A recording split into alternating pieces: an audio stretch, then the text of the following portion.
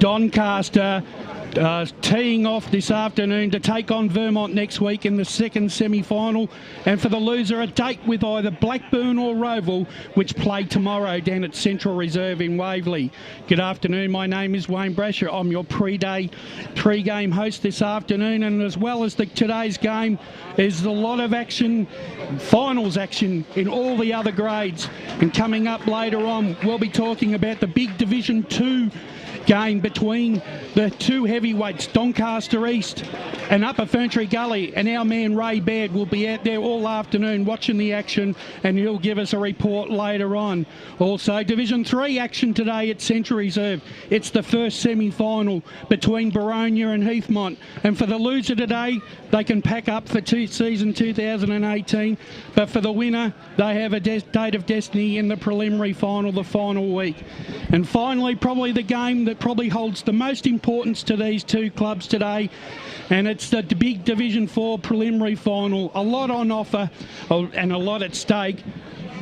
Promotion and a chance into the grand final against Wild Horse Pioneers next Saturday afternoon. So what an absolute bevy of action we've got for you right throughout this afternoon.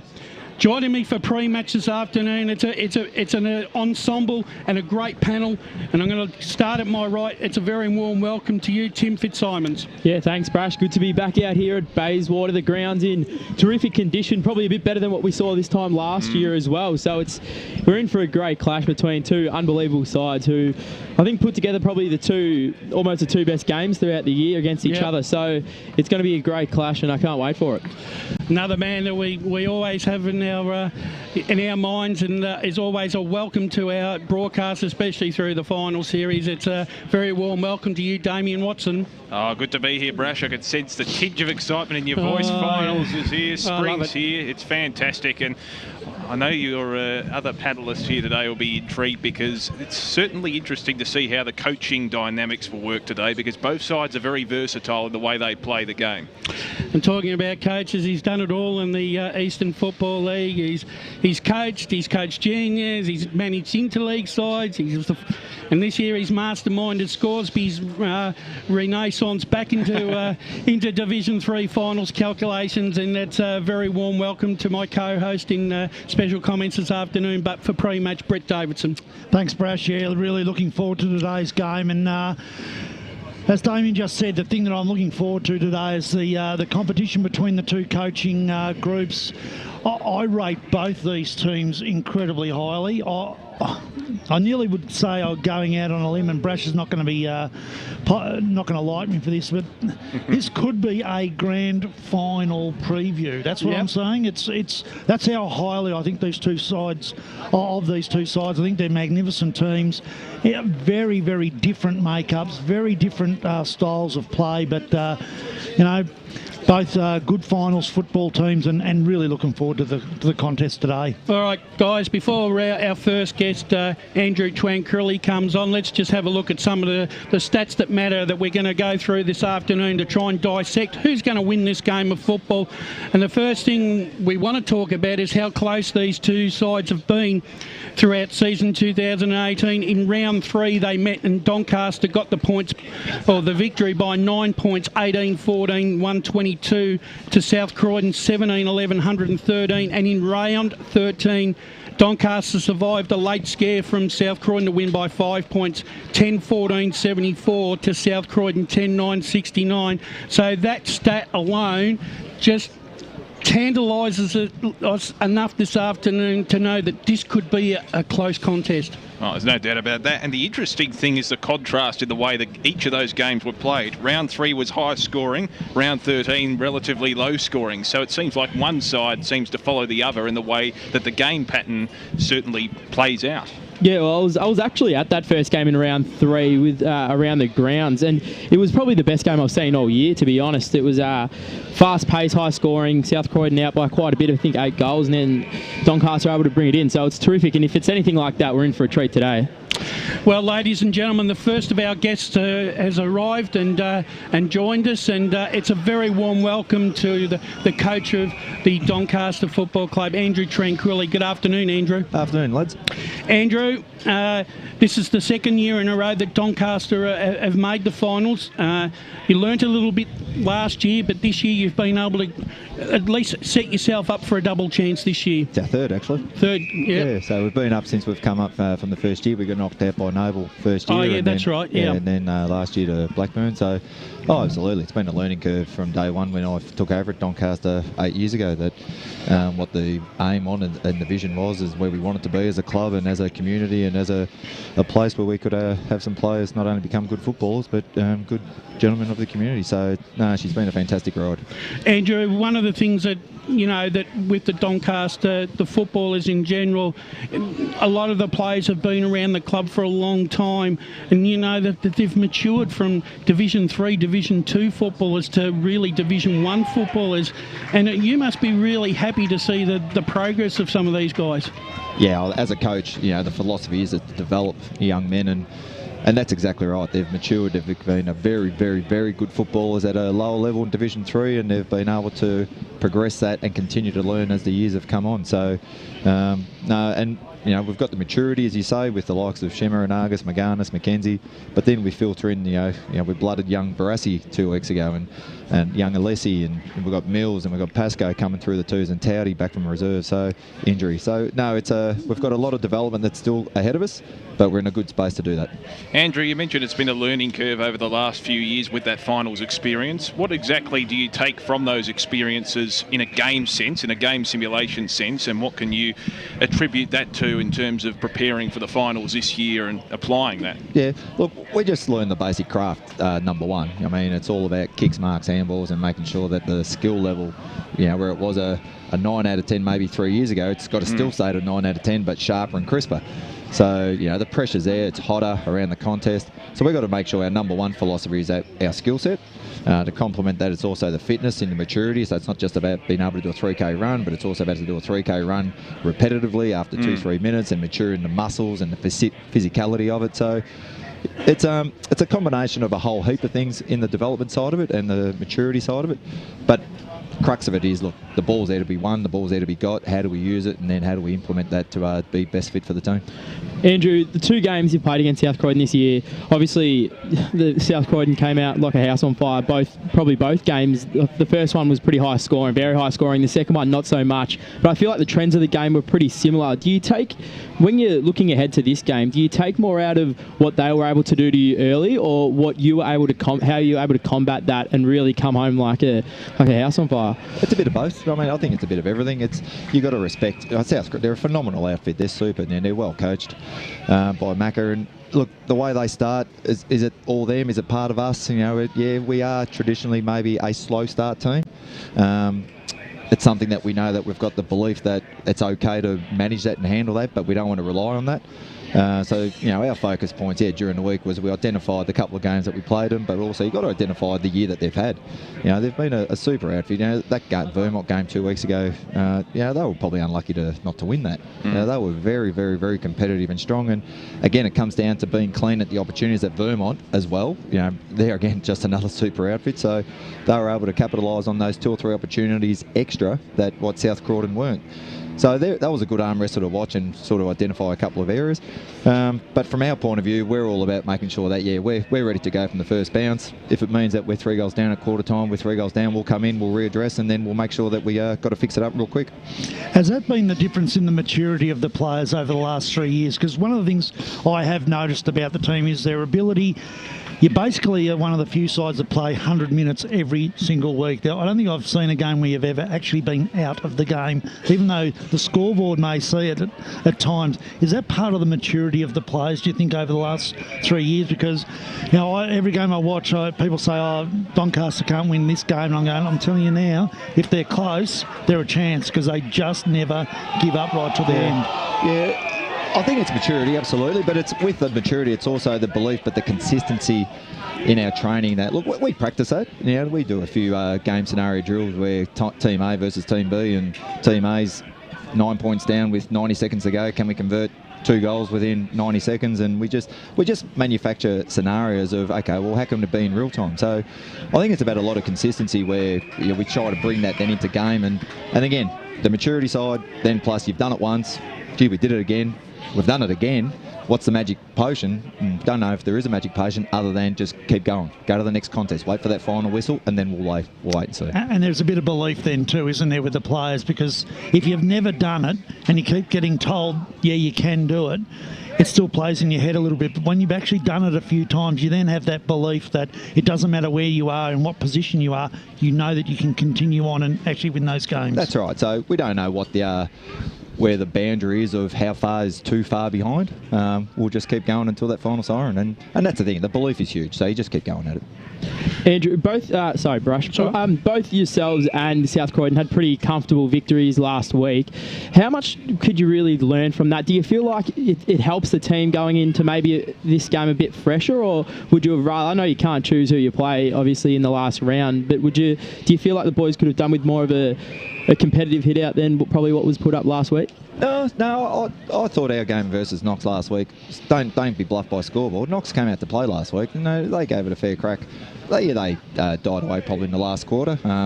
But then also we've set some KPIs for that last quarter that we wanted to make sure that we finished off strong. So, no, I think we've had a good preparation. I mean, 3 weeks ago we had Noble Park. That was a ripper hit out for us, so that really got us going stead for the next week. Then we fronted Norwood. Again, scoreboard probably doesn't reflect the type of physicality of that game was, and it was probably just that last quarter and a bit that we're able to break it open, and it made it look probably softer or bruise-free than what it was. So I think we've had a good preparation, plus a couple of things that we've done during the week to just sharpen up. Andrew, one of the things I've also noticed from Doncaster, I know defence is the cornerstone of your game plan, but one of the things that I believe that half-back line especially is introduced is a little bit more of an attacking flair, going through the midfield and also being able to assist that on-field brigade. Yeah, look, and that's something that, again, from day one, we've always wanted to make sure that we have a lot of drive coming right from our back line that complements the midfield and then feeds the forward line. The players that we get mixing through there, we've got a good balance that if one's down, someone else will pick up the slack, and then that other person that's down, they'll start to pick up the slack again, so they sort of feed off each other and get confidence, and they're contagious to each other from a confidentiality point of view.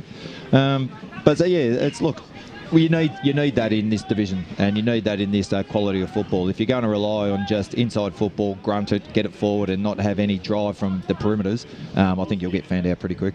And for the listeners this afternoon who probably tuned into most of our broadcasts this year, but there's 2 or 3 players that we always like to talk about, and first and foremost we talk about the reigning Chandler medalist Chris Anarkis and his wingman Michael Fogarty in the midfield. Two important players, as well as Ewan McKenzie in the ruck. They're going to be prominent this afternoon. Oh, no doubt. I mean, it all starts in the middle, and they're the ones that really, they're the creatives is what we call it. They're the ones that really get some drive, and we know Chris will probably get some serious attention, and as he should, but then again, someone else from their side will get some serious attention, and then it's about how we balance that out with the rest of them. So we think Frankie, who's McKenzie, Frankie and King, they'll have a good hit out. And then we'll just see how it rolls out from there. And I know you've both played each other, twice this year, and obviously trying to break down. Both Luke and yourself would be trying to break down each other's game plan. Does the game get any easier because of the results to try and break each other down?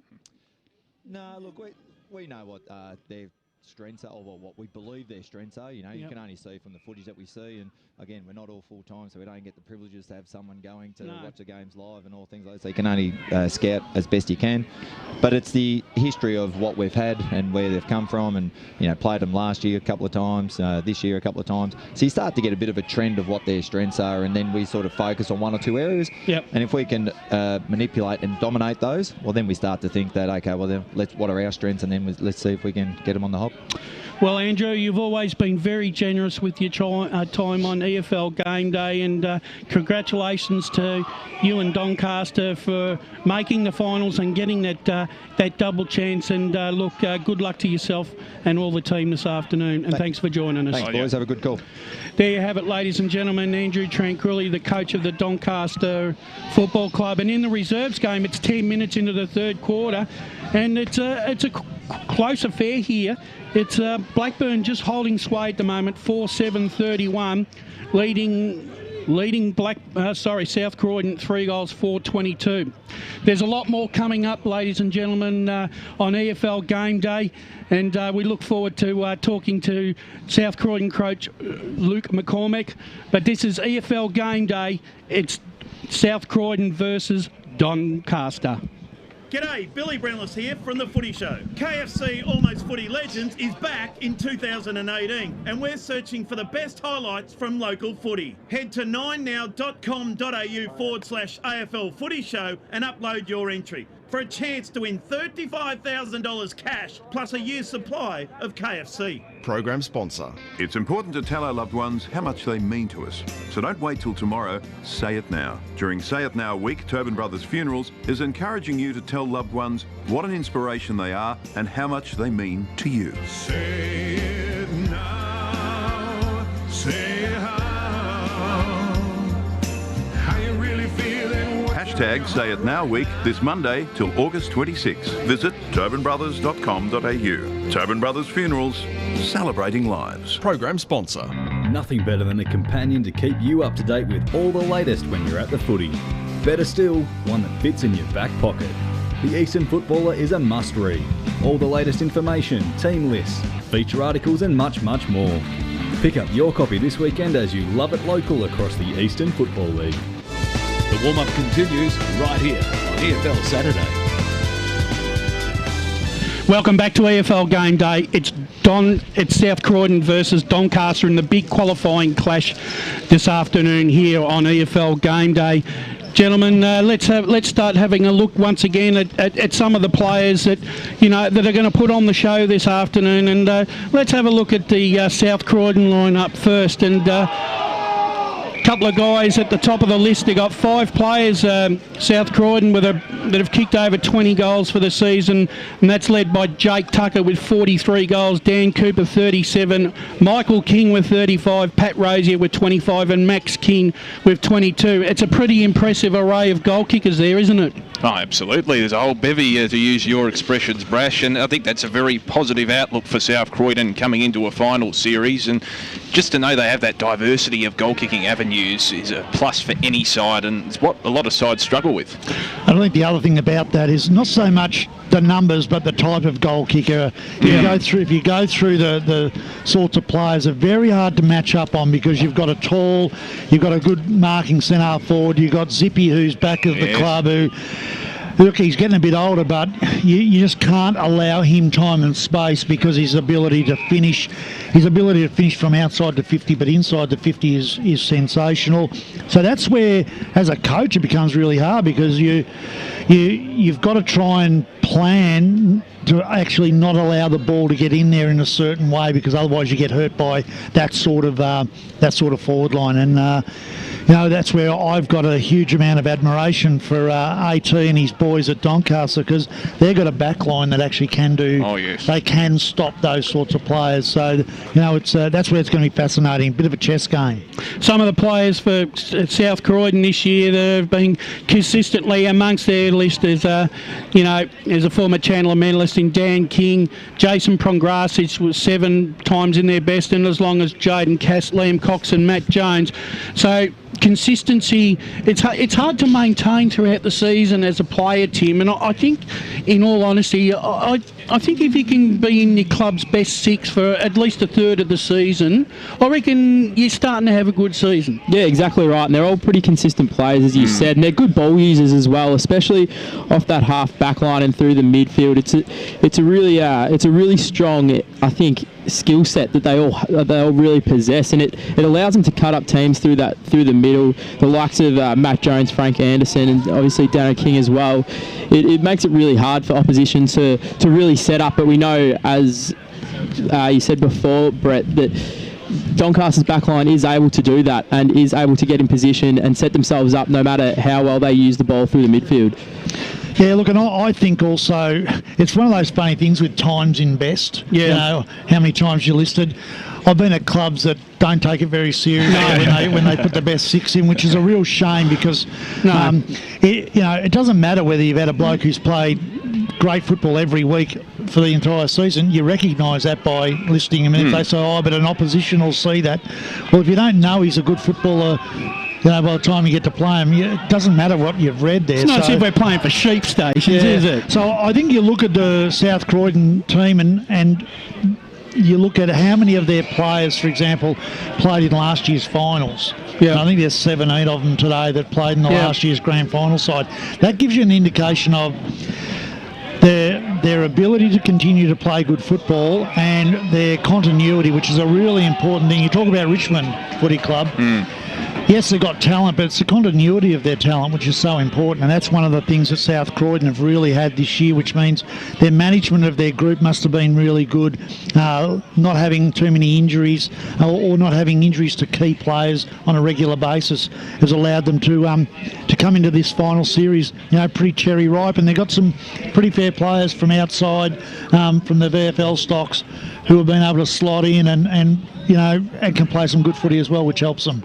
Yeah, look, some other players, ladies and gentlemen, to watch or hear this afternoon, just for your listening pleasure, probably Dylan Marshall, Dale Walker, Liam Tobin, Glenn Strawn and Lucas O'Neill. They've all been prominent throughout the season, gentlemen, and, they've all played their part and they've earned their spot in South Croydon's 22 this afternoon.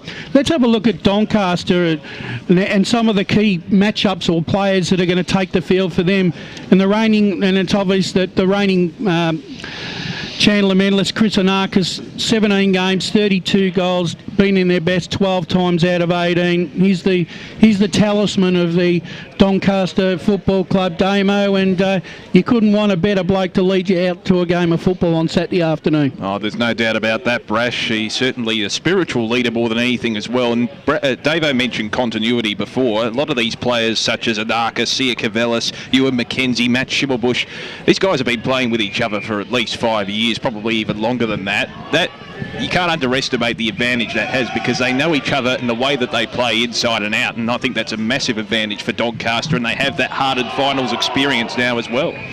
Another couple of players that have been prominent in their goal kicking, Davo, James Monks with 32, the elusive half-forward Jake Kalange with 29, and a surprise recruit from the bush, Harry Conway, with 23 goals. They've got a nice little spread of goals there, the Doncaster forward lineup.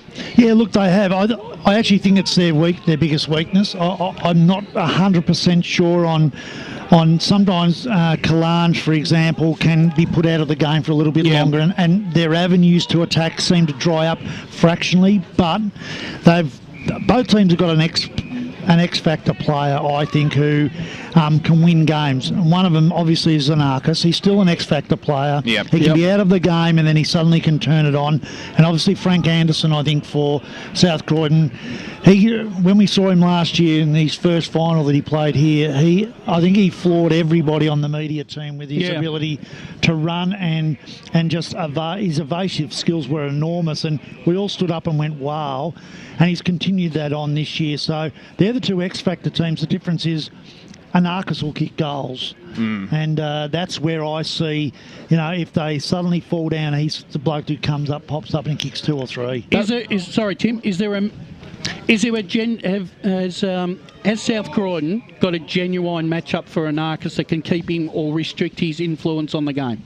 Is there a player there that you can see? I don't think there's an obvious one that really stands out in the page. I don't know 100%, but I think we've almost got the man to ask the perfect question to right now, don't we, bro? Yeah, we have, and he's just putting the headphones on, and it's his first year at South Croydon, and he's managed to coach them into a double chance and a chance of repeating last year's grand final success. Good afternoon, Luke McCormack. How are you? Afternoon, boys. Yes, well, thanks for having us. Luke, it's been another fantastic year so far for the South Croydon Football Club. You're 2 steps away once again from maybe going back to back. Any talk of that as the season has progressed, or is it the old cliche, 1 week at a time? Yeah, it's an interesting one. Right from the start, obviously I wasn't involved last year, and you sort of think that every single year is different, and you know that every year different teams will throw up different things, and it's very, very hard to go back to back, of course. But at the same time, this footy club is built on spirit, community spirit and passion, so you use that. So look, we haven't really touched on it a hell of a lot this year, but we certainly have used it at times, and the boys are thriving on it at the minute. I think one of the good things about South Croydon, the lineup this year, Luke, is the fact that a lot of the guys has been a really good spread of players that have played lots of games. You know, if you can get your core group of 10 to 12 senior players playing 13, 14 games and having a relatively injury-free year, that really does set up the club well for a finals tilt, doesn't it? Yeah, look, good point. It does. At the same time, we've got a lot of boys playing out here at the moment in the reserves that have played senior footy this year, and over the journey too. So we've got really good depth within the footy club, which is why I'd hope we'd be doing a little bit better at the moment than we are. But and in saying that, Doncaster probably even more so have had the stronger continuity this year, with 17 to 18 players playing the majority of games.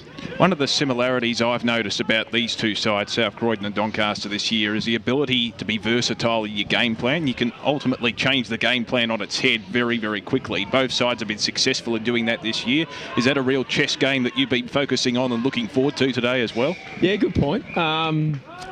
Look, this is my first senior coaching gig at Basie. It's very different turning up today and not playing, I tell you. So, and at this time of year, you wish you were playing. But look, at the end of the day, you want to play good footy that stands up at this time of year, and that's what you base your footy on all year. So being versatile is important, but also looking at your KPIs and everything you look at are the ones that you hope stand up at this time of year. Yeah. One of the things I wanted to bring up, Luke, was your coaching journey. I mean, we talk, often, sometimes we get a coach who comes up and it's their first year, but you've really developed your coaching journey, haven't you, to build up to this sort of a level? And if some of the viewers or some of the listeners may not have heard what you've actually done, you want to just give us a bit of a rundown over the last 5 or 6 years. What's brought you to South Croydon? Yeah, sure, David. Good point. Look, I said before, the last time I was here in a Senior Division 1 final was the last time we played. I played here in 07 as a playing assistant coach at East Ringwood under Paul McCormack, who's now here at Basie, and we went down that day in the prelim. And then following that was my last year at East in 08. Then I went up to Mumbai as a playing coach because I wanted to keep playing, and then the job was on up there, and it was a bit of a family decision. I got connections up there, and went up there, and we sort of a lot of the East Ringwood boys from that time went to Upway, and they won 2 flags, and we lost 2 prelims. But that was really good. And then I did a little bit of work at Essendon, just as a lot of guys do these days, just as some sort of volunteer, but involved in the coaching department. And then spent the last 4 years at Eastern Rangers in the TAC, and as a line coach and as a welfare role as well. And so this year I was lucky enough that there was a lot of boys throughout the AFL that have gone through Eastern Rangers, and you know them, and you know them well. And it was actually Nick Evans, who is with us today, who come on board at South, and obviously when Patch moved on, they said, to Nick when he got on board at South, do you know anyone that might want to have a crack at it? And luckily enough for me, they called me. And that's been one of the things. So, I mean, you look at the development, it's been an all-round development, hasn't it? You've worked with the kids, you've worked up in the country, you've been through playing in this division. Have you enjoyed your year? And have you learned a lot from game one now into your first semi? Absolutely. Look, I think a bit of the reason I wasn't sure whether I was going to have a crack at Senior Division 1 footy coaching, and you're not 100% sure whether you can do the role and how well you'll go. Ultimately, I looked at it at the start of the year as a challenge and want to have a crack at it. And at the moment, we've gone okay. I believe we've got a very strong list. We've got terrific leadership at the club, and that certainly helps. But coaching is about relationships, and coming in this year, I had to build them pretty quick, which is important for any coach at any level in any year. But that's gone pretty well, and hopefully that holds us in good stead. Luke, I know obviously you probably won't give too much away about one of the better players, obviously, in Chris and Narcus. I saw you guys at the start of the year when you played against each other, and he was probably the key that really took that game apart in the last quarter, going forward and booting probably 3 goals in the last quarter. Yeah. How much time have you really put into him? Is it more of an individual role that's going to be really to clamp him down, or is it going to be more of a team thing, or do you really back your midfielders to get the job done and don't have to worry about it as much? We're going to see how it goes. So, no, you're right. I'm not going to give you everything. But I will give you, we're going to see how it goes. He is important. In saying that, I believe our midfield's pretty strong too. Both times Doncaster's got us this year, as you know, of course, and I'm sure that's been mentioned today. We've won 6 of those 8 quarters, basically, and they've won 2. Yeah. And Anarchus has pretty much won 2 of them for them. Yeah, so you're 100% right. Very good player, important to him. So we're we'll do what needs to be done. Yeah. Hopefully. Yeah. There you go. And Luke, obviously, your forward line as well. We know it's a pretty versatile forward line. Obviously, a wide range of goal kickers as well. Doncaster's defence, we know, has been pretty solid throughout the year. How much do you really look to? Obviously, you had a real high-scoring game against them earlier in the year. How much do you take from that to really be able to, I guess, push players like Max King forward out of nowhere, really, who can take a big mark? And when you got there's also the players like Jake Tucker, who are solid down there as well for probably a longer period of time. Do you change much throughout the game? Do you think that you have to play on how they are really affecting the game, or do you feel like you back what you've got and then change it if need be? Yeah, pretty much your last point. We've obviously, as you said, we've got 3 leading pretty high goal kickers, and we back them in to kick the score and get involved. But one thing about AT that I'll say is that he's pretty good at changing things up, as you know, and he does read the opposition, and so I'll rate him in that area as a coach. And so when things need to be changed, we'll try and look at that if we have to. But you're right. I mean, we've got a pretty versatile forward line, and hopefully it does the job today. Probably a question without notice, Luke. I mean, you've got I'm not sure of the leadership group, but I would dare say that the leadership group has been very much the same over probably the last 2 to 3 years. Mm-hmm. What's sort of been what was the feedback at the start of the season that they gave you when you first came into the club?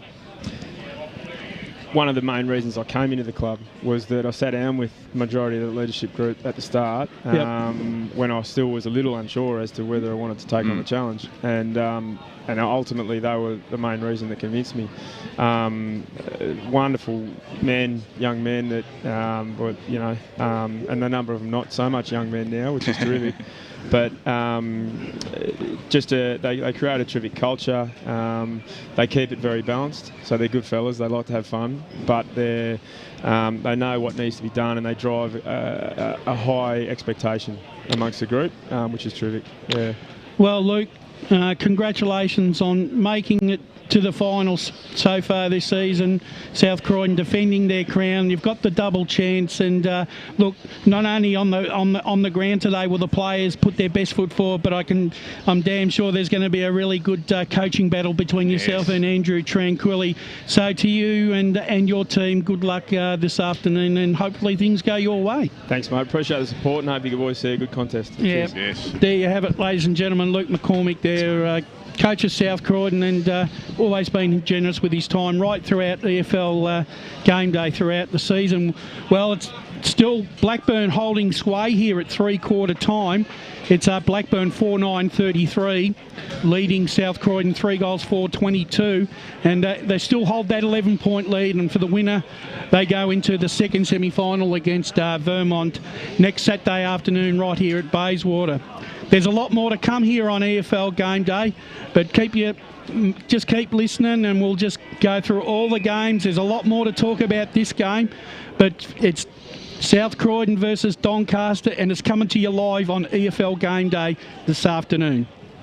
It's important to tell our loved ones how much they mean to us. So don't wait till tomorrow, say it now. During Say It Now week, Turbin Brothers Funerals is encouraging you to tell loved ones what an inspiration they are and how much they mean to you. Say it now, say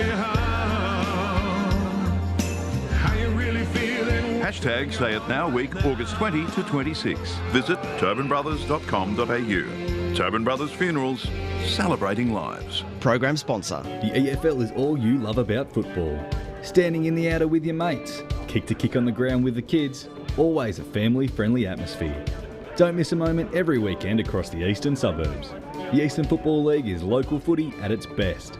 For more information, jump onto efl.org.au or search Footy EFL on Facebook or Twitter. At Hogsbread Cafe, we're serving Aussie-style great food and a feel-good attitude. Now we're going the whole hog with pasta, more seafood, chicken, rib dishes and fresh salads. And always our famous 18-hour slow-cooked prime rib steak. What are you waiting for? Come in for lunch or dinner and experience the value that is Hogsbread Cafe. Chadstone, Dandenong, Kooringal, Knox Ozone and Water Gardens. Come in and experience some hospitality. Our hospitality is all about you. We do great steak. Program sponsor. The warm-up continues right here on EFL Saturday. Welcome back to EFL Game Day. It's the big qualifying final clash in Division 1. It's the first day of spring, and spring's living up to its mantle at the moment in Melbourne. Yeah, a slight shower has just come across the ground, and it's made conditions a little greasy, but nonetheless, we're going to be in for an absolute great contest this afternoon between South Croydon and Doncaster, with a winner, Davo, to take on Vermont in the second semi-final next week. And Division 1 football this year, before we talk about this game a little bit more, gentlemen, it's been a really, really competitive Division 1 this year, hasn't it? And it's been some great games nearly every Saturday, hasn't it? I agree with you, and it'd be ironic if Vermont end up winning it, say, on Grand Final Day convincingly, because that was the expectation last year, and obviously it didn't happen. It's been, I think, across the home and away season, far more competitive amongst those top few sides, even though Vermont did finish on top. Would you agree with that? Oh, definitely. And I suppose at the start of the year, if you said that Balwyn, Noble Park and Norwood are not going to feature in finals this year, you might have had a few people look at you a little bit funny. So that just shows the strength of the competition, in that you've got a final five, but in reality, probably there's been a top nine this year, you would think. And yeah, there's been a few teams down the bottom who have been competitive, but just haven't probably had the class of the top 9 sides this year. And it's a really good preview to what we're going to see next year with the 10-team competition as well, because obviously with the sides like Knox and I think East Ringwood, although they've been competitive at times, it really will strengthen the competition next year when we've got to see these best teams playing against each other every single week. I think one of the strengths of any competition, regardless of whether it's Division 1 or Division 4, is when the finalists are known. And in Division 1 this year, it went to about round 16. So, I mean, that's a good thing, because, look, last year, let's be honest, basically the top 3 was pretty much settled, by about round 14 last year, and Vermont had cleared out in front enough to know that, like Ringwood this year, Damo, they'd already had the double chance and all the week off sewn up, regardless of whether they even lost the game or not. But, look, with Division 1 and those 9 sides being capable on their day, even towards the end of the season, sides like East Ringwood and Montrose and Knox, even though they probably didn't win on the scoreboard, they still were probably more competitive in quarters, not like in halves and 3/4 where they just were non-competitive. And I think that sort of happens towards the end of the season. The sides that really struggle, and Mulgrave being one of those sides, did exactly the same. So there is always hope, but the thing is, it just shows you that if you want to play finals football, those first 12 weeks is probably the most key important parts of the season, isn't it? Oh, there's no doubt about that. And you mentioned East Ringwood, they were unlucky earlier in the season, but they didn't get the wins on the board, even though they were close losses, and that obviously bared fruit. That sort of luck bared fruit towards the end of the season and reflected their position. I'm just interested in the thoughts of you guys in relation to Doncaster. Many have said that they've flown under the radar, but I think that the way they've played their football this year, they've been very extravagant at times, but also very disciplined. And they were seen last year to be the dark horse, I think, to Vermont, given the way they played one-on-one, even though they didn't finish as high as they did this year. You think that they really have taken that next step up? And we see South Croydon this time last year with the turning point when they beat Baldwin in the corresponding game, and this could really dictate the way the finals are going to be played for the remainder. Yeah, look, I think that if you do look at it, South Croydon, it's the way they play their football too. South Croydon can be expansive in the way that they play their football, and they've got that leg speed. They're able to do that. Vermont have got, their key forwards. Yes. If they can get the ball through the middle quickly to them, are explosive to look at. Even Blackbird can play some expansive football, and so do Roval. Doncaster are very, they fly under the radar a little bit, because if you sit down, we talk about a couple of players and that's all we talk about. Yeah. We don't talk about they haven't got 15 household names, but they've got players that play their role extremely well. Yes. And as we heard when AT spoke, you're not going to get many coaches speak as well as what he does. And he, exactly the way he spoke was exactly the way they play their football. It was measured. He knows exactly what they're going to do. And when Luke came on and said the thing about AT is that he'll change things up. Yes. One of the few coaches that's willing to actually do something a little bit different as well. When things need to be done, he does it. Often what we do as coaches is we rely on what we think is right and hope that that gets us through, but sometimes it doesn't. And you've got to do something a bit different, and AT will do that. So, whether they fly under the radar, I don't know. I just think they're a very different style of team to all the others that are playing in there. It seems quite ironic too that when we go into a final series, because the pressure goes up, the defensive pressure of all the sides goes up.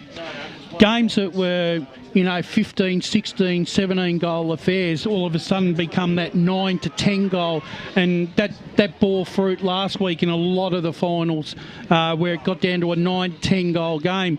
And really, when you look at the way things pan out, that probably suits Doncaster a lot more than what South Croydon. The South Croydon, with their multitude of goal kickers, they like to spread it around, and they like that fast attacking style. And the thing is, they're capable of kicking big scores. I mean, look, they've averaged 16 goals, 13, 109 this year, South Croydon. So they've, been inside 50 at least a minimum 30 times.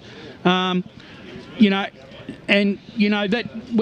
9 a quarter. So if you're shooting around, 50%, that's, 4 goals. That's nearly 4 goals, 6. That's 30 points.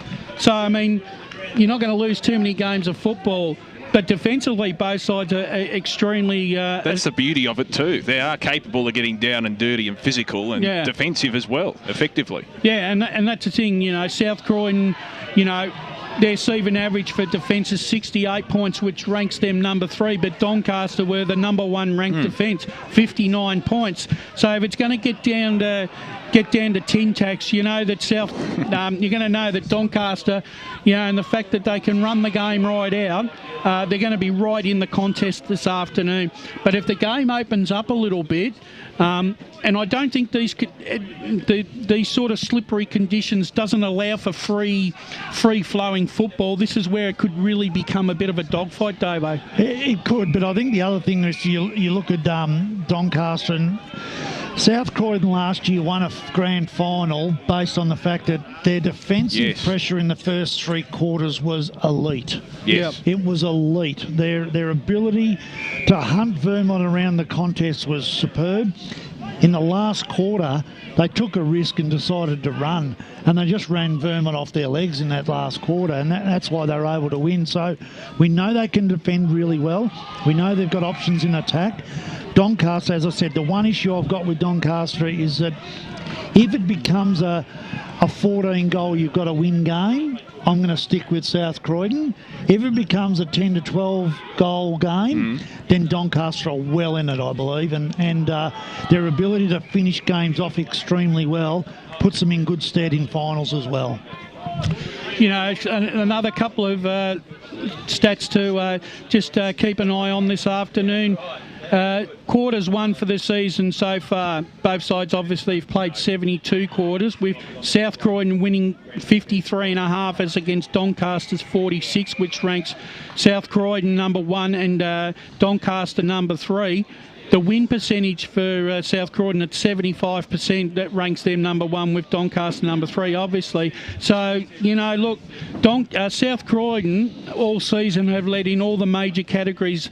They've won, you know, the most first, second, third and fourth quarters. So whereas Doncaster have sort of struggled a little bit on the scoreboard, you look at number of times that the side has led at each change. Well, you know, for both sides of 14 and 4, and it comes down to South Croydon once again. They've perennially been in front at most of the breaks, and they've gone on to win games. So, but the one thing that you can't underestimate, I know these sort of stats can paint a picture, but the thing is, you don't tell that to the players, do you, Tim? They just go out and play each game, each quarter on its merit. Yeah, exactly. And I think I guess that X factor about Doncaster is it's no secret that they're not the fastest starters in the world. No. So I think both sides will know that, and South Croydon will definitely know that no matter what type of lead they bring into any of the changes, especially probably the last one, they know that nothing's really safe, as they've seen both times against Doncaster this year.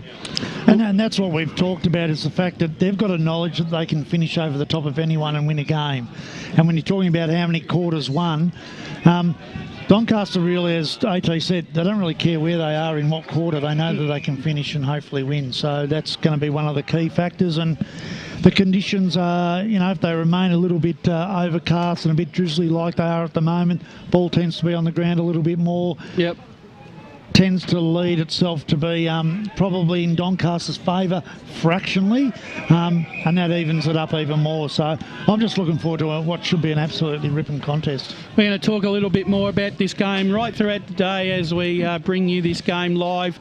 And currently it's 12 and a half minutes into the last quarter, and South Croydon have kicked a goal and brought it back to 5 points. It's Blackburn 4-9-33, leading South Croydon 4-4-28. So you can't get any closer than that.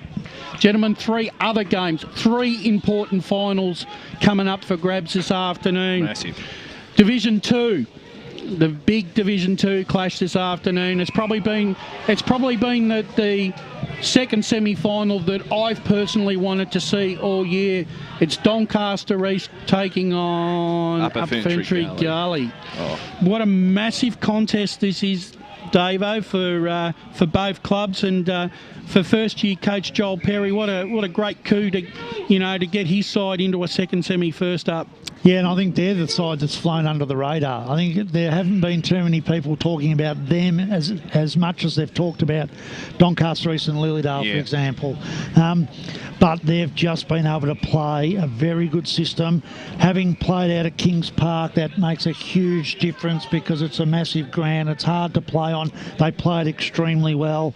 They've had a very settled side throughout the year, but they come up against I suppose the heavyweights in Doncaster East, and if you look through their side, you just sit there and go, oh my goodness, who's going to be able to beat this team? But it's I got a funny feeling that Doncaster East's worst enemy is themselves, and their game, whether they win this year or not, is not going to be on ability. It's going to be above the shoulders, and if they can bring their A game, no one will beat them. But if they get a little bit rattled at times, which Upper Gully could do, that could be the undoing of them. But I think they'll win it today. Yeah, I think I completely agree with you there, especially with Doncaster East, because we saw them a couple of weeks ago against Lilydale, and Lilydale with a better side for probably 2 and 3, almost pretty much 3 quarters of that game. Doncaster East played 1 good quarter and were able to get the job done. So it's going to take a lot for Upper Ferntree Gully to get over them, because they know they have to play at least probably definitely will have to play a 4-quarter effort to be able to get over them, because we know that Doncaster East can really come with a bit of a surge for 15 minutes and get the game back onto their terms. I think Donny East have learnt the lessons from last year to an extent, though. They can capitalise on their momentum, as Tim mentioned, in that game against Lilydale. That was a classic example. What about Upper Gully in terms of their defensive zone, given that they have conceded the least amount of points in Division 2 this year? It seems like they play a little more defensively than Doncaster East, if you look at it on statistics alone. They're the only side to have conceded less than 1,000 points for the season.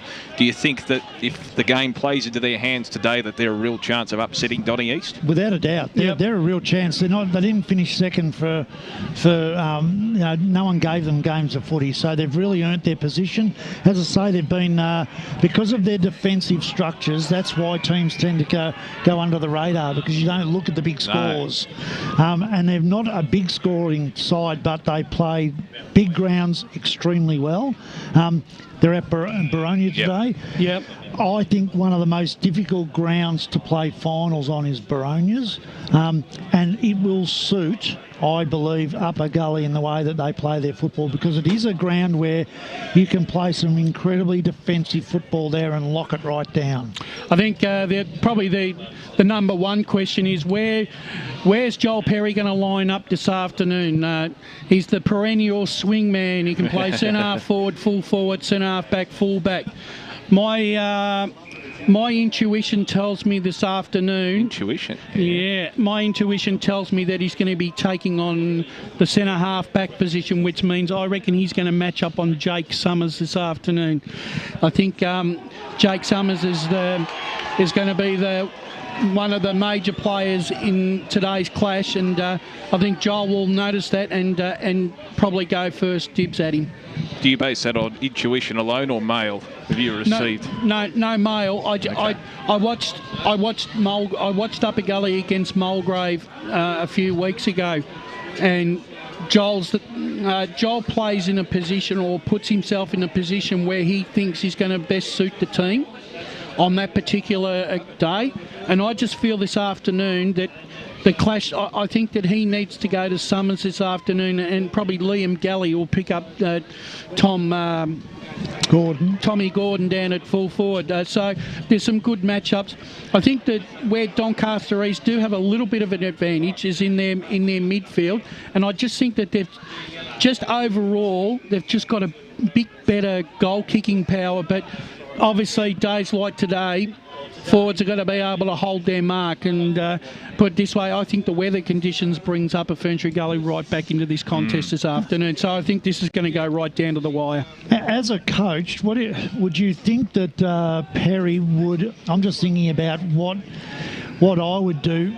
Would you go the other way, instead of trying to stop Summers, put yourself down at centre half forward against White, and say, you come and beat me, because he's a big lump of a boy, Perry. He can take a mark, he can kick a goal, and say, we're going to put you under pressure by having you try and stop us. That's the other way of looking at it. But this is the determinant.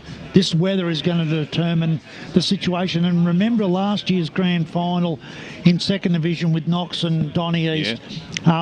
Pretty boggy conditions out at Baronia, and really it was just Knox who were able to adjust to it better. And it was their forward line that really got on top, wasn't it? In that probably the last 10 minutes of the game. So it'll be interesting to see how they match up, and that will be the fascinating thing. Where does Perry go? Because he holds the key to, I think, their forward line, but also their back line. Davo, do you think that Doncaster East, their ability to probably finish games a lot stronger than what they've started this year, do you reckon that plays into a part where Perry lines up? Because if they can take the game right away from them early, because we know they're not the fastest starters, do you reckon that puts a bit of a thought into the back of the mind of Donny East early? Or I'm actually keen to see what you would do. I want to know what you would do. I think in finals it's important to score early. It's very, very difficult in finals to come back, because you're under that, not only the pressure of the scoreboard, but the pressure of the situation, which is the outcome. And when you're playing and I know you go, but if you win it, you go through a grand final, you lose it, you got another chance. But if you go through the number of teams that lose second semis who go on and lose prelims, because it's such it's really hard to get over the loss of that second semi. So I think scoreboard pressure is really important early on. It's really important against Doncaster East for scoreboard pressure, because it brings back the demons. And it's all those little tiny things that might make a difference. The difference this year with Doncaster East is that I think they've got... you look on every line, and every line they've got very, very talented footballers. I think Batsanis is back this week. So they've got a few key players who have come back. Can run gold in the back line, all those sorts of players. They are going to be hard to beat, but Hey, this sort of weather, who knows? We're hitting time on in the last quarter, and Blackburn's still in front by 4 points here in the reserves qualifying final. Blackburn 5-9-39, leading South Croydon 5-5-35. Two other games quickly, gentlemen.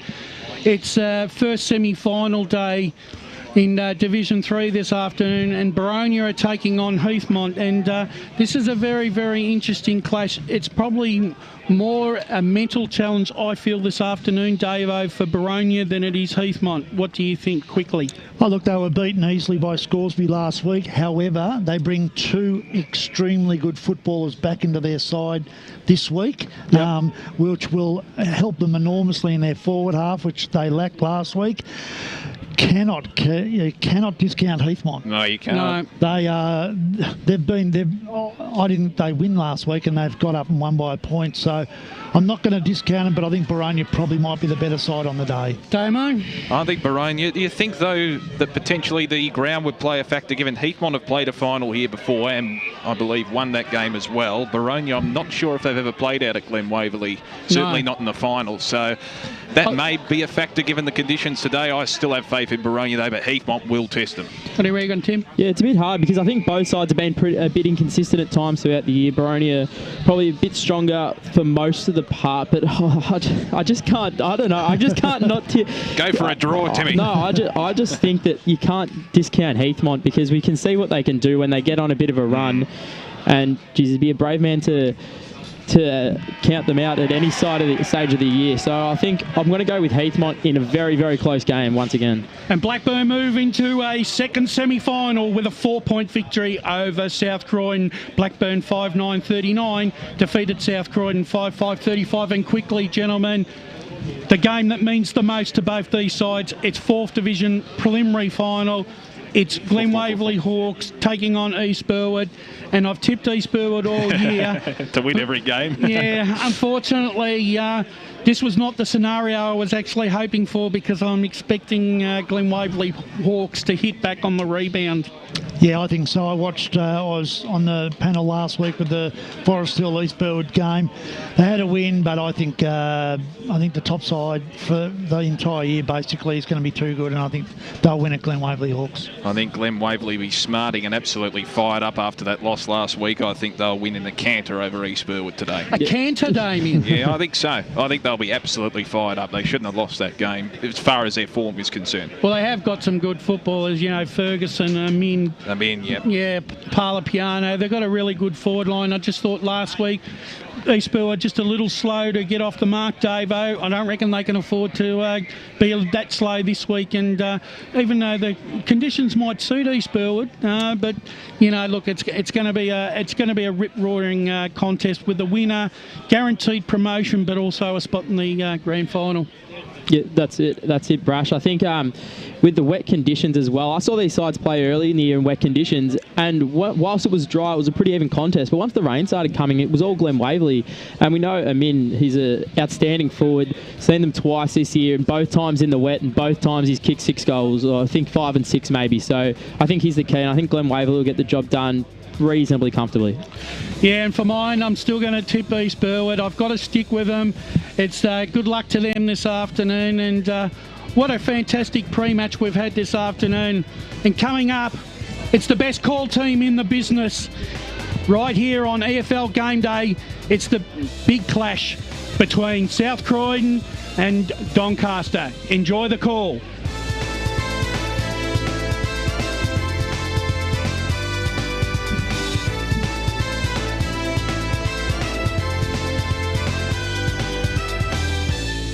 Bigger and better, Netball EFL is back. The fastest growing competition in the eastern suburbs continues to expand. Don't miss the fast-paced action every Friday night across multiple venues.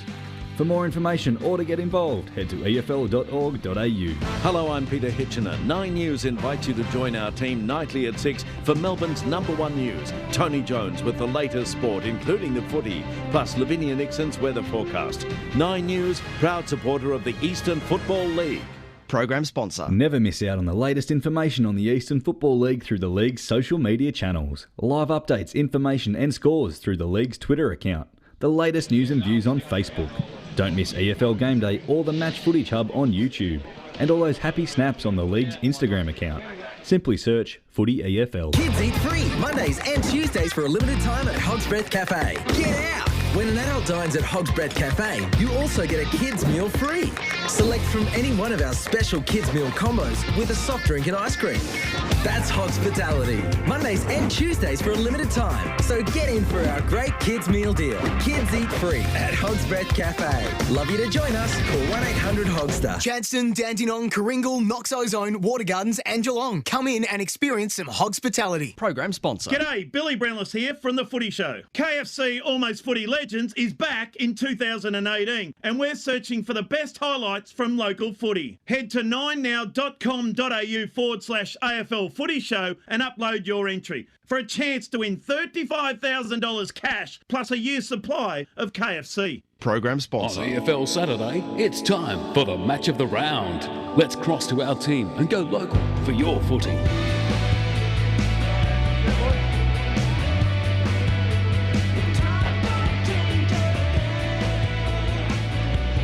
Welcome to EFL Game Day. It's the big qualifying final clash in Division 1 this afternoon, and it's between South Croydon, the home side, and Doncaster, the away side. Both sides are just about ready to go onto the park. And first I'm going to introduce the call team this afternoon, and to my right, the man that's one of the dulcet tones of the Eastern Football League media team, and it's a very warm welcome to you, Brad Henderson. Good afternoon. Yeah, thanks very much, Brash. Great to be here. I mean, isn't this the time of year we love? And the weather hasn't really come to the party today, unfortunately, but I expect that these two teams definitely will come to the finals party this afternoon. This is a game I'm really looking forward to. The two sides played out a cracker during the year, where there was a goal kicked, I think, in the last minute of the game for Doncaster to win. I expect it'll be almost as close as that again today, Davo. Certainly hope so. But the senior set should be fantastic. Oh, without a doubt, Brad. And look, really looking forward to it. We talked about it in pre-match, how they play completely different styles of football, but really looking forward to the contest. Two close games. Both of them won by Doncaster, which is unusual to see, but they've been able to do that. I rate both these sides incredibly highly, and as I said, I made a big call early on in the pre-match and said it would not surprise me at all if we were looking at the two grand finalists today. And I know Vermont finished on top, but I rate these two teams incredibly highly at this stage. Yeah, the only doubt I have on that, even though I think that it certainly would make a great grand final, is for the scenario that you're saying to happen, it would require Vermont to go out in straight sets. And I can't see Vermont losing two finals in a row, but you know that's the benefit they've got by finishing top. They've got that double chance, but time will tell. Yeah, look, as I say, it's certainly not going. It's going to be very difficult for it to happen, but I've seen funnier things in football. But again, I just really like both of these sides play styles of football which are incredibly attractive in very different ways. We've talked about South Croydon's ability to move the ball quickly. Their foot speed's tremendous. Doncaster can play a very good dower of football, but also are able to keep themselves in every single game that they play. And they've got a lot of belief in that team at the moment. Yeah, and look, it's going to be a very, very absorbing contest. The ground condition, Brad, will be just a tad slippery. Hopefully the rain can keep away this afternoon, and we're going to be in for a really close contest. 9 points and 6 points have separated the sides in both games this year. Both sides have shown that defensively they can match it with the best, and I think it could well turn out to be a war of attrition. Yeah, absolutely. It did rain, sort of light rain through most of the second half of the reserves game, but it has stopped now. As we speak, it's dry, and hopefully, if we don't get any more rain, the ground conditions should be okay.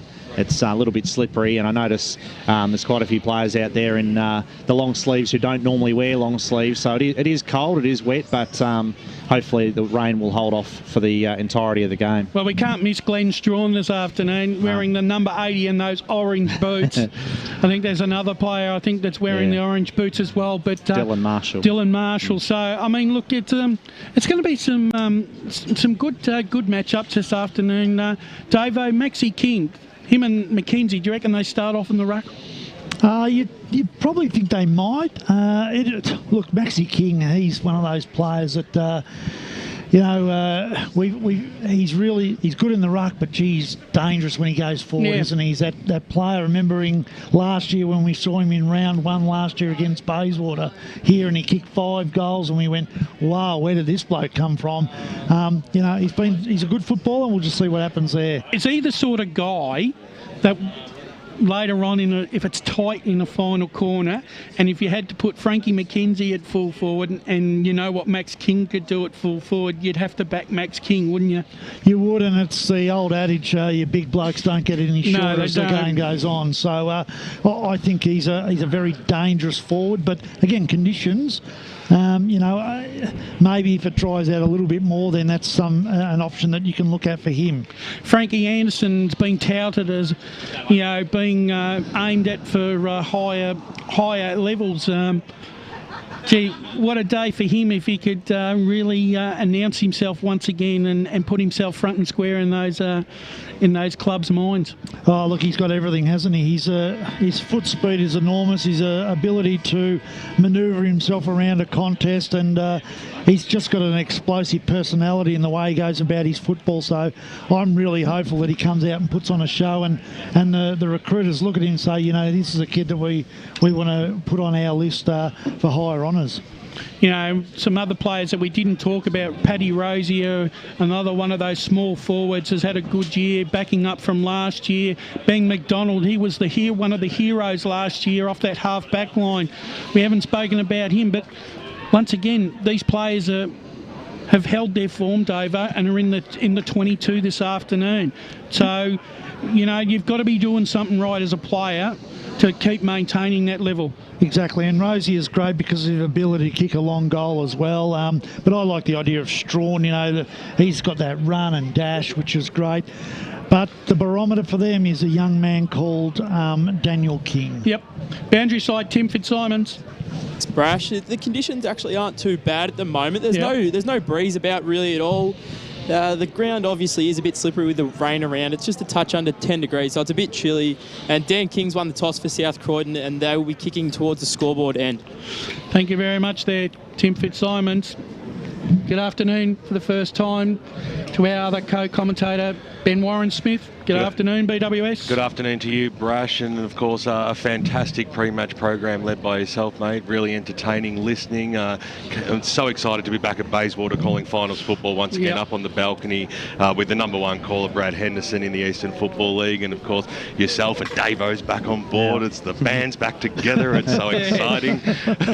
But it should be an epic clash. The range just eased, which is a good sign. I know it's been pretty low scoring in the games already today, but today should be an epic clash. I've gone with the way of Doncaster, Brash. They've had South Croydon's measure a couple of times this year, and we know that they've only won 2 of those quarters that they played in those games. But if they can repeat that again today, they'll obviously win, won't they? But I'm tipping them in a very tight contest. If they don't win in a tight contest, and I know this is like sitting on the other side of the fence, I think it could go South Croydon could win by a fair margin today, 5 or 6 goals. Or I think if Doncaster win, I think it'll be relatively close. Yeah, I think that's a pretty good analogy. I think BWS, and I've sat and agonised, and I've gone on a little bit of history on my side here with the fact that most finals have been low scoring, and I'm going to tip Doncaster. I just think that if it gets down to, to the crunch, I reckon they're defensively, I reckon AT might just have it. But tell you what, brave man to be tipping against South Croydon. There's a number 83 out in a doggies jumper out there, so Tim Fitzsimons, he'll keep us up to date with what that jumper change is. But we're not too far away here. It's a big clash. It's a Division 1 qualifying final. It's Doncaster taking on South Croydon out at Bayswater Oval. Get down here if you can. First siren. Here's Brad Henderson to take us away. Yeah, we've got the battle you wanted, Brash, to start off. Max King against big Frankie McKenzie in the ruck, and it's McKenzie who wins the first tap down, got it to Fogarty. Now Anarchis out of the middle. That didn't take long for Anarchis to start to have an impact. Krau's defensive handball, got it away to Anderson. Anderson kicks up towards the wing position. Vanderhaar takes possession for Doncaster and concedes some ground with the kick. Cooper's there for South Croydon, got the handball away to Rosier. Close to that boundary line on the outer side. Anarchis there going to ground. Nothing in that though. Jones got the little handball away to King, and it's been taken over the boundary line for a throw-in, where we cross down now to Tim Fitzsimons. It's Dan. Good afternoon, gents. Nick Molnar is wearing the number 83 Guernsey for South Croydon this afternoon. Yeah, Nick Molnar was number 41. Thanks very much there to Dan Sensick. Dan and Tim Fitzsimons riding the boundary this afternoon, as the umpire will try that one again. Couldn't get enough muscle into the boundary throw-in. So King and McKenzie both have had terrific seasons for their respective clubs in the ruck this year. McKenzie won the tap. Sia Cavallis just watches the ball to the boundary line and over once again. No score thus far. Really important player to coming back in that lineup this afternoon, James Cavallis. Just one of those players that slots beautifully into that full back line, a really important line for the Doncaster team. So the umpire throws the ball back in. It was nicely done there by King. Knocked it down straight into the arms of Molnar. He got dispossessed of the football. King goes after it again. Ball right up against that boundary line. Expect another stoppage. Umpire comes in and will ball it up. The one thing you're going to get in this game is that there'll be no shortage of stoppages. They both hit each other pretty hard, these teams. Oh, the ball hit the deck. Going over the top of it there was Marn. He couldn't quite trap it. Cox got dispossessed of the football. He had some support in there. Inside forward 50. The kick goes goalward. It might have actually gone through. No, it's just gone to the left, and that was Jaden Cass on the left boot to get the first score on the Bendigo Bank scoreboard. It took 2 minutes. South Croydon have the lead by that solitary behind. There won't be much dry weather football being played here today. It's going to be get down and dirty. Sia Cavallis to bring the ball back in. Usually a very good user of the footy. That was a dangerous kick in though, and a fair bit of holding on in the marking contest, and it's going to go the way of the Bulldogs, and the free kick will go to Rosier, who you mentioned in the pre-match, Brash. He's kicked a lot of goals this year, over 30 goals for the season, I think. And one of 5 players who have kicked a lot of goals this year for the Bulldogs, over 20 goals. So off target there, the kick by Rosier. Didn't spend too much time over it, and minor score. South Croydon 2 behinds. Doncaster are yet to score. And once again, Sia Cavallis will bring the ball back in, and I dare say he'll probably pick a safer option this time. He kicks to Malloy, but the umpire says that he overstepped the white line then. So you don't see that too often, do you? No, and he's a veteran, Sia Cavallis, so no excuse really for a fundamental error like that. But South Croydon's zone is very, very intimidating with the way they've set up. Umpire throws it up. It's in the goal square. Who can get boot to ball? Players crash in. Finally, the kick comes out of the pack. Very high, towering kick. Oh, what a mark. Nice. Wonderful mark taken by Vanderhaar. Judged that beautifully. Showed a lot of courage as well. And any mark like that in these conditions is a good one with the slippery ball, as Vanderhaar's kick finds Monks at half-back. James Monks, lively forward for Doncaster. Neat kick, and he finds Jack Marn on true wing position. Doncaster looking pretty steady at this stage as they move the ball forward. So Marn right in front of the broadcast position, and the grandstand kicks it up towards the half-forward line. Out in front and taking a solid mark there for Doncaster was Harry Conway. He's looking left. He's electing to go forward now is an absolute shocker off the boot. It's a bouncing football. Nicely trapped there by Jones. Got the handball away, but he got dispossessed. Marn was in there. He's had a few early touches here for Doncaster. Snap around the body by Fogarty, but it was chopped off right at the top of the goal square there by Dale Walker. So the Dogs a chance to get themselves out of this danger zone. Short passes on. Mark's been taken by Jones. So Jones on the right boot goes out towards the half back line. A little tunnel ball action worked out okay. Rosie got the handball away. Now they're linking up okay here, the Dogs. Here's Cox on the right boot up towards the half forward line. They look to have a spare player free that the ball did wrong and on them. Hartwig was there for the Sharks just to chop it off and take and spear a good little pass in, and as it goes in towards the middle of the ground, Marn was the target there. It was knocked away from him. Malloy at the fall, he went after it again. Right on his hammer where there was Molnar. It scoots out wide. Doncaster backwards to go forward style. Whelan on the left boot kicks it very close to the boundary line. Almost thought that might have gone out of bounds on the full, but it was just touched. Let's cross down boundary side to Tim Fitzsimons. Yeah, interestingly here for Doncaster, McKenzie already having a break. It's a bit interesting seeing the tall man come off the ground this early. I think the conditions might definitely be playing a part. Doncaster probably looking to go a bit smaller and playing the conditions a bit better. Well, thank you, Tim. And in Mackenzie's absence, it's Nick Coleman going up in the ruck against King. Anderson, did he cop a high one? Just ducked and buckled at the knees in the tackle, but the umpire said it wasn't high from Fogarty, and he'll throw it up. King wins the tap, doesn't travel far though, and over the boundary line for another throw-in. Barry Cott's around the grounds on the score centre. Yes, the game's underway. Third Division Seniors semi-final. Number 1, Baronia at Heathmont. It's Baronia 1 goal straight, 6 to Heathmont, 1 behind, 1 point. And I'll chime in as well. Upper Ferntree Gully have kicked the first goal against Doncaster East this afternoon as well. Coleman flew high there in the ruck and won the tap. Anderson's handball along the boundary. Ramboldi, the hero, of course, with that last-minute goal earlier in the season against South Croydon. Angelo Ramboldi, and his kick was hugging the boundary there, and once again over the line. At the moment, there's no hard tag on Anarchis, which is quite surprising. He goes forward and McDonald goes to him, but otherwise no hard tag. Umpire throws it in. King wins the tap down.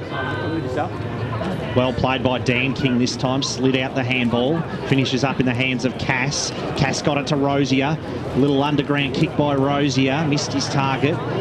Molnar went crashing in and got knocked to ground. Sia Cavallis gathered it in beautifully, shared it with Vanderhaar, and then to McGarnis, who was immediately tackled by Tucker, and Tucker doing a good job there to force another ball up. I think you're right, Dave. There's going to be a lot of stoppages this afternoon.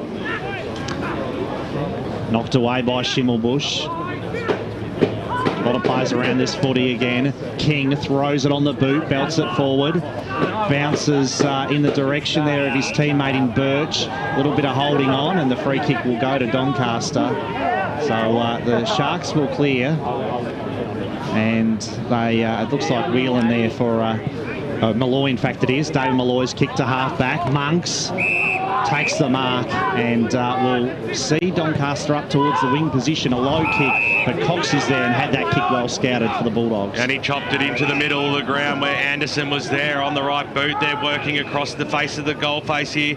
Here's Jones on the right boot across the other side of the ground. They slowed it down. I thought they were off to the races here, the Bulldogs, as he goes forward, inside forward 50. It was a good kick. Doncaster did have the numbers, but at the fall, the ball scooped upon nicely there by King on the left boot. It's got too much curl on it though, and it goes through for 1 behind. It was Maxi King there. So on the Bendigo Bank scoreboard, it's all the Dogs at the moment. 8 minutes in, they've got 3 behinds for 3 scoring shots. They've actually moved the ball down the ground well. Doncaster have just turned it over with their last kick. Each time it's been a poor last kick turnover, and South Croydon have hurt them. That number 33 is Michael King, not Max King, on your lists. Comes out now, thanks Brash. See Cavallis. We'll just stick with King then, won't we? As it goes in towards the middle, Mark's been taken there, nicely done by Mallison, who wants to move it quickly, but the kick was smothered, so the quick turnover here by Doncaster as the ball goes up towards the half-forward line. Overrunning at that time there was Conway. He might get the handball back here, but charging in from the side there was Walker. Released the ball well, nicely to Cass, who ducked 2 tackles, brilliantly paid, and then speared a pass towards centre half back. The mark was taken by Tobin. He got it away to Anderson in the middle of the ground. They've linked up well. O'Neill linked links up perfectly with Mallison on the right boot. Set sail for goal to the top of the goal square. And taking a strong mark there was Glenn Strawn going back with the flight. He takes it just inside the paint of the behind line. And he'll go back and have a shot from directly in front. Comes in now and puts it through. So South Croydon, they've started this game off very well here in the Division 1 qualifying final. They lead by 9 points. They are 1-3-9. Doncaster yet to score. Gee, that was really good ball movement off that half-back line. They just cut Doncaster apart through that midfield there, Davo. Yeah, that's the expansive run that they've got. Again, Anderson involved in it, Mallison involved in it, and Strawn's a handy player to have running down forward too. He can be quite elusive, so Doncaster got to defend that a little bit better. 9-point lead to South Croydon, 1 goal 3-9. Doncaster yet to score. Glenn Strawn kicking the first goal of the qualifying final as Turner slid it out to Anarchis, thumping kick forward. Chance here for Doncaster. Free kick maybe against Donnell. It has been paid. And Riley Fife there, the recipient of a high tackle as he bent over to try to pick up the footy. He's just a bit ambitious there, Donnell, with his, or over-exuberant with the tackle there. Not real confident, Fife. He kicks it to the top of the square, but there's nobody there back there for Doncaster, and Dylan Marshall safely holding the mark for South Croydon, all on his lonesome. He finds Matty Jones. Jones is spearing past to Tucker, and Jake Tucker takes the mark at half-back, and you're right, it was a terrible entry by Fife. Understand that he didn't think he could make the distance, but just didn't seem to be any plan at all as Mallison wheels around. Lovely kick by Mallison, and he hits King on the long lead on the chest. South Croydon are playing exactly the type of football that you want on a dry, slippery ground. They're going through the middle. They're hitting their targets with long kicks to position. Yeah, and they're being able to isolate their forwards the way they are, which is very important. Yeah. Poor entries though from Doncaster. Yep. Poor entries into their forward half. 22 goals for the season for Big Max King.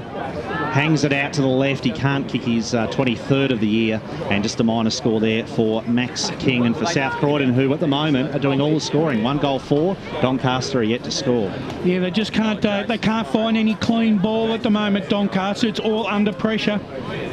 Barry Cott's around the grounds with the score centre as Tyson Hartwig brings the ball back in for Donny. Yeah, Division 3 first semi-final. Boronia 3 goals straight 18. Heathmont 1-1-7. Well, the kick's gone out towards the half-back line, but they've got another chance here. The Dogs short pass inside forward 50. Well, they just seem to be all over it at the moment, don't they? Dan Cooper has taken the mark. He'll kick from just inside the arc directly in front. And that's been that zone I keep talking about with South Croydon. They've pushed like a 14-man zone and they've squeezed it up nearly inside the 50. Very difficult for Doncaster to get it out at this stage. 37 goals from 15 games. Been a major contributor this year for South Croydon. These are the ones they expect him to put through. He kicks hard at the football and he pushes it to the left. They're all going left. Wow. In this first term, 13 minutes tick over on the first quarter of this Division 1 qualifying final on the Bendigo Bank scoreboard. South Croydon 6 scoring shots, 1-5-11, and Doncaster yet to score. I think Luke McCormack could be hoping they'd be a little further in front with the play they've had. So Hartwig brings the ball back in and finds Whelan. Neat kick in there by Tyson Hartwig. So Blair Whelan just weighs up his options. Nothing really on for him, so he goes to a contest. Big pack of players camped under it on the wing. Slick handball by Saville was effective. Anarchis over the top. This is a good build-up. Turner's neat kick, really hugging the boundary there, but he found Conway on the lead.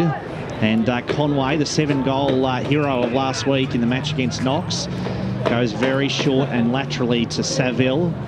James Saville's long launching kick. Big pack under it.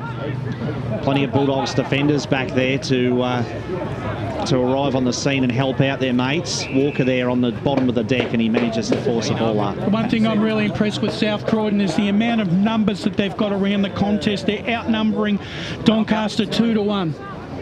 Bit of a push out there from Tucker, but he got away with it and then fists it towards the boundary line and over. And Luke McCormack has already started to throw that side around. Jake Tucker going down, playing off that half-back line. But one of the other problems is Doncaster have been slow bringing it in, which allows that South Croydon players to flood back. Tucker had the front spot, they had the numbers. Marshall's handball was intercepted, but they'll work themselves out towards the half-back line. Nicely done there by Mallison, got the handball away. Kick goes forward though for Doncaster. Bouncing football this might be in the top of the goal square. No, nicely done there by Molnar. He chopped it off in the back pocket. Got it away there. Now it's O'Neill. Stops props, gets the handball away to Tucker, who will go back to O'Neill, who's under a lot of pressure. Got the handball away to Molnar just in the nick of time. Tucker was in there as well. Good pressure there by the Doncaster forwards. Picked up by Fogarty. He got it away to Conway. Conway goes for goal! You little beauty! Well, that is fantastic forward pressure there by the Doncaster Sharks just to force that spillage, and a fantastic finish as well.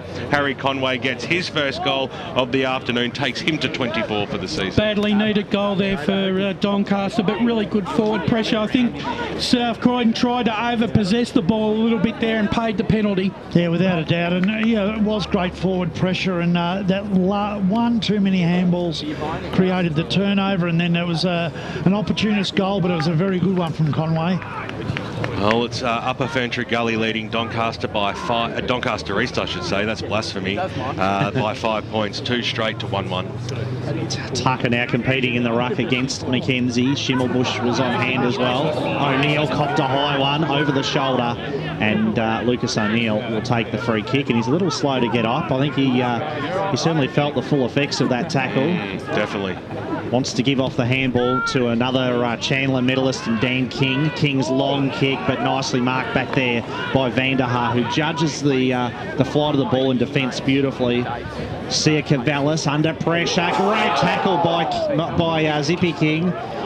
Forced the error. Ball spills clear to Whelan. Knocked towards the boundary line there. Rosier hunts down the footy and manages to force another boundary throw-in. In fact, it will be a throw-in. Very unusual to hear the word name Vanderhaar taking marks in the back line, isn't it? Cross half-back, yeah. He's had a great year, Todd Vanderhaar, as well. Important cog in this team as Whelan is well tackled. Ball spills clear. There's a free kick. It's going to go the way of Doncaster. And deep in their defence, it is with Whelan, who wants to go across the face of goal to Hartwig. Hartwig, very cool customer. Doesn't panic when he's got the ball in his hands. Good user of the footy. Left footer. Kicks to the outer side. Donnell there against Hall. Josh Hall, Jake Hall, I should say, close to the boundary, and he's tackled over the line by Cooper. Free kick. And it's been paid holding the ball, so the free kick will go to... Not a hair on his chest, but everywhere else. Driving kick forward, deep into the heart of the forward line there. Schimmelbusch is back there to fist it through for a minor score. And South Croydon move on to 1-6. Doncaster 1 straight goal. It's 6 behind the margin. They're really struggling to get it out of their back half at the moment, Doncaster. Being manned up one-on-one when the ball is in transition, and this zone is really putting pressure on them. Well, they're going grandstand side this time. They've changed it up. Hartwig, kick goes out towards the half-back line. Ball hit the ground level, then the kick goes forward. Bouncing one. This might work out okay. Here's Kalange on the right boot. He was a long way out. Which way will it bounce? It's sitting there, and they've just sat in mud in the end. Crow was back there for the Dogs. He picked it up in the goal square, got the short pass on, and that was okay. And now the Dogs a chance to get out of that defensive zone as the mark's been taken by Alex Birch. He's come a long way out from his usual zone of the forward line. Go backwards here. Crow dropped what he should have taken. He was under a lot of pressure. Well done there by the big man Mackenzie, who then the umpire said held him for a little bit too long. So here's one of the superstars of the EFL, Dan King, up towards the wing position. A big fly by Nick Coleman. He's not afraid of doing that at any time. And over it goes for a boundary throw. Barry Cott's around the grounds with the score centre. Yeah, Division 4 preliminary final out of Walker Park and Mitcham between Glen Whaley, Hawks and East Burwood. It's 1 goal straight, 6 apiece. Pye to bring the ball back in. Coleman goes up against Tucker. Got a little handball out the back. Doncaster seem to have the numbers here. And Schimmelbusch was in there, so received the free kick. Doncaster stalwart. Last 5 minutes have become a little bit better at the contest, Doncaster getting, but this is hurting the slow movement of the footy. Matty Schimmelbusch, big kick inside ball 50. Kalange was a flyer at the back. He hit the deck and then trapped the football, and he was wrapped up. So we will have a ball up 40 metres out from the Doncaster goal line, trailing this game by 6 points. 1-6-12 South Croydon. Doncaster have got the one straight kick on goal. They could even Steven it here if they can get it away, but it's advantage paid here out, and they're off to the races here. Walker for the Dogs up towards the half forward line. They're hugging that side of the ground early in this game as Birch was in the front spot, but he's given it away. Tyson Hartwick is the recipient, and Doncaster a chance to rebuild. That was excellent play from a defender then to draw that free kick the way he did, because they were outnumbered if the ball went over the back. Not much to kick to for Hartwig, not much movement further afield by his teammates. Saville takes possession and he's tackled over the boundary line for a throw-in. Yeah, Tyson Hartwick was a really good play at Essendon Duda Stars. He's made the crossover to the Eastern Football League, and I think he's lifted his game to another level for the Doncaster outfit this year. You can see in the background there's still people streaming into Bayswater Oval through the gates. Yeah, keep coming. Late arrivers. If you're on your way here as well, you cannot park inside the ground, so you'll need to make other arrangements. Correct. Even though you can see a few cars parked in the ground, but yeah, they're the VIPs, bro. Yeah, there is. I think that there is disabled parking and things like that for they those. Can join me in the bleachers. So we're waiting a long time because the blood rule has come into effect. It's O'Neill who came off the field. Lucas O'Neill under the blood rule. So now the umpire finally throws it back in. Coleman against King. And Fogarty there takes the ball to the boundary line. I reckon Luke McCormack might be lamenting the fact that they should be a little bit further in front here. 1 goal 6 to 1 goal just into time on. I'd reckon they'd wanted it a little bit more than that. And I think AT will be pretty happy. That's the scoreboard for the lack of ball they've had. Yep. King gets a high tackle there over the shoulder. Free kick to Dan King. Hugging that boundary on the outer side at the moment. Birch was the target over the back. Rosier got the handball away. And Schimmelbusch there takes it to the line in front of Frank Anderson, who hasn't been able to have much of an impact so far at the early stages. Yeah, that half-back line of Doncaster's has just tightened up in the last 5 to 10 minutes, just not allowing the South Croydon half-forward line to run through the lines. Quarter time out at Baronia is between Doncaster East and Upper Ferntree Gully. Upper Ferntree Gully leading 2 goals straight to 1-1 at quarter time.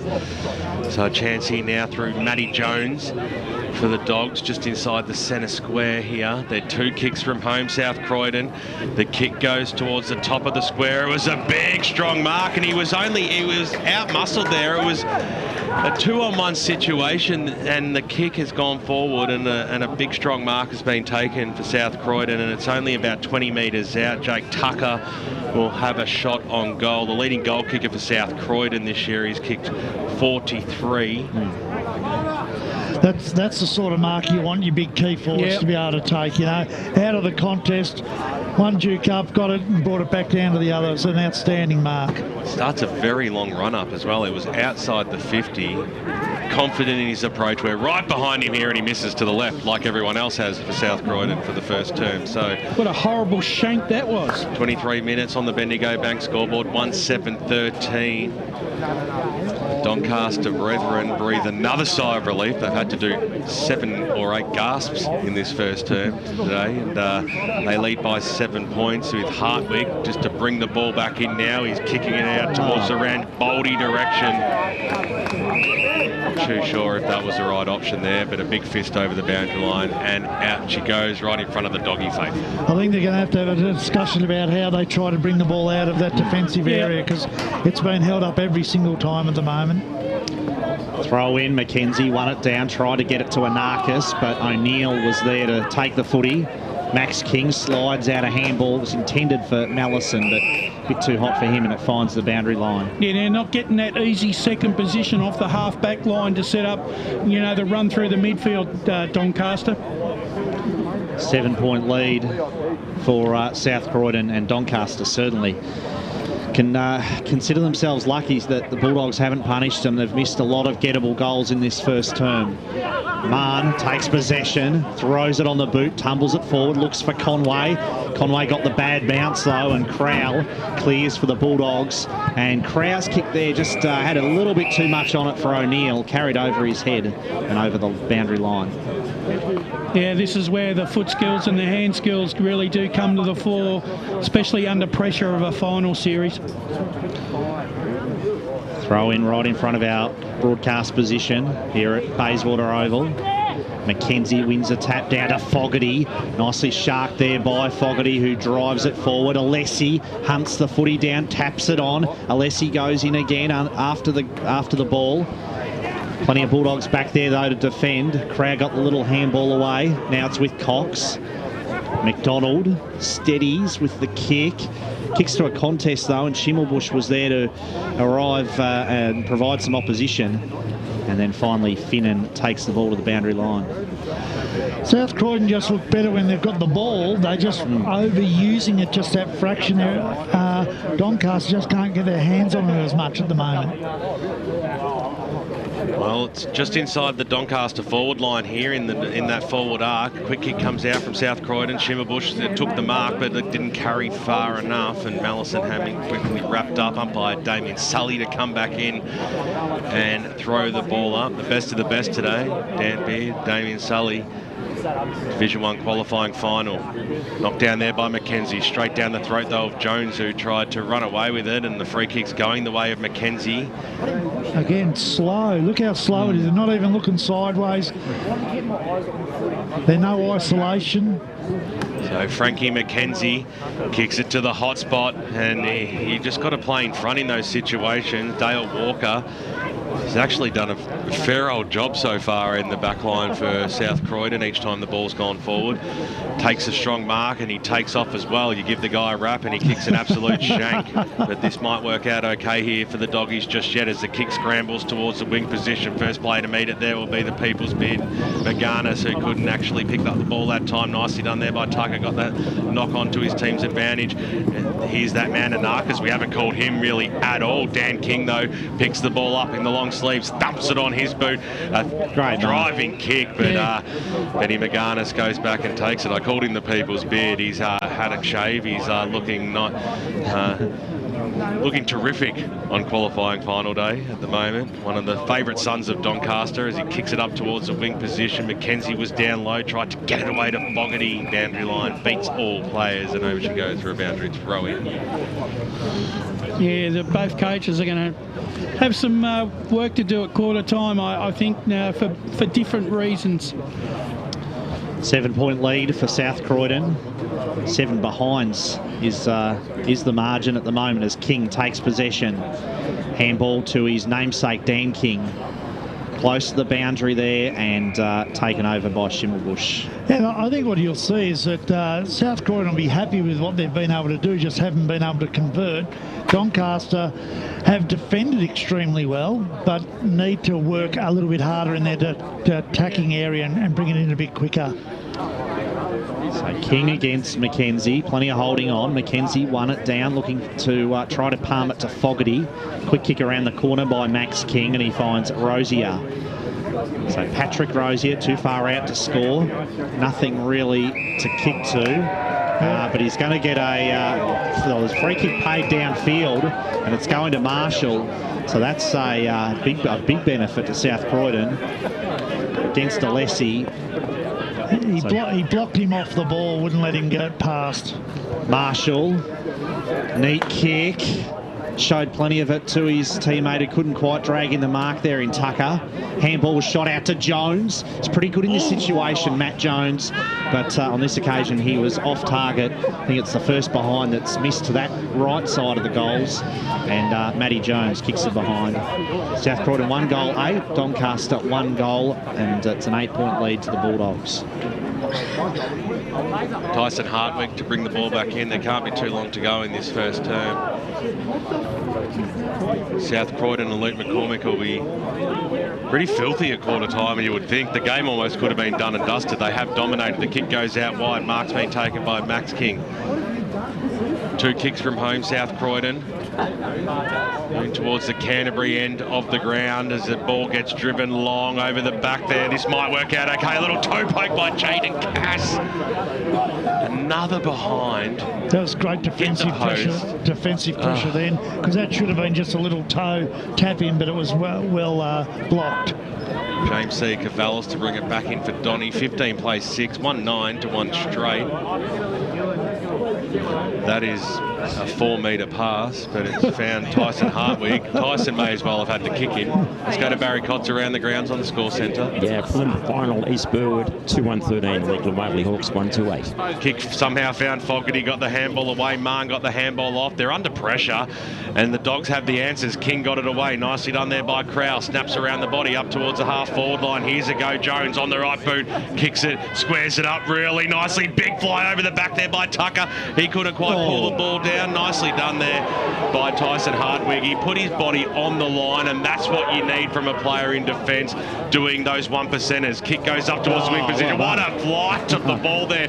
Maxi King, he was going against it. That's a sensational mark. If he didn't take it, Doncaster were almost off there. Kick goes inside forward 50 now. McGarnis knocked it away, spun on it. Through there was Tucker, brought down to ground there by Hartwig. He's working so hard down there. Siren sounds. Quarter time out here at Bayswater Oval in the Division 1 qualifying final, and it's South Croydon leading by 9 points at quarter time, and that is 1-9-15. You heard it right, 1-9-15 to Doncaster, 1 straight 6. Hope you're enjoying the broadcast on EFL Game Day. The only goal kickers are Glenn Strawn for the Doggies and of course Harry Conway for the Sharks. We'll be back to bring you the second quarter action right after this. Hello, I'm Peter Hitchener. 9 News invites you to join our team nightly at 6 for Melbourne's #1 news. Tony Jones with the latest sport, including the footy, plus Lavinia Nixon's weather forecast. 9 News, proud supporter of the Eastern Football League. Program sponsor. It's important to tell our loved ones how much they mean to us. So don't wait till tomorrow, say it now. During Say It Now week, Tobin Brothers Funerals is encouraging you to tell loved ones what an inspiration they are and how much they mean to you. Say it now, say how you really feeling. Hashtag Say It Now week, August 20 to 26. Visit tobinbrothers.com.au. Tobin Brothers Funerals, celebrating lives. Program sponsor. Nothing better than a companion to keep you up to date with all the latest when you're at the footy. Better still, one that fits in your back pocket. The Eastern Footballer is a must-read. All the latest information, team lists, feature articles and much, much more. Pick up your copy this weekend as you love it local across the Eastern Football League. EFL Saturday Game Day continues. Let's head back and go local for your footy. Yes, welcome back to our coverage, our live coverage of the Division 1 qualifying final between South Croydon and Doncaster, and it's the Bulldogs holding sway, albeit inaccurately, 1-9-15, leading the Doncaster Sharks 1 straight 6 in scrappy and wet conditions here at Bayswater Oval.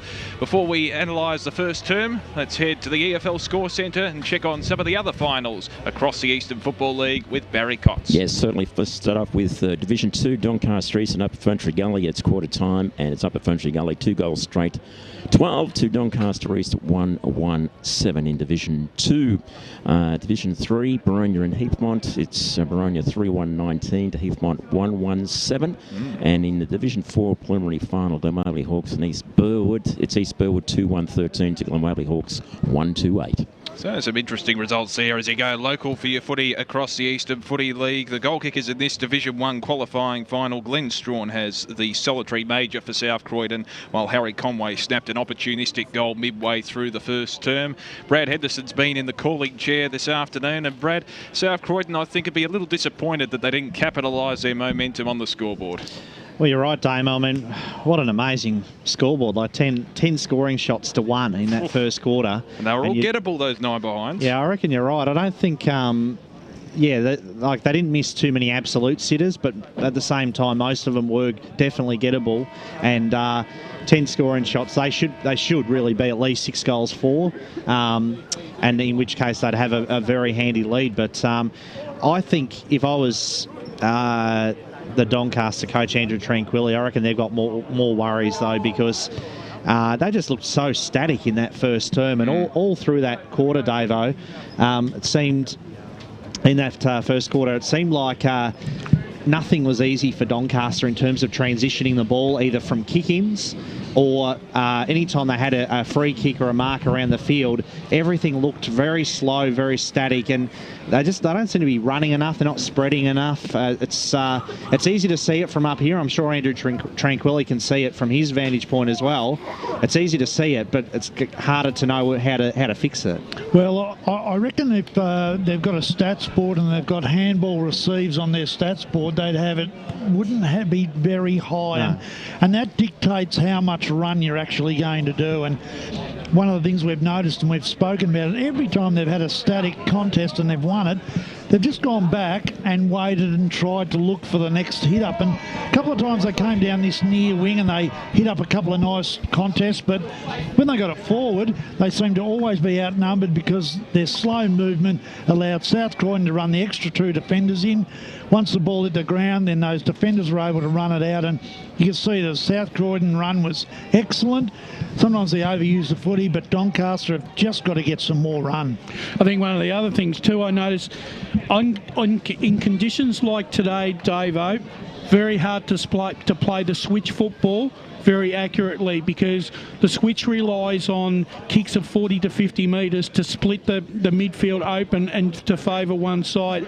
Under these conditions, the ball will drop short by that 10-15 metres, which always sees that intercept from the midfield and that half forward line very, that really does hurt a little bit, doesn't it? Well, it does, and especially when you're looking at South Croydon, who are playing that very tight zone. They've brought the zone right up the ground, means that if you don't move the zone after the first kick, it means it's nearly impossible to switch the football. But what's happening is that the only way you can get out of that zone is either you kick over it, and that's difficult in these conditions, or you run through it.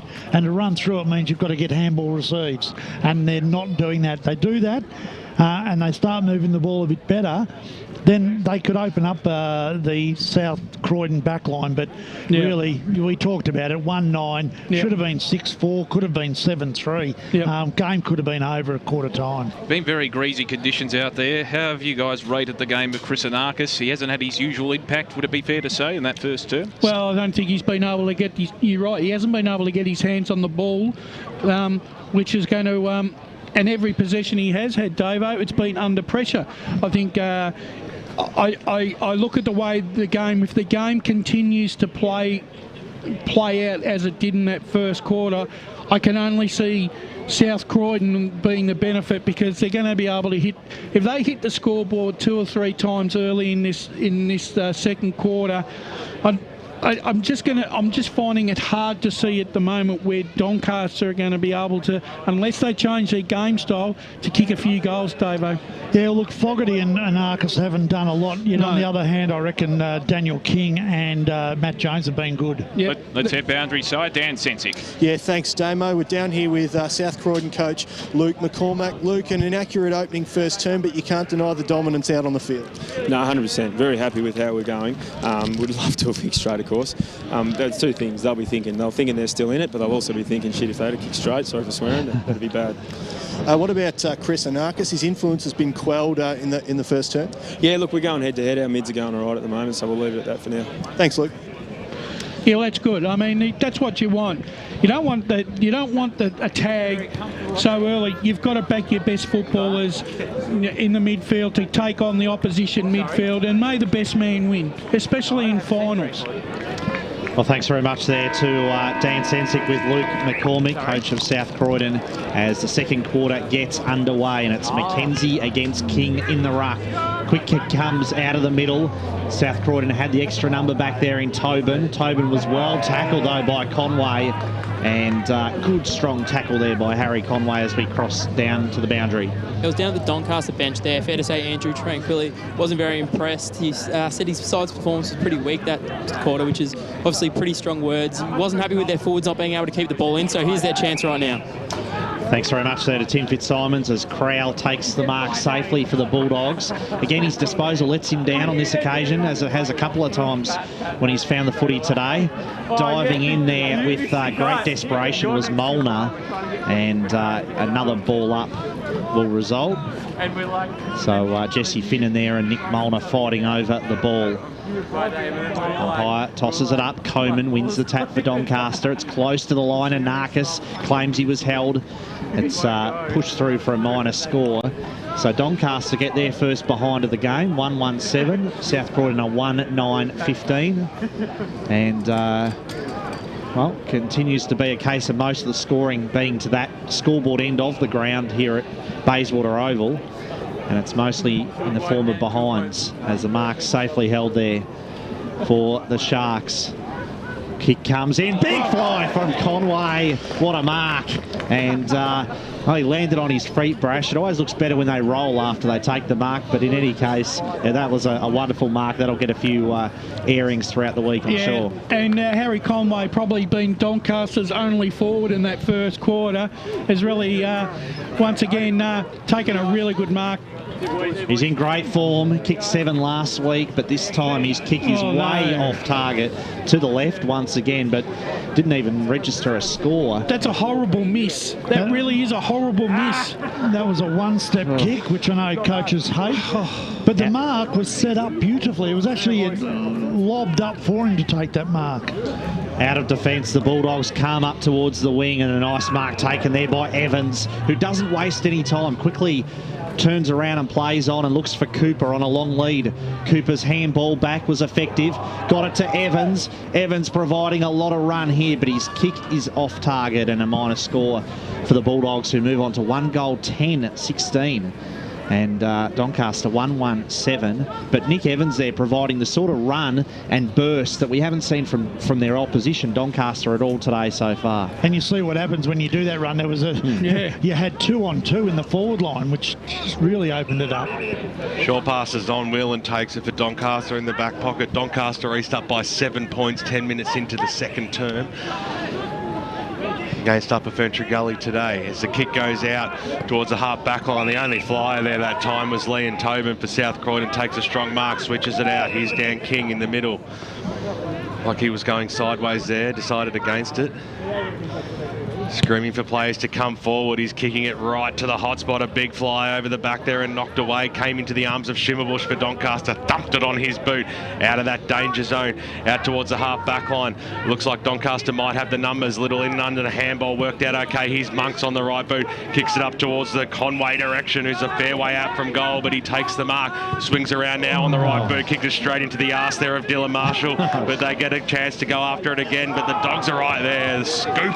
Almost a scoop. The umpire said, Dan Beard, it was okay, and over the boundary line she goes and out of bounds. Barry Codds around the ground. Yeah, Division 4, East Burwood and Glenwaverley Hawks. East Burwood 3-1-19, Glenwaverley Hawks 2-4-16. It's Conway's 2 possessions have been 2 bad turnovers, really, haven't they? They had opened them up then. Came out barging his way through. There was Finnan for the Sharks, and Narcus was in there. Got it away to Fogarty over the back there. Shimmerbush working his way into it. He trapped it, but the paint beat him, and over the boundary line he goes. Good crowd out here at Bayswater Oval. If you're in the area, get down here. I just reckon at the moment, Dave, South Croydon are right at the bottom of the pack. So getting first use of the ball. Doncaster have been outmanoeuvred in the stoppages. Yeah, certainly. In that first quarter, I reckon Doncaster have got a little bit better this quarter, but yeah, they've got to get it on the scoreboard though now. McKenzie went up against King, got it down. Mann on the right boot. It was a scrambly kick. It was an inside-out mongrel punt. Inside forward 50, touched off the boot and taken over the boundary line for a boundary throw-in. Yeah, Jack Mann has dispensed with the long sleeve Guernsey he had on in the first quarter. Boundary throw-in. Umpire tosses it in. And Arcus there looming large around the pack, but again the ball eludes him, and he just can't get his hands on the footy much at all, Chris Anarchis today. Coleman has got a great leap, Nick Coleman. He won another tap then. Anarchis throws it on the boot, tumbles it forward. Conway did really well back there. So did Monks as he's tackled Good strong tackle there by Crowell on Monks, and he's been rewarded for the tackle with the free kick for holding the ball. Oh. So Crowell goes short across the goal to Jones. Jones got it to McDonald. McDonald, not his best kick, and it's fallen short there. The mark safely held by there by Sia Cavallis, who drives it forward. Big lead by Conway again. Gee, looks dangerous every time he goes near the footy. Can they force it through? No, they can't. Conway, it was still alive, the ball then, and Conway got boot to ball, but it went through for another minor score. And Doncaster 1-2-8, South Croydon 1 goal. How did 10. that miss, Brad? Well, Right I'm amazed he was still in the contest, because it looked for all the world like it would be rushed through, but Conway kept it alive. Stevie Donnell brings the ball back into play just outside the defensive arc and knocked over there by Liam Tobin over the boundary line. It goes. Doncaster East lead up at Fenchurch Gully by 14 points, 15 minutes into the second term out there at Veronia. Both sides are really struggling to get out of each other's defensive area, aren't they? Coleman had a big fly. Fogarty at the fall. The ball got it away. That was okay. Here's Schimmelbusch up forward, but just different. Nanakis, tricky little tap on. They might work out okay here. Here's Ramboldi. Snaps around the body. Here is Angelo Ramboldi!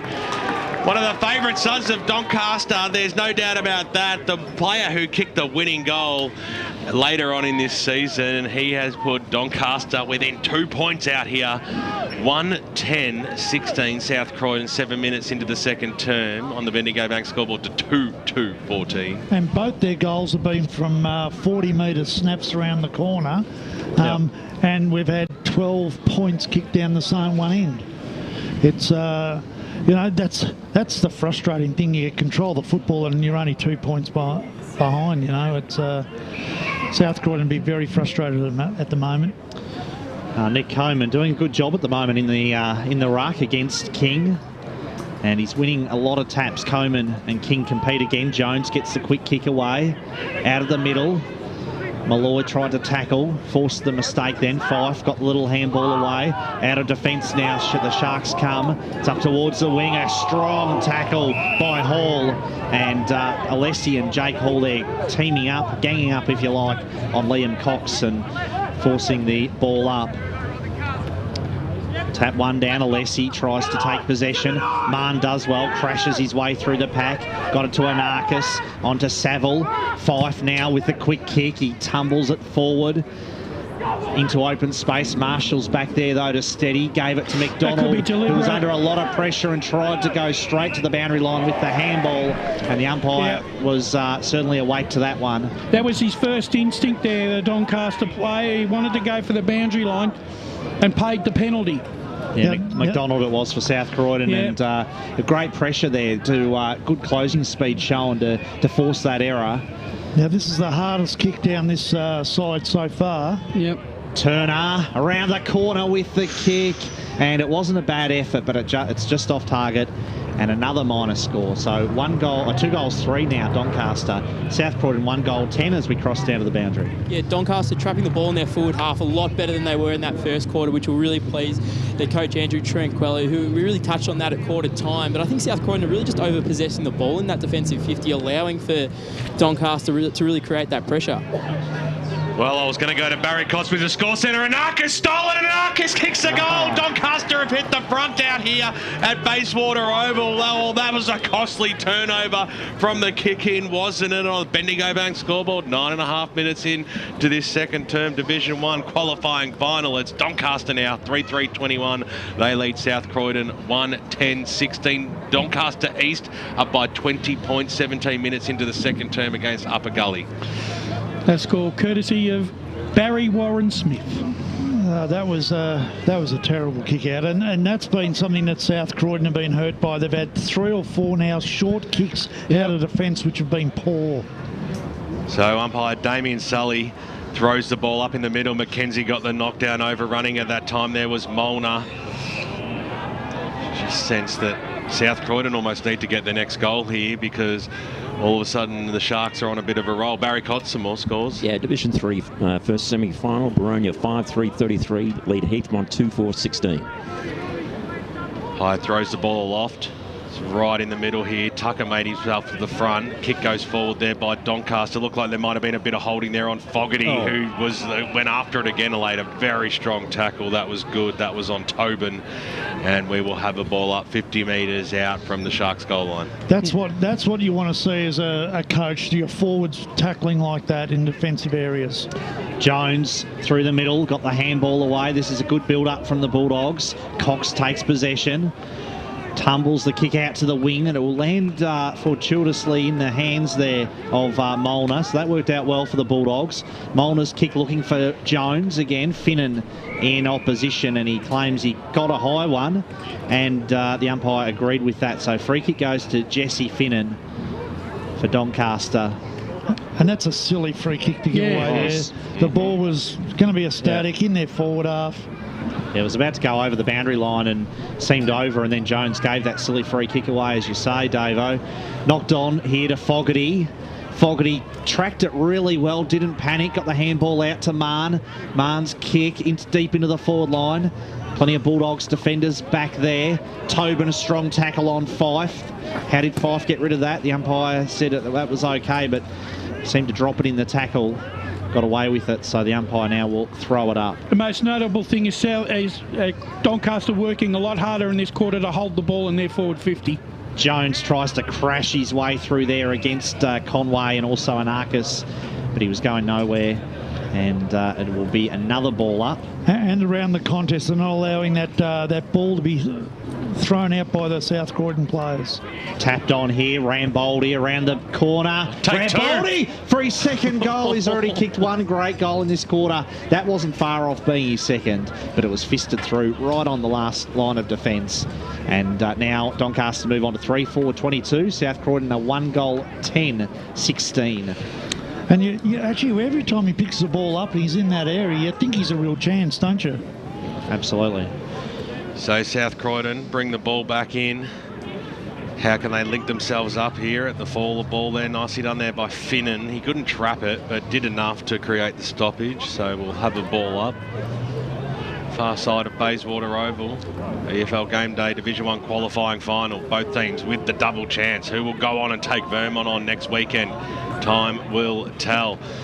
Ball trickles through the arms of Seika Vallis. That worked out okay here, and now off to the races on the right boot down, up towards the forward line was King. Goes inside forward 50, just trying to slap it away with it was Maxi King. He might get another chance at it. Well done there by Hartwig to slap the ball away. Handball comes out towards Strawn. Strawn on the left boot. Which way will this one bounce? They just can't find the big sticks. They really, really can't, and it's evident on the Bendigo Bank scoreboard. 13 and a half minutes in to this second term. 1-11. Amazing, 17. Sia Cavallis brings the ball straight back down the middle to McGarnis. It was a dangerous kick, but it's worked out okay for the Sharks. Donnell there came from behind with the fist on Turner. Finnan tried to crash through. Strawn was there as well.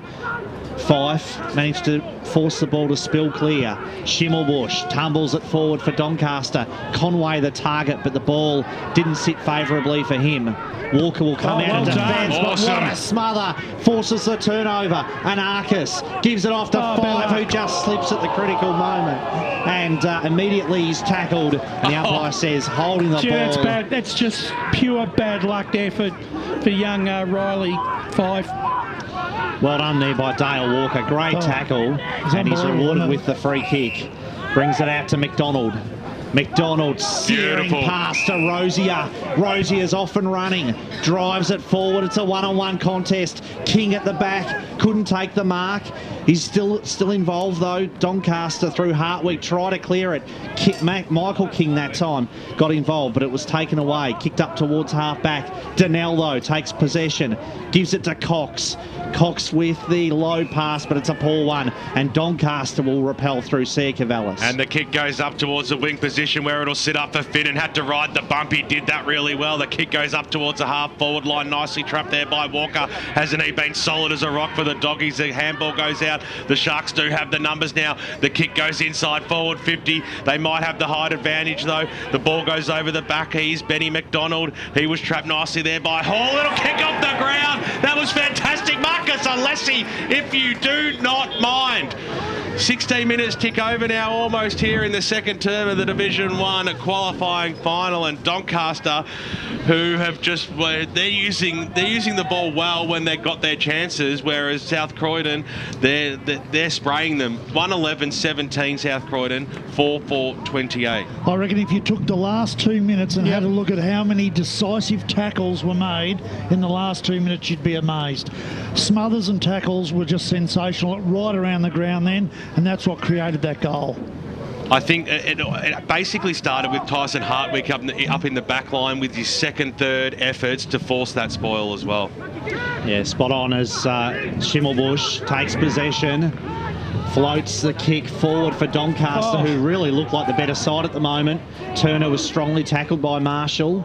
Monks dives in over the footy, and King forces a ball up. And Brad, I reckon Doncaster are sensing that at the moment. They're just they're seizing the moment. They've upped their intensity, and they're trying to really hit South Croydon on the rebound. Monks wins the tap down, but it's straight into the path of Evans. Evans's kick out towards the wing. Van der Haar takes possession for Doncaster. Doesn't panic. Neat kick. It was good footy. Good pass then as well to Turner. And then Turner comes back inboard to Van der Haar. So Todd Van der Haar, we know he's a good user of the ball, and he won't panic. He seems like a really cool customer. This is no exception. Floats the kick forward. Hall there free at the bottom of the pack. There is a free kick for some holding on it. Will go to Dale Walker. I think it was a bit of a late attempt at marking then. They're a bit under siege here at the moment, South Croydon. They need to regain their composure. So Walker out of defence, unloads with the kick, drives it up to the wing. There's a bit of holding on again, and it will go the way of South Croydon against Whelan. And so the free kick goes to Tucker. So Jake Tucker for South Croydon getting a lot. I don't know if it's encouragement or abuse from over the fence there. But Tucker drives it forward. King in the foreground there. And Anderson's tried to soccer the ball off the ground. Didn't make contact, but the ball's going to come back. They need a little bit more out of Frank Anderson at the moment, South Croydon. Zippy King drives it forward. Plenty of Doncaster players back there. Van der Haar probably should have held the mark. Anderson there, strong tackle on Van der Haar, and it will be a ball up as we go to Barry Cotts at the score centre. Yeah, 25-minute mark, second quarter. Doncaster East 6-3, top of Country Gully, 2 goals straight. The ball comes back into play here. Doncaster they've held sway in the last 5 minutes or so, but they've got to do it, and who better to have the ball in the hands of Chris Anarkis, who bangs it on his booting towards the middle of the ground. He was looking for Hall, but it was being chopped off there by Liam Cox for the Doggies. Still 2 kicks from home, weighing up their options. Nearly all players are forward of centre at the moment, so it is quite congested. Cox on the right boot. He keeps it low. He speared it in, but it was nicely chopped off by James C. Cavallis. For Doncaster, he'll go back and switch it out wide. That was okay. Saville takes it on the third bite. Wind around on the left boot now and thump it 60 metres up towards the wing position. Big fly over the back there by Walker. Drop what he probably should have taken. Schimmelbusch at the fall of ball. Got boot to ball. That was good play. Here's Coleman on the right boot now. Sends the ball forward. Kick. This is fantastic play by Doncaster. Coast-to-coast football at its best. Josh Turner takes the mark. 35 metres out, almost directly in front.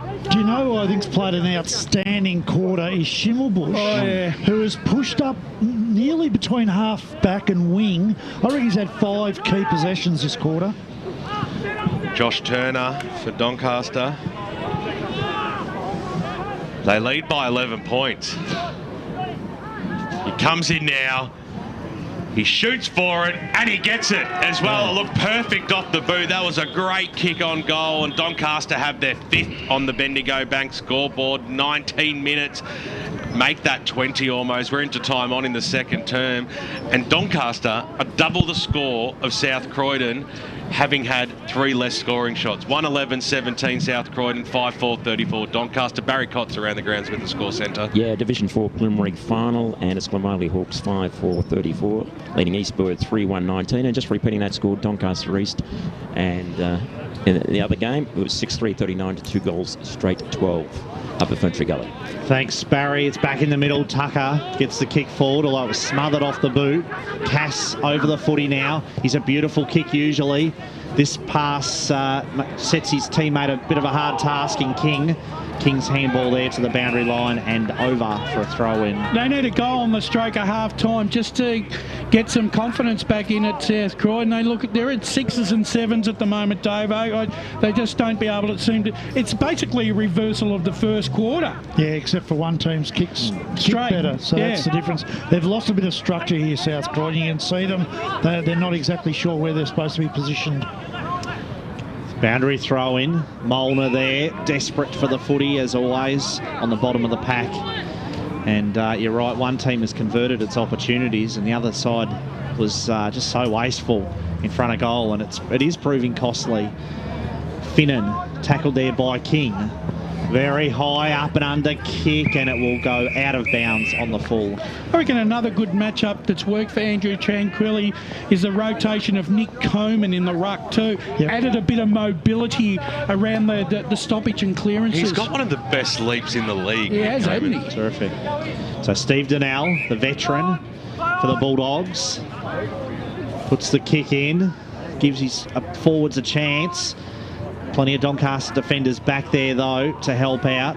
Jones intercepted the handball nicely. Jones has kicked to a dangerous position, but Hall is there to safely hold the mark for Doncaster. That's gutsy mark there by Hall. Had no idea where that ball was coming from. He's going to switch to this broadcast side. No. Gives the handball off to Coman. Coman's kick is a poor one. I don't think his left foot is that strong, Nick Coman, and he put it out on the full. Didn't play the percentages there, Hall. Probably would have been better off just to take the kick and kick it along the boundary. Yeah, pretty indecisive there from Josh Hall, and then he sort of gave it off to Coman, who I don't think really wanted it. No, and he was flat-footed. Exactly. So Max King goes with the check side from the boundary, but that was never looked a chance, and just a minor score. Another one for South Croydon as we cross down to the boundary.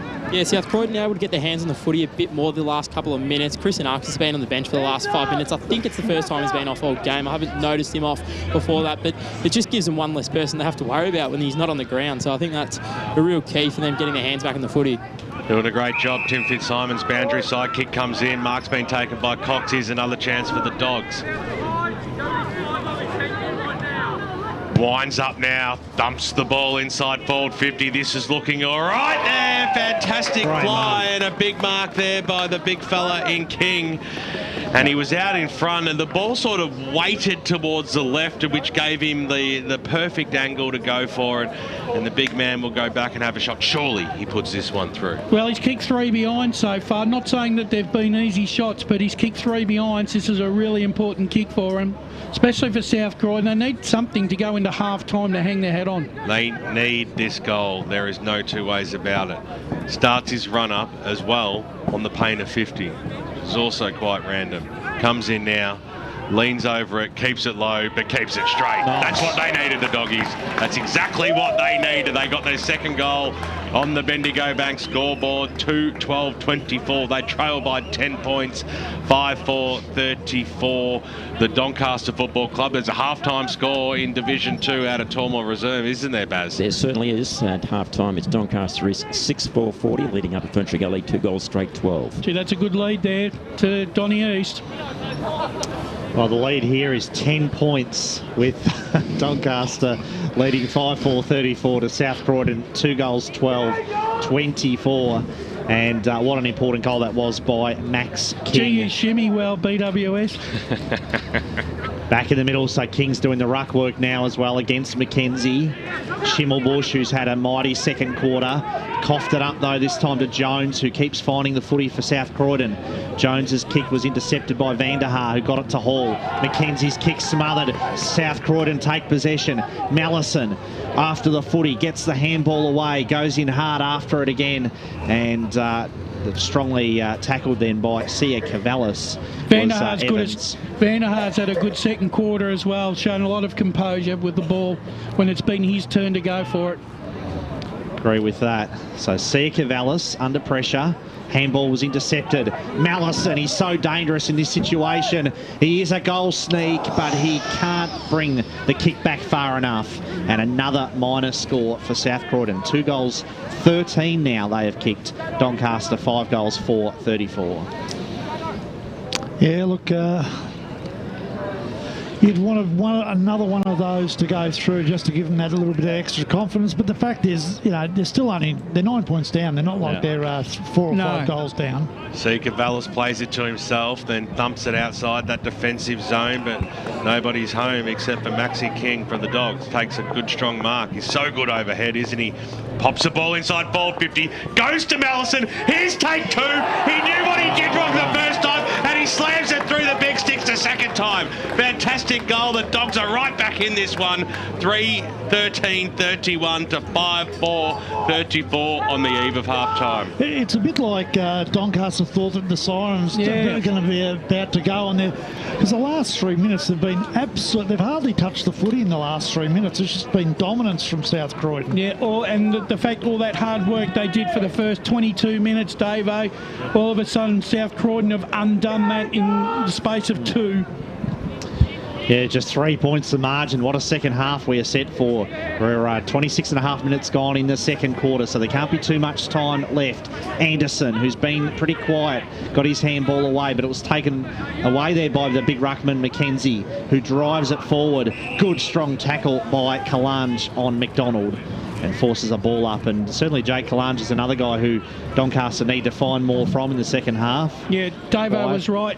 Jake Kalange can be out of the game for a lot of the contest. He's got to find a way to work through that and get into the contest a lot more involved and earlier. I've noticed though, Brash, a couple of times I've seen Doncaster the last couple of years, he often starts slow, but he gets better the further the game goes. So we'll see if that proves to be the case again today. This is Cooper over the footy. Hasn't had he's been pretty quiet too, Daniel Cooper. Yep. Well played by Walker. Walker got it off then to Molnar, whose handball was intercepted by Hartwig. Hartwig under pressure, doesn't panic. Gave it off to Turner. Turner's tumbling kick forward. Bit of holding on there on Anarchis. No free kick paid. Donnell was steady, didn't panic. Got it over the top to Anderson. They're off and running now, the Bulldogs. Cooper floats it forward, and there's a whistle and a bit of pushing going on, but it'll be paid downfield. The free kick. Soft-ish, but probably there. So, get the words right out of my mouth. I'm going to get trouble if I say that, but no, you've done it for me. You don't want them in finals at any time. To be honest, that's nothing in it. So Tucker will be the beneficiary of that softish free kick that you described, BWS. It's not softish, it's soft. Tucker, thumping kick forward. King in the box seat, got hands to it, just couldn't quite drag it in. And McGarnis is there to manage and force a ball up. But gee, Max King, he looks dangerous every time he floats forward. And he's been dangerous this quarter, whereas Tucker was dangerous the first quarter. They've had that one big forward each time. King versus McKenzie. Fogarty at the fall of ball, banged it on his boot outside of the defensive 50, going up and having a fly. Free kick going the way of Andrew Tranquilli. There might have been a bit of shepping there. That's what he got it for. Out wide, he's got to go. Marnes by himself. He decides to not even have a bar of that one. There's no man on the mark. Come on, Ange, move the football. 29 minutes gone. Well, it wouldn't have made no difference anyway. What an entertaining first half this has been. Incredible performance by both sides in relatively tough conditions. 16 scoring shots to 9, and the side that has 9 lead at half-time here on AFL Game Day Division 1 qualifying final out at Bayswater Oval. It's Doncaster 5-4-34 leading South Croydon 3-13-31. It's single goal kickers right across the board. We hope you're enjoying the broadcast on AFL Game Day. We're streaming right around the globe. And on a non-AFL weekend, it is all about the local football. And if you can get down here, do it, because you'll do yourself a favour. Otherwise, enjoy the broadcast. We'll be back with the halftime action right after this. EFL.org.au is the place to be online for all the latest on the Eastern Football League. Keep up to date by checking out the latest news and feature articles. Have your say in the EFL poll. Check out all the latest EFL videos, and best of all, you can listen back to any EFL radio program at any time. Head to EFL.org.au. The Eastern Football League. Local footy at its best. You'd need to find a field of premium potatoes, a deep-sea prawn trawler, and a herd of prime beef to create Australia's best steak meal. But the great thing is the Hog's Breath Cafe do it every day. So you only have to go to one place to enjoy the most tender, juicy prime rib, slow cooked for 18 hours until it's the most unbelievable steak you ever tasted. Hog's Breath Prime Rib, the best a steak can get, and only at the Hog's Breath Cafe. Program sponsor. Bigger and better, Netball EFL is back. The fastest growing competition in the eastern suburbs continues to expand. Don't miss the fast-paced action every Friday night across multiple venues. For more information or to get involved, head to EFL.org.au. It's important to tell our loved ones how much they mean to us. So don't wait till tomorrow, say it now. During Say It Now week, Tobin Brothers Funerals is encouraging you to tell loved ones what an inspiration they are and how much they mean to you. Say it now, say how you really feeling. Hashtag Say It Now week this Monday till August 26. Visit tobinbrothers.com.au. Tobin Brothers Funerals, celebrating lives. Program sponsor. EFL Saturday Game Day continues. Let's head back and go local for your footy.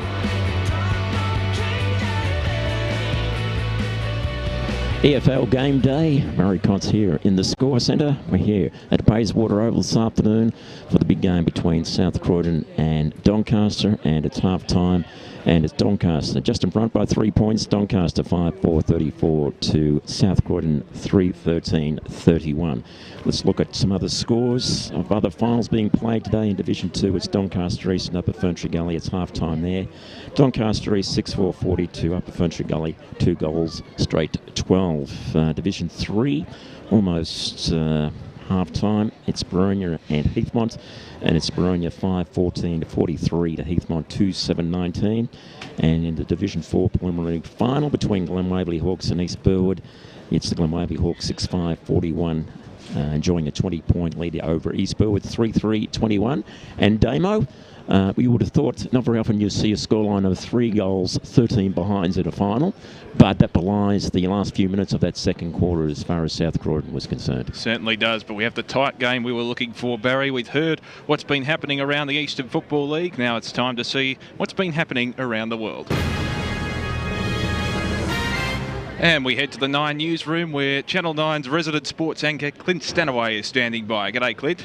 Yeah, very good afternoon to you and all your listeners. Of course, no AFL this weekend, so it's a little bit quiet in the sports department, but still plenty happening in the news world. And there's fears the Western Suburbs inferno. It's been obviously alight for many days, may have actually been deliberately lit. Also, Ram Raiders have been on the charge in Melbourne's South East, smashing up 2 shops, but they've left empty-handed. A major crackdown to stop patients doctor shopping for prescription drugs.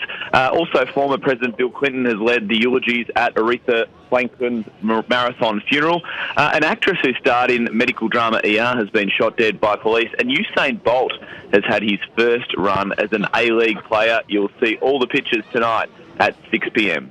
Good on you, Clint Stanaway, joining us from the 9 newsroom, keeping us up to date with what's been happening around the world. Well, Bayswater Oval here, as Barry Cott's mentioned, it's the tight contest we were looking for at the major break. Doncaster leading by just 3 points in the Division 1 qualifying final of the Bendigo Bank Final Series. It's the Sharks 5-4-34 to an inaccurate South Croydon, it's fair to say, 3 goals 13-31. They didn't quite take their chances, and I'll tell you what, it is a cracking contest. It entertaining one at that, despite the fact it has been played in greasy conditions. The goal kickers so far for Doncaster: Chris Anarkis, Angelo Ramboldi, Marcus Alessi, Josh Turner and Harry Conway, of course, who kicked the first major for Doncaster for the game. And for South Croydon, Max King has one. Robbie Mallis had scored one on the run, and Glenn Strawn, of course, rounding out the goal kickers for South Croydon. Brett Davidson joins me in the calling booth at the halftime break. And Davo, It was a quarter of two halves in a way. Doncaster really got on a roll in the first 10 minutes, and then South Croydon gradually pegged them back, particularly late in the quarter, and they needed to for the game's sake. Oh, yeah, look, Damo, I thought that was Doncaster's first probably 18 to 20 minutes of that quarter was exceptional. Won the ball around the contest, moved it on at any cost. They weren't pretty in what they did, but they were effective. And then it looked as if they got 17 points up and thought the bell was going to go, and it was half time. And South Croydon's last 5 minutes, I hardly thought Doncaster touched the football, and they got it deep into the forward line, South Croydon. King became dangerous. Mallison had 2 shots on goal, which one ended up being a goal, and they really ran over the top of Doncaster in that last 5 minutes to set up what's going to be an absolutely sensational last half. And looking at it, it is difficult to work out who we're going to tip as a winner. Hasn't here. changed since the start of the game, has it? No, not at all. I suppose the one thing you can look at is that one team's had 16 shots on goal and the others had 9, which says that nearly twice the amount of shots on goal means that you've had the ball in that area over a half. I still think South Croydon look more dangerous when the ball gets into their forward half. They just haven't been able to capitalise, whereas Doncaster have just done what Doncaster do. They hang in games, they push hard, they work hard, and I was glad they did that, because it looked like it could have been a little bit of a blowout there early on. What about the effect of Schimmelbusch? I think he's been an absolute general for Doncaster, particularly in the first half of that second term. He really has stood out, and we've seen Conway as well providing a target up forward, and Van der Haar's been very good across the whole first half as a high marker. Reminds me of Paul Van der Haar back in the Essendon days, of course. They've had a few standouts, haven't they, the Sharks? They have. I think Hartwig's been very good down back. He's been excellent. I think that Fogarty got his hands on the football a little bit more in the middle that quarter. Schimmelbusch, now, is it a master stroke, or I'm not sure yet, but they've played him nearly up on the wing on Frank Anderson. Now, if you had said that Frank Anderson and Schimmelbusch are going to play against each other, you'd be crazy, because one, nothing against Schimmer, but he's getting on a little bit now, and he's never been a fleet of foot player. But he's done it well. His experience is enormous. He's played the area so well. So the ball comes to him in the area, uses it well, been smart, and I think he was instrumental in getting them back into the game. I love the boy down forward, Conway. He's exciting. He's a bit unpredictable in everything he does, but he's a great target for them. But we were saying earlier on, and I say it again, you know, your Jake Kalange, these guys have got to they've got to be more involved in the game as it goes on, because we've only got one target up forward. They need 2 or 3, whereas when he goes to South Croydon, King's up there. If he's not up there, then Tucker's been up there taking big marks. The ball hits the ground. They've had Mallison. They've had a few other players down there that are dangerous. So, you know, it is literally anybody's game, and both coaches will be saying that it's 0-0. And we're going to come in and win a game, half of football, and that's what we're looking forward to. Well, just lastly, what was the turning point in that second term? Because it looked like Doncaster would run away. They actually doubled South Croydon's score, despite the fact they had less scoring shots on the board, which is quite remarkable. What was the turning point? Was there just something that clicked for the Bulldogs? Yeah, look, it's hard to work out exactly how they did it. I think it was Mallison, when he had the shot at goal and he just missed, and then they played around with the football a little bit. They got their hands on the ball again, didn't they? Yeah, and then you saw, and they started to run a little bit more, and then they got a couple of good inside 50 entries, and that made them a little bit more dangerous. But prior to that, Doncaster got themselves into it because of their tackling pressure. Absolutely enormous. And around the ground there was a stage there where I think in a 2-minute period there were 9 tackles and 3 smothers. Yes. And that brought the ball back into the goal area, and then they kicked a goal, Doncaster, and it was that intensity at the contest that was really impressive from them. They just dropped away in the last 5 minutes of the second quarter. Maybe the heat basically took it out of them in terms of their effort and intensity as well. It's hard to sustain right throughout the first half. You mentioned how hard it is to predict from here. We'll have a go at it anyway. play. How do you see the second half panning out? Will it be much the same, or do you think that it'll be more evenness consistently throughout the second half? Well, I look at it and I see that if South Croydon get their hands on the football, I think they just look more dangerous. But you can never discount Doncaster. So is that sitting on the fence? Yeah, it is. But I'll go with what I said in the first at the start. I'm going to hang on with South Croydon. I think they're probably, as I say, they've got a bit more of the scoring potential. But I don't think it's going to be by much. I think it'll be interesting to see how Anderson responds in the second half as well. So I think some of those bigger players, Anarchis is another one as well who needs to stand up to an extent, given the fact that there was so much pressure and, I guess, attention on him before the game, really, to expose some sort of impact on the match itself, particularly in a big finals game. Dan Sensick and Tim Fitzsimons have been on the boundary in the best seat of the house for this match. How have you seen it from ground level, Dan? It's been tight and tough. Yeah, there's a lot of feeling in this game. These two sides, there's no real rivalry to speak of, but these two sides have a bit of history recently. Of course, the last time they met, it was decided with the last kick of the day. That's been well publicised. Angelo Rambaldi, I think, has had a sensational game. He's been fantastic. He's been playing a fair bit on, I think it was Dylan Marshall's been matching up on him a fair bit. So that's definitely one to watch. Marshall definitely getting into Rambaldi as well. I think he knows that he's a bit chirpy on the field, Dylan Marshall. And once he gets inside the head of Angelo Rambaldi, it might throw him off his game. But there's been no sign of that. I think Rambaldi's been one of the best on the ground for the Sharks so far. Interesting game, isn't it, that South Croydon could be so dominant in the first term but not convert on the scoreboard.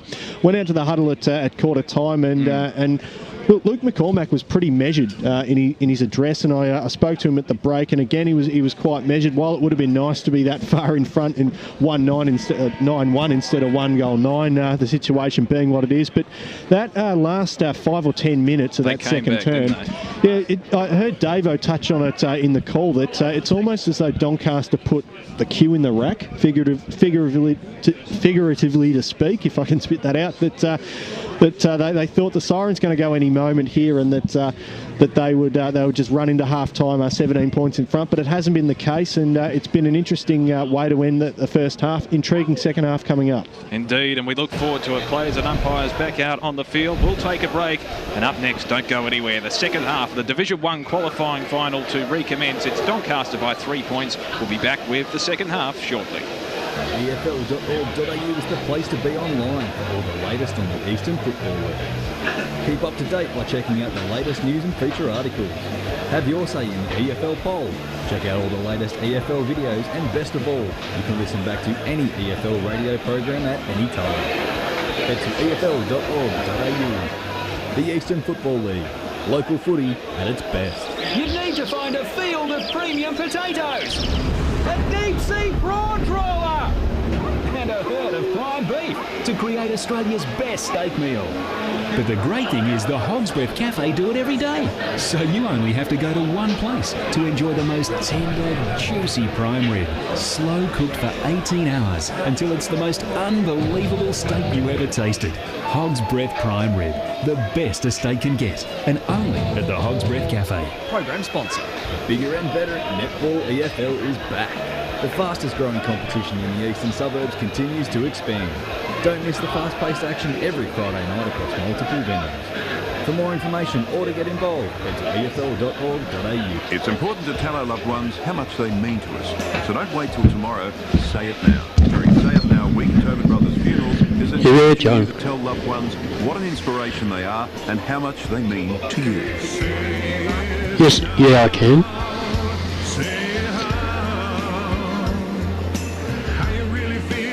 Hashtag Say It Now week this Monday till August 26th. Visit tobinbrothers.com.au. Tobin Brothers Funerals, celebrating lives. Program sponsor. EFL Saturday Game Day. Okay, well, we've got Damien Sully and Dan Beard and Jason Hurd. They're doing a good job. They just stand around the middle. The qualifying final between South Croydon and Doncaster, and not too far away from the start of the second half, with Doncaster holding a 3-point lead. 5 goals for 34 the Sharks to South Croydon 3 goals 13-31 So the Bulldogs have had 16 scoring shots in the first half to Doncaster's 9, and yet Doncaster lead by 3 points. At quarter time, it was South Croydon leading by 9 points, but that was a much better second quarter from Doncaster as we cross down to the boundary with Dan Sensi. Yeah, thanks, Brad. The rain coming down a bit heavier to start the third term. It's going to be interesting to see how both the sides adapt, and the fact that early on in this game, South Croydon were initially better in the wet, greasy conditions, but then Doncaster got on top. So interesting third term coming down, rain coming down as well. Dan, it feels like the temperature's dropped a bit as well. Definitely feels a bit colder. I'm not sure what it's like down there on the ground. Yeah, but it certainly has dropped, and old mate Tim's got the hood on as well, so you can tell he's as tough as they come. But it's at 10.8 degrees down here at ground level, so very cold. Yeah, first day of spring, but it certainly doesn't feel like it. Spring has not sprung just yet. No. And it's very wintry conditions, Brash. Yeah, it is, and I think, Brad, one of the more important things that we can't underestimate in this second half is going to be the use of the bench by both coaches, especially with the way they're going to rotate their big men. The big men, as we say, they don't get any smaller as the conditions get heavier, and the use of McKenzie and Coleman, I feel, for Andrew Tranquilli is going to be important in the second half. Second half gets underway. McKenzie wins the tap. Taking possession there was Jones. Strong tackle, and Hall there applying the tackle. And speaking of McKenzie, Darren McKenzie's just informed me that while it may be 10.8 degrees, the official feels like temperature is 7.4. So it is bitterly cold conditions at Bayswater here today. As the ball comes forward for Doncaster, but South Croydon will be able to clear. Kick comes up towards the wing position. Rosier threw out a hand to that one. Did really well, Rosier, against Sia Cavallis, and the umpire says Sia Cavallis held on to him there. So free kick goes to Patrick Rosier. Wing position. Drives it forward. It's all Doncaster back there, though, and the mark safely held in defence by Malloy. Or is that... It is in fact Whelan. So Blair Whelan goes short to Hartwig. Hartwig measures the kick. It's a good one, and he finds Jack Mann. So still in the defensive 50 for Doncaster. Mann will swing it out to the outer side of the ground, Bayswater Road side of Bayswater Oval, and the mark held on that outer wing. Kick to the wing, but Cox is there for South Croydon to safely hold the mark, and Cox will bring it back into the corridor. Finds Matty Jones. Jones. It's both sides just chipping the ball around at this stage in the early minutes of the third quarter. Walker in the prime position here, had a teammate in support to provide a good shepherd, which was Molnar.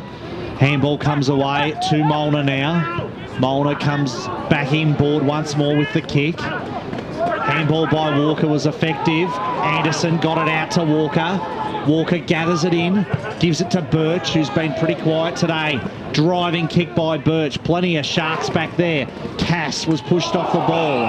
There's a high tackle and a free kick, and it will go to Rosier. He's had a really good start to the second half, Rosier. I think he's really been in most of the contests in that forward 50, and he's tried really hard, Davo, to create something for South Croydon. He has. They've made a change, South Croydon. They've put Evans out onto the wing on Schimmelbusch to give them a little bit more run and drive. Anderson just wasn't giving them the drive that they needed. So that'll be interesting to see how that works. Well, Patrick Rosier just the one behind today. This for his first goal. Walks in. Oh, he's missed and that. He's really hung it out to the right. It was a poor kick. Doncaster want to be careful here. They don't concede another free kick, though, as Rosier sat on his backside. But he'll be disappointed with that miss. And South Croydon, 3-14-32. Doncaster, 5-4-34. And they just keep missing goals they should be kicking. Yeah, that's right. See, Cavallis brings the ball back into play. He was out there looking for Van der Haar over the top of him. Doncaster thumping the ball up towards a Monk's direction, getting down low and taking good mark, though, for the Doggies was James Crowell. Both half-back lines have been really on top for most of the afternoon. Molnar takes the short pass. So using the far side as they've done most of the day, he's Maxi King. Geez, he's a smart footballer. Love watching him go about it. Kicks the ball inside forward, 50 now. Looked like there might have been a bit of holding there from Cooper. Umpire said play on. Hartwig came over the top, forced the spoil over the boundary line and out. Barry Cotts around the grounds with the score centre. Yes, we'll do some score updates. In Division 2, Doncaster 6-4-40 to Upper Gully, 2 goals straight, 12. In Division 3, Baronia 5-4-34 to Heathmont, 2-7-19. And in Division 4, Glen Waverley Hawks 7-5-47, East Burwood 3-3-21. Up to date all afternoon at 40 EFL. If you're around the grounds, get us involved as the short pass goes on for South Croydon. Nick Evans takes the mark. He'll kick from 40. He'll kick from directly in front as well. I hate to say that, but I reckon they need a goal here just for confidence, South Croydon. They keep missing. Sooner or later, they could pay the penalty. So Nick Evans wearing the number 91. You don't see that too often, do you? He comes in now. That's a beautiful kick. That's a goal. Put it through. The Doggies are back in front out here at Bayswater Oval, Division 1 qualifying final on EFL game day. And on the Bendigo Bank scoreboard, 5 minutes into the third term, they call it the Premiership quarter. And the Dogs have a 4-point lead, 38-34. I wonder if Mark Evans from the Gold Coast or Brisbane? Gold Coast. Gold Coast is down watching his son today. And look, he's a good kid, plays at Box Hill, and what he did then is he's playing the wing correctly. He's not getting sucked into the contest all the time. Back in the middle once more, Max King wins the tap. And Arcus hunts down the footy, was tackled by King, by Hartwig, but he doesn't really clear the area. Cass gets the ball forward. Well played back there by McGarnis. He was stripped of the ball by King, though. It was a great tackle. Yeah, had to be brilliant tackle. Had to be penalised there. You got to reward those ones. Well, he threw it away. Yeah. But sometimes the umpires don't pay that. They call that play on. No, we'll agree to agree. Yeah, on that one we will. Maxi King again. He's kicked, as you said before, Brash, 2 goals, 3, and a couple of out of bounds on the full. This is an easier shot than the last one, but still tricky on a difficult angle.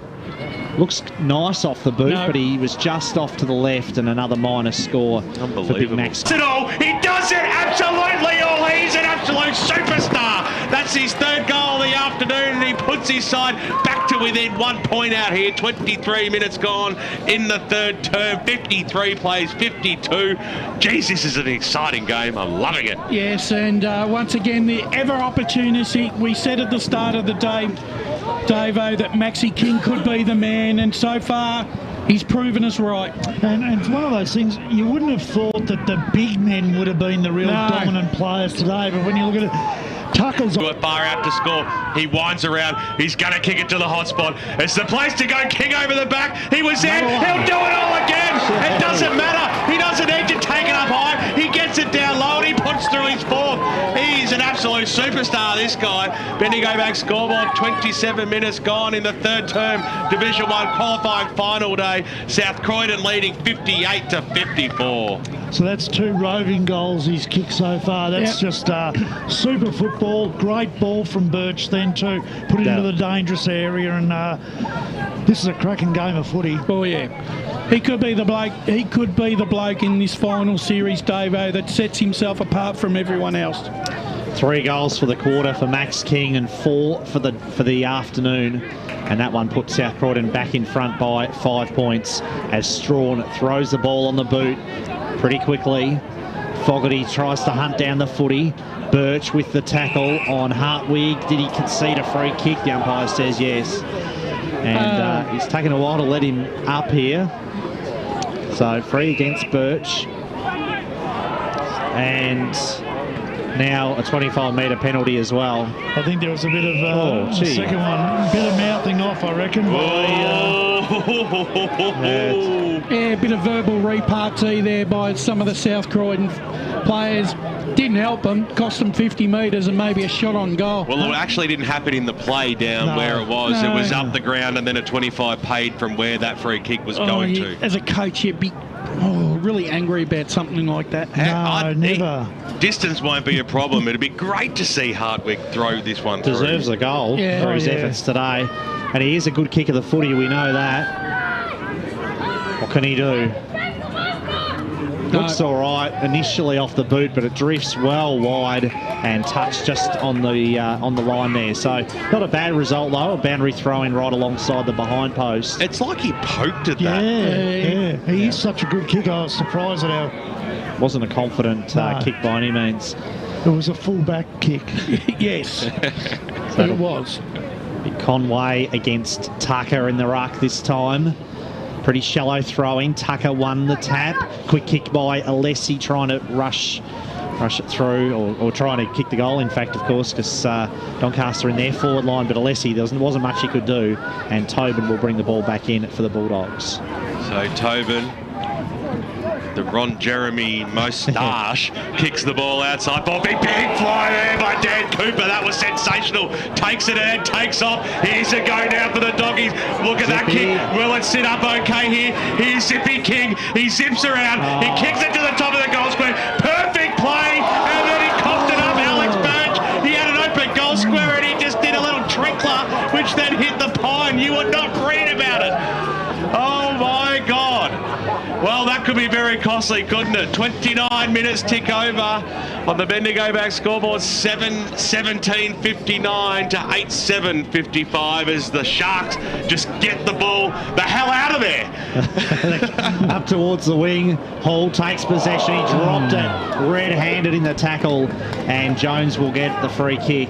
Oh, I can't believe that. No. We normally talk about goal kickers, individual goal kickers. Well, South Croydon have had individual behind kickers this afternoon. Van der Haar almost took the mark. Sock it off the ground. Sock it off the ground again, but it's going to come back. It'll be a free kick to Doncaster. That miss by Birch certainly wasn't a case of him being too casual. He looked nervous kicking it from 5 metres out. He did, and it was such a great kick from Zippy King to get it to him. Perfect. Of which Zippy, we know, would almost slot those 9 out of 10 times as well. Yeah, well, he did the team thing. Correct. So Fogarty's kick to a pack. Strong tackle. Good strong tackle there by Tucker. And it will be a ball up. As the siren sounds, and what a quarter of football that was. Arguably the quarter of the Division 1 season this year. And what a game we are set for in the last quarter, because South Croydon lead, but it's by just 4 points. 7 goals, 17-59 to Doncaster, 8 goals, 7-55. Big Maxi King has kicked 4 goals today for the Bulldogs, while for Doncaster, Ramboldi is their only multiple goal kicker with 2 goals. Hope you're enjoying the broadcast on EFL Game Day, streamed live around the globe on EFL.org.au. It's finals time out in the eastern suburbs. Barry Cott's bringing us up to date with all those score centre results when we come back right after this. And what a final turn we are set for, can't wait. G'day, Billy Brownless here from The Footy Show. KFC Almost Footy Legends is back in 2018 and we're searching for the best highlights from local footy. Head to 9now.com.au/AFL Footy Show and upload your entry for a chance to win $35,000 cash plus a year's supply of KFC. Program sponsor. Nothing better than a companion to keep you up to date with all the latest when you're at the footy. Better still, one that fits in your back pocket. The Eastern Footballer is a must-read. All the latest information, team lists, feature articles and much, much more. Pick up your copy this weekend as you love it local across the Eastern Football League. At Hogsbread Cafe, we're serving Aussie-style great food and a feel-good attitude. Now we're going the whole hog with pasta, more seafood, chicken, rib dishes and fresh salads. And always our famous 18-hour slow-cooked prime rib steak. What are you waiting for? Come in for lunch or dinner and experience the value that is Hogsbread Cafe. Chadstone, Dandenong, Coringal, Knox Ozone and Water Gardens. Come in and experience some hospitality. Our hospitality is all about... Watch the football the way it was. It was just spectacular stuff. And as you say, in these conditions, some of the high marking was exceptional.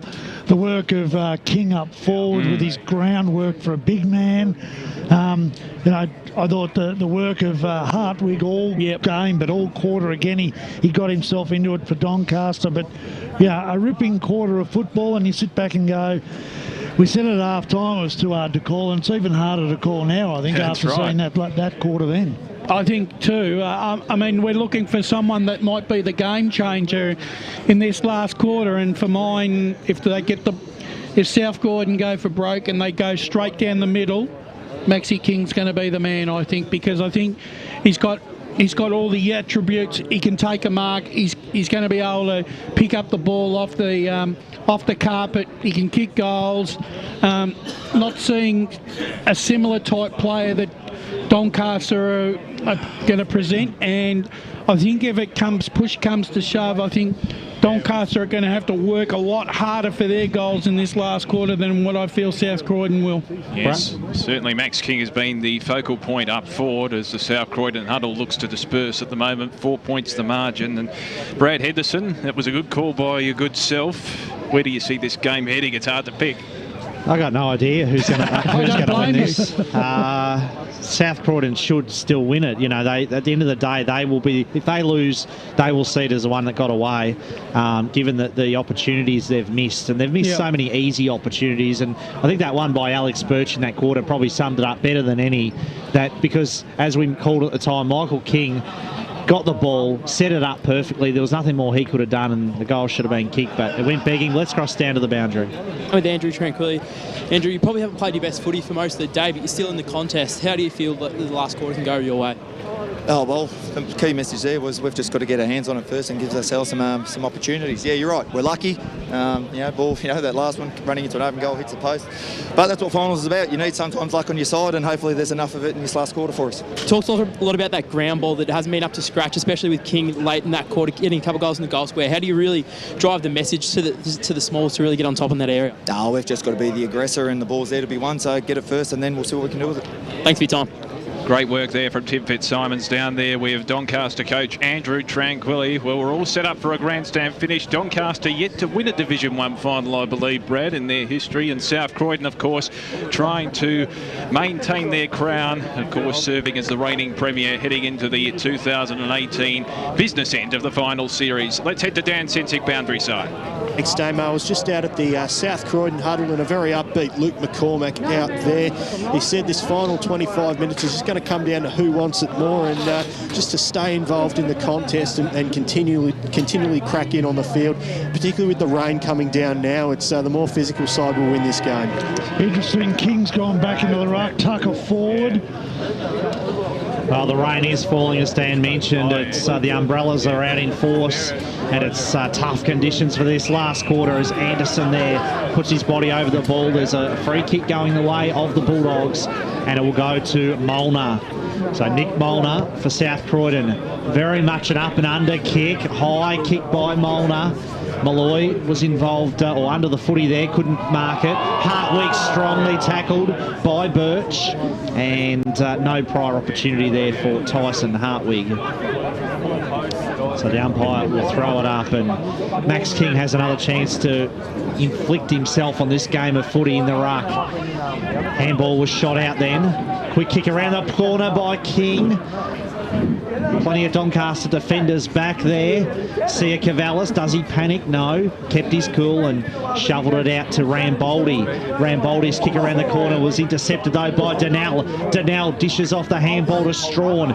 Little intricate kick to full forward. No mark. Rosier there. Almost gave a free kick away to Fogarty. Ball was shot out again. Quick kick out of the pack, but it was well off target there from the boot of Dylan Marshall, and he becomes yet another behind kicker today. Brash, about 16 of them, as you said. Yep.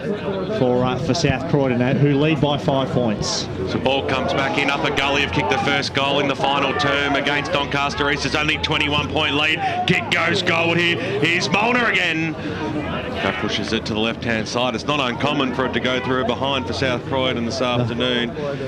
It's a one straight kick ball game out here at Bayswater Oval. 2 minutes tick over on the Bendigo Bank scoreboard. 7:19:61 to 8:7:55. Dano King gone forward, and Anderson back on the wing on Schimmelbusch. He comes in from Hartwig. I'm not sure if that was touched. It might be a free kick to the Doggies. It will be. So Max King kicked 4 goals today. Well, absolutely super. Go for it, Max. Well, he might be a bit too far out to score there, Brash, as he kicks it in towards the forward pocket. They've kept the ball alive, though, linking handballs over the top. But this is Zippy King. That's his forte, almost, Zippy. But It's not uncommon. It's another point. So 2.5 minutes tick over, 7-point lead, maybe a handier point. Yeah. 7:20.62 to 8:7.55. 2 behinds today for Michael Zippy King as Hartwig brings the ball back in. Mahon boots it forward. Up towards the wing, this looks good. Alessi takes possession, over the top to Kalange. Under pressure, Kalange's kick bounces through. And where South Croydon miss those opportunities, Doncaster make good of them. Jake Kalange, he's had a quiet day, but he's kicked 2 goals. And Doncaster bring the margin back to just 1 solitary point. Let's cross down boundary side to Dan Sensick. Just to touch on what I said in the third quarter, Kalange may have had a quiet day, Brad, but he's actually had an involvement in 3 of Doncaster's their last 3 goals. He's kicked a couple and had 1 assist as well. Barry Cott's around the grounds with the score centre. Yes, the Division 2 13-minute mark of the last quarter. Doncaster East 9-6-60, leading Upper Ferntree Gully 6-4-40. So 20-point ball game out at Tormore. Ball back in the middle here. It's a 1-point ball game. We've picked the right game as we've done so many times. Kick was smothered by Kalange. Ramboldi got the knockout from that stoppage. Came out towards Finnan right on his hammer. Marshall. The ball was kept alive. That's good play. Ramboldi got the handball away to Fogarty. Got dispossessed of the football. Charging through. Stevie Donnell hits the deck on a strong Fogarty tackle. And we will have a ball up just inside the line. This is a quarter when Anarchis really needs to stand up because he's been very, very quiet today. He needs to break the tag and stand up and give him something. Mackenzie had the front spot. He got the knockdown to Marn. Speak of the devil, Anarchis got dispossessed, holding the football. Chance for South Croydon to build themselves up from the half-back line. Short passes on, that's okay. Here's Matty Jones. Takes the mark on the edge of the centre square. Kicking towards the Bayswater Hotel end. Was a risky one that time, but he got the kick away. Ramboldi got the fist, and it goes over the boundary line and out of bounds. I didn't like that piece of play. I thought that was very negative there by Matt Jones. But not only that, they've done that a number of times, haven't they, South Croydon? Yeah. Their movements sideways out of the defence has often been poor and has caused them turnovers. So it's a 1-point lead for South Croydon. Boundary throw-in, King against Mackenzie. Mackenzie won the tap this time. Molnar hunts after the footy and he's bumped over the line and we'll get a free kick there against Mackenzie. So free kick to Nick Molnar. Veteran for the Bulldogs, member of their last flag back in 2009 in Division 2. Molnar's kick up towards the wing. King on a long lead takes the mark. Wheels around now. Puts the kick forward. Whelan's back there for Doncaster. Dangerous handball. It's intercepted. Knocked along the ground. Whelan dives in after the ball again. Tucker is right there to keep him company and force the ball up. So again, it's deep in South Croydon's forward line as the umpire throws it up. Tucker wins the tap down. Malloy close to the boundary and over the line. Still a 1-point lead for Doncaster. In this quarter, they've kicked 2 behind. South Croydon have kicked 2 behinds. Barry Cotts. Yeah, just 5.6 minutes into the last quarter. It's Glen Waverley Hawks 10-8-68. Oh, sorry, make that East Burwood 10-8-68, trailing Glen Waverley 9-9-63. Well said. Yep. Umpire to bring the ball back into play here to a left forward pocket. South Croydon leading by a point, sorry, BWS, I should say. I said Doncaster were. That's And it's the Bulldogs in front. Deep in the doggy forward line. Mackenzie muscled his way to the front spot. That was good. They got the clearing kick out of the danger zone in towards the middle of the ground. Now high flyer there was James Crowell. Couldn't pull the mark down, but won the free kick. So he'll thump the ball back in. 2 kicks from home. That's every bit of a thumping one up towards the top of the goal square. Comes down to ground level. Scooped upon by Frankie Anderson, who couldn't get enough curl on it. Wanted to push in the back, but just take the boundary throw in. They've still got it in their forward zone. 7 minutes tick over. 1-point lead. 62-61. South Croydon. 27 scoring shots to 16. And they lead by 1 point. EFL Game Day, EFL.org.au around the globe. this afternoon. Hope you're enjoying the broadcast as the ball comes back in. Almost looked like Tucker might have been held in that ruck contest. Goes after it again on hands and knees, getting down low, and McGarnis was there as well. And we'll have a throw up. Do you know, I'd like to think that South Croydon would want to start scoring, considering the amount of time they've had in this forward 50. Well, it comes out now. Jones snaps around the body, kept the ball alive. No, he didn't. I was right there to see it just go over, and we'll have a boundary throw in. So still 20 metres out, if that, from the doggy goal line. Can they stretch their lead? Time will tell. Dano King got the handball away. Snap out of the pack there by Rosier. That was smothered. There's a lot of players around this football. It's going to be hard to earn possession. What's the bet? The umpires pick a free kick here very shortly just to clear the congestion. Well, we got umpire Damien Sully right there. He'll call it how he sees it. There's no doubt about that. One of the best in the business. Throws it up now. Hands and knees. Going after it there was Mackenzie. Got brought to ground. He had some support there in Vanderhaar. Let's cross down boundary side to Tim Fitzsimons. They've got to be smart here, Doncaster, if they can clear the ball. They've got Max King just sitting a kick behind the ball. Guy throws it up, ball hits the deck. Mick Fogarty hits the deck and hands it back to the umpire. By Damien Sully almost having a bit of a laugh there. Throws it up now. King, Mackenzie.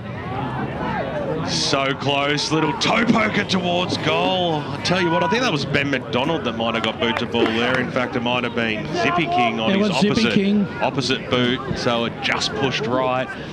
Lead out to 2 points as a kick comes in. It was dangerous. And Blair Whelan takes it just inside the defensive arc for Doncaster. That was great work from Big Max the King then to nearly take that. He worked hard. Whelan's kick to Conway on a long lead, but it was fisted over the boundary line. He's gone out of it a little bit, Conway, hasn't he? He had that burst there of about 15 minutes, but he's been well shut down the last quarter and a bit. Has indeed. It's a 2-point lead now for South Croydon. Free kick paid. Push. Coming back for a push. It will go to the Sharks. And Coleman. So Nick Coleman, 2-time premiership player for Doncaster. At half-back. Kicks to the half-forward position, or really wing position. Conway flew. Ball on the deck now, shovelled out. Quick kick, tumbles forward. And Turner there was the intended target, but it was fisted away from him by McDonald. That was a great result from a nothing situation then, to get that 30 metres. Alessi comes on for Doncaster and will hit this contest hard. Smacked away now. Almost a free kick. Anarchis throws the ball on the boot. Tumbles it forward.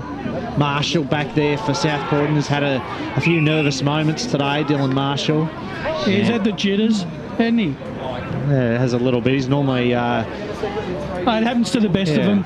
Yeah, not. It's out of character somewhat. Tucker palmed it down to Jones.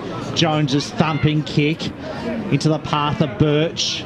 King is there. Michael King paddles it out to Birch now. Birch's handball was blocked though by Hartwig. Malloy throws the ball on the boot, and there wasn't much science in that, but it was effective. Well, he was outnumbered 2-1 then, managed to cover up and then got the return ball to kick out. So that's a great result for Doncaster. Just forward of centre for the Sharks, trailing this game by 2 points, 61-63. EFL.org.au around the globe today on EFL Game Day. Division 1 qualifying final. Ball hits, comes in. Here's Dano King. Couldn't quite trap the football. Went after it a second time. Over the top there was Conway. Nicely done though there by Jones. Got it out. Now the doggies are off up towards the half forward line. They're hugging the boundary line. It's going to go over and we'll have a boundary throw in, but they've got it forward of centre for them, just outside the centre square, but out of bounds. Who's going to be the person that's going to break the game? Which side?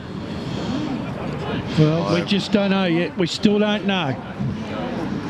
Ask and answer your own question, Brush. I love it. As the umpire throws the ball back in and it hits the deck.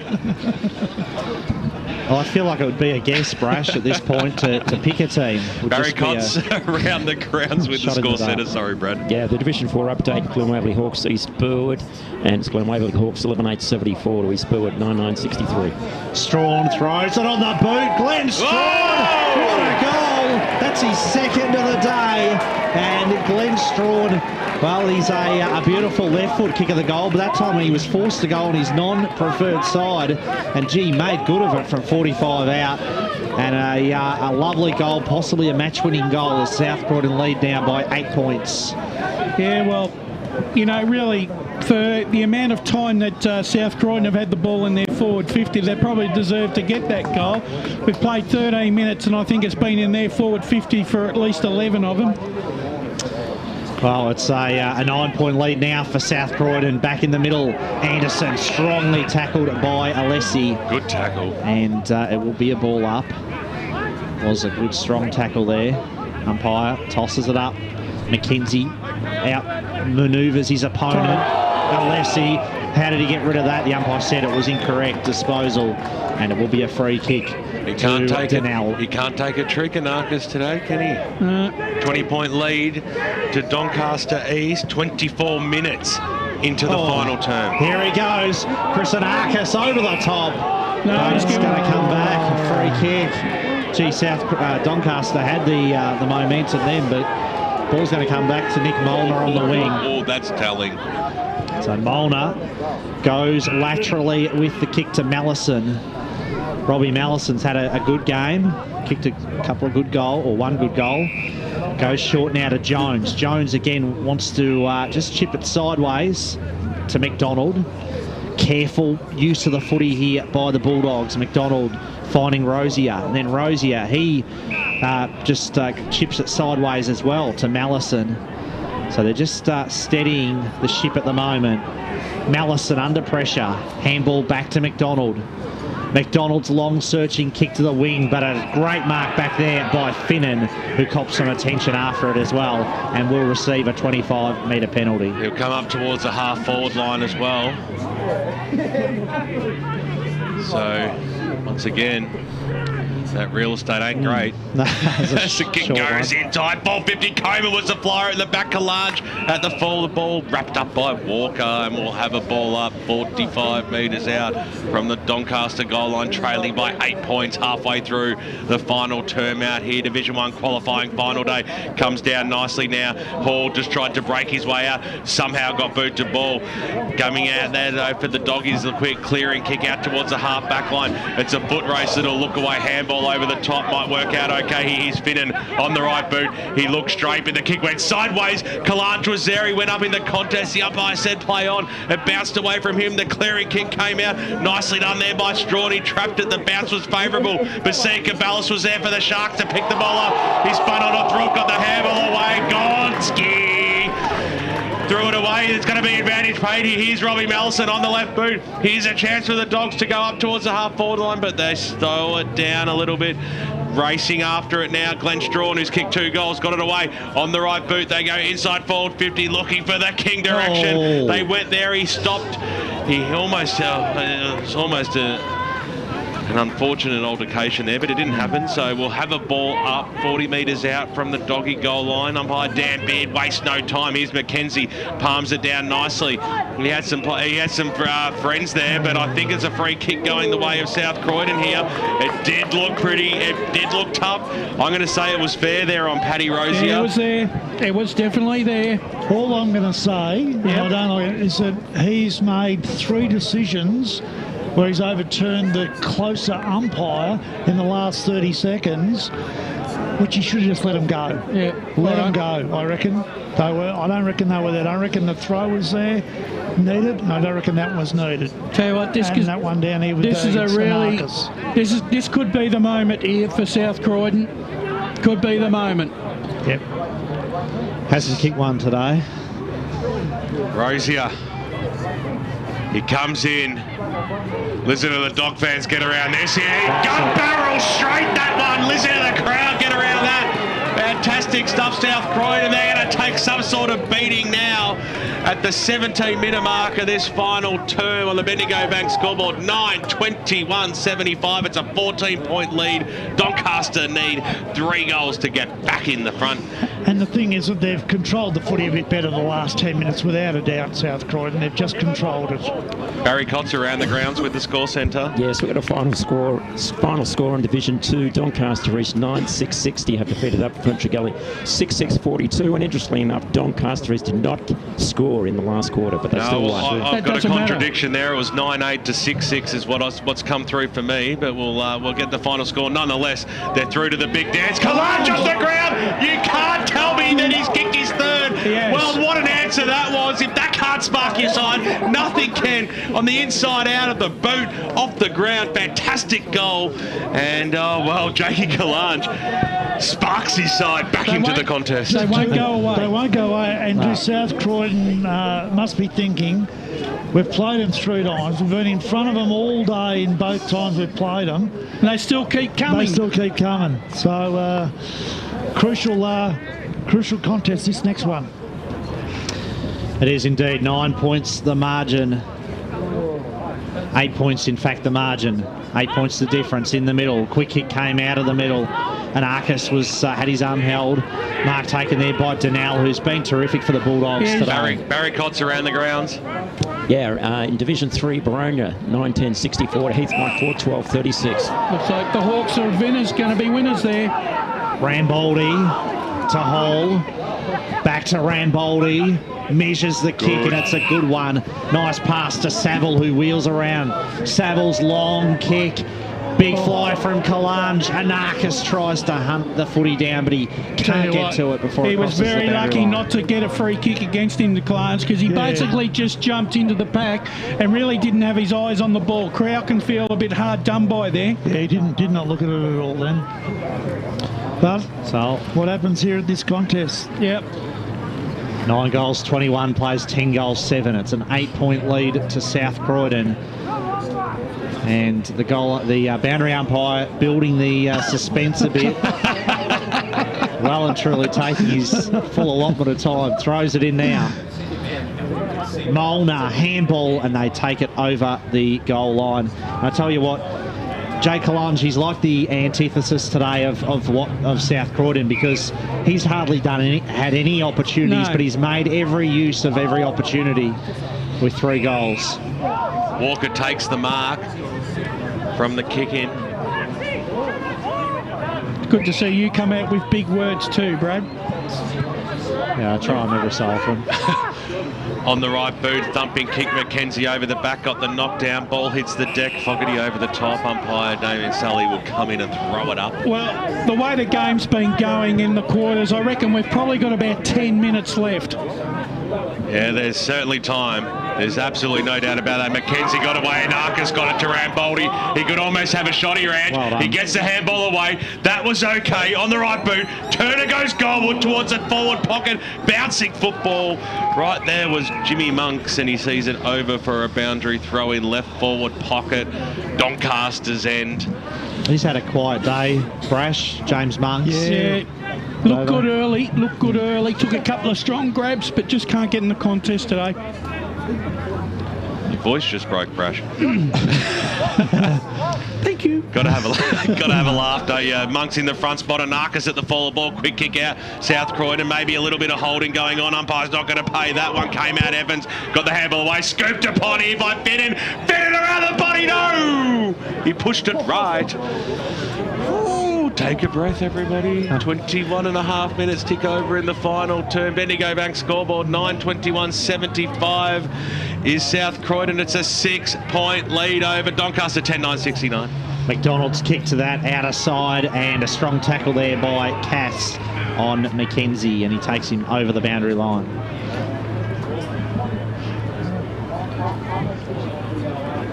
So 9:21.75 to 10-9-69. Anyone going to bring up the draw factor? No. 22 minutes gone in the final quarter. And one more goal for Doncaster would put us in that position where... Oh, we go to extra time there, Noah. 5 minutes each way. How good would that be in this game? A strong tackle by Anarchis. Quick kick. Tumbles forward. Monk's there in the box seat. But Crowd did really well to fist it over the boundary line. Yeah, Monksy needed to take a mark. Needed to try and make something happen there.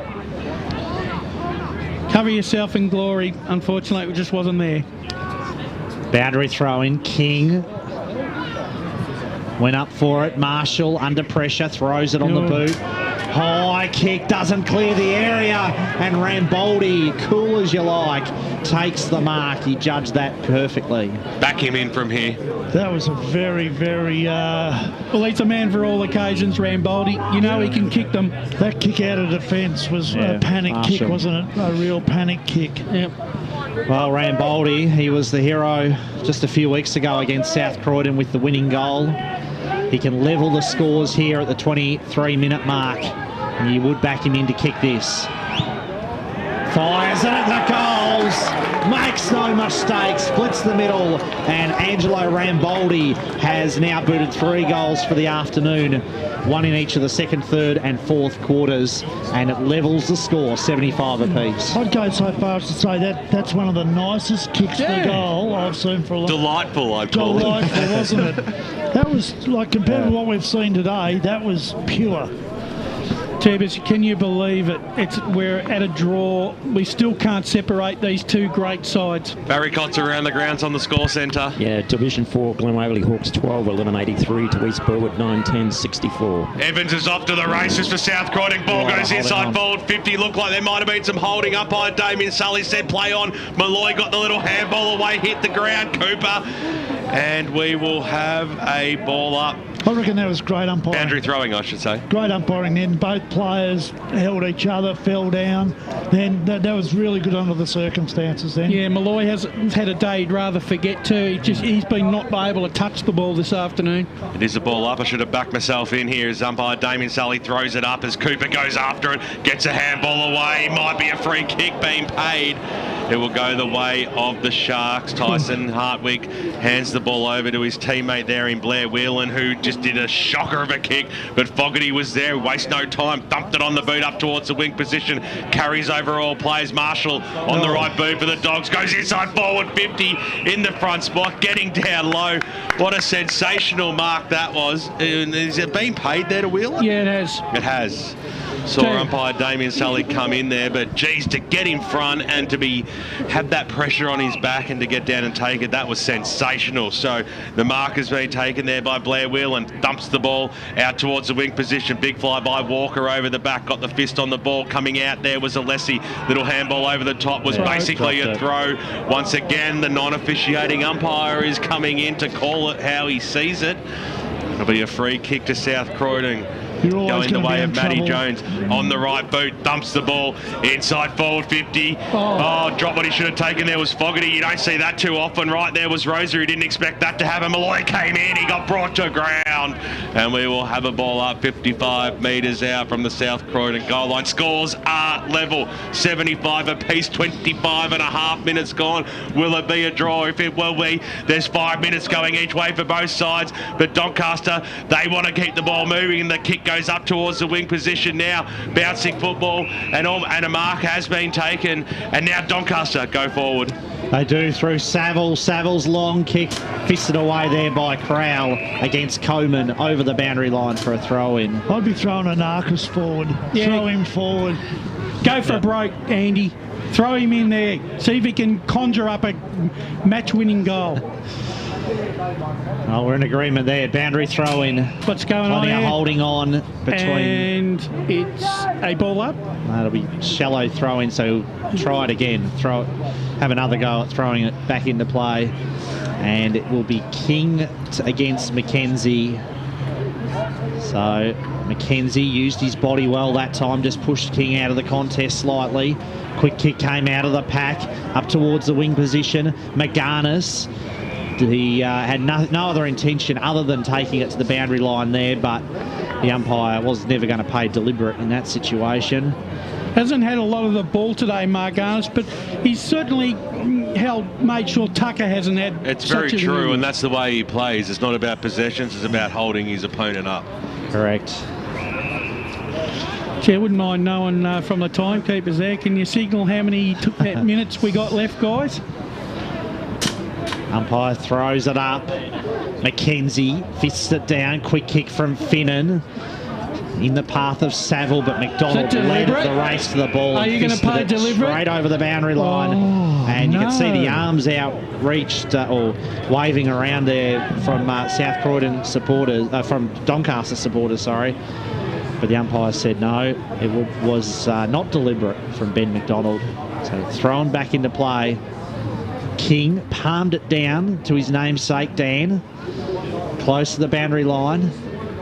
Socket off the ground by Sia Cavallis and over the boundary line. You'd almost think BWS the next score wins it, doesn't it? Well, yep. Thank you, Captain Obvious. Let's go to Barry Cox around the grounds on the score centre. Yep, the final score in Division 4 preliminary final. Glen Waverley Hawks 12-11-83 have defeated East Burwood 9-10-64. Glen Waverley go through and go up a division next year, which is good. The ball came down. A kick goes out of bounds on the ball. And I tell you what, the Doggy faithful were going nuts. The Doncaster fans were going ballistic about that one. I think it's which way has it gone? There's still confusion over there. People are filthy. The ball goes up towards the wing position. McGarnis over the back got the knock over the boundary line out of bounds. 28 and a half minutes tick on. It almost seems like there will be extra time. Barry Cott's a quick score. Yeah, Division 3 final score. Baronia 9-10-64 defeated Heathmont 4-12-36. Yeah, good response there by Baronia to get to win this week.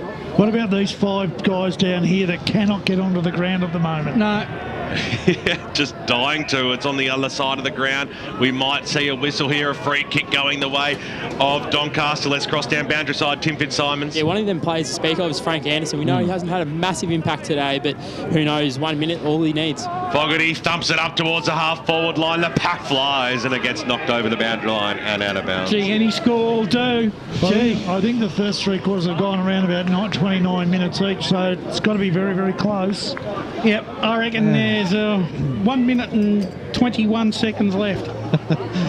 There can't be much time left, that is for sure. Quick kick by Anarchis. McDonald got a hand to it, and there's a player hurt there for, it looks like Cox, I think it was, for South Croydon. McDonald, in fact, who's in a lot of pain just near the stoppage there, holding his arm. King won the tap down. Jones takes possession, gets the handball away, but it doesn't travel far. Rosier throws it on the boot, out of the pack. Rosier's kick up towards half-back. Quick kick around the corner. That was effective. Intercepted, though, by Hartwig. What a game he's played. Quick kick. Missed the boot. The ball scored. It's all 2-on-1 favours South Croydon. King, the zippy one. And that Bulldogs lead by 6 points. Zippity doodah. Wow, Michael King, it was also the ball, but it just sat nicely for him. And once he got his hands on it, he was never going to miss that. And he hasn't kicked a goal today until then. But what a time to kick your first. Yeah, well, that was all it was going to take, wasn't it, Davo? Yep. It's amazing. It's almost like any given Sunday, isn't it? There can't be too much time left. 31 minutes are about to tick over. Umpire Dan Beard throws the ball up. McKenzie versus King. Comes out towards Anarchis. Got muscled off with the ball. It's still in the middle of the ground. They'll like a stoppage, but here's a go. Fogarty on the left boot for Doncaster. This is their last chance. Kalaj needs to take it. He almost had another around Bold. He tried to go after it. Nicely done there by Cox. He put the pressure on. He had some support as well. Over the boundary line it goes and out of bounds. 70 metres out from the Doncaster goal line. It doesn't get much better than this Division 1 qualifying final day. The Doggies lead by 1 straight kick. And the siren What an epic clash that was today. Amazing stuff. Unbelievable. But this is for the Doggies fans. Hear the song.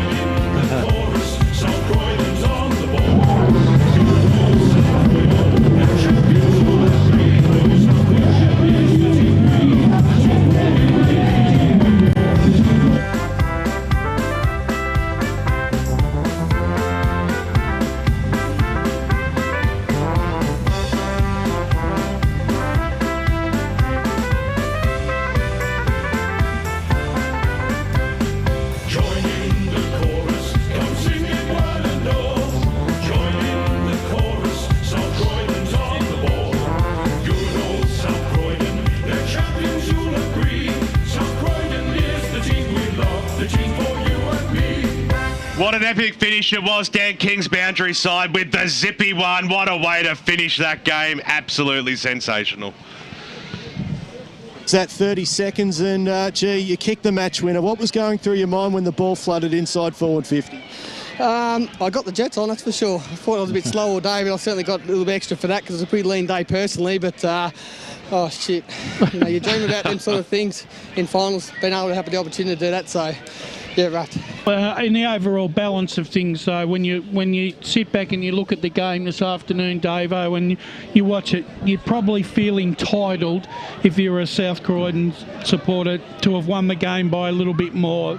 You know, their first quarter 1-9 should have been probably 6-4, 6-3. As you said, the game couldn't be over, but, you know, look, full credit to Doncaster. They never give up. They don't, do they? No, and, yeah, look, the road for them now just gets that little bit harder. They've got to go to Central Reserve against the winner of Blackburn and Roval tomorrow, and then they have to front up the 6 days later for a prelim final if they get that far. Might be a hard task now. It might be, yeah. I agree. I think it's because you did say, Davo, that this is the second. That this sort of game, the qualifying and the second semi-final, are probably the two crux games because mentally they can take a lot out of you. Oh, without a doubt. And look, it's going to be sensational for South Croydon to win a game like this, especially having played Doncaster twice this year, where they've lost really close ones right at the death. So they've been able to get up on one. They've played well, not converted. A lot of players, if you look through their games, would have been, I would have thought, below par for South Croydon, to be honest, which means they know they've got a lot of improvement in them. Going out to Vermont, I saw Harmett was watching the game here today, so he'd be looking at it thinking that was a physical, tough contest full of emotion, and he'll be pretty happy that Vermont's had a week off to play South Croydon next week.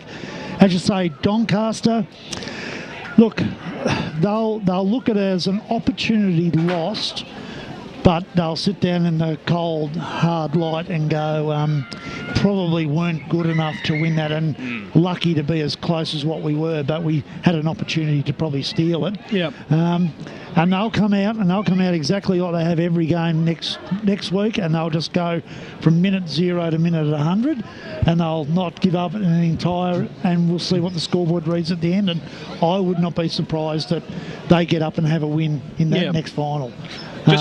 Wouldn't surprise me. Just from a coaching perspective, sorry, Davo, is it testament to Luke McCormack the fact that I think many people may have thought coming into this season, South Croydon, with all the adulation and jubilation from last year, that they may have a hangover because it was their first premiership in Division 1, and yet they've performed well and performed up to standard in high-pressure situations such as this yet again? Oh, without a doubt. Great coaching performance, but he's also got a great list that have matured. He's got some good performances from boys that have come in to the squad from VFL, but great performance. Let's hear boundary side to Dan Sensick, and he's with South Croydon star Steve Donnell. Yeah, thank you, Damo. Steve Donnell down here. I interviewed you after the grand final last year, and you told me you might hang up the boots, but you're going around again and you're deep into another final series. It's hard to give it up when you're going so well, the team, so I'm still enjoying it, but yeah, close on that one, wasn't it? It's interesting with Michael King kicking the winning goal today. It's his first Division 1 final. What's it been like having him back at the club? Oh, it's been great. He's a South Croydon boy, and obviously went away for a few years there to Churnside Park and played some really good footy. And to have him back at the club, it's good. We've got a lot of our junior boys who come through, and obviously being a cousin of mine as well, it's good to have a bit of family back in the club as well.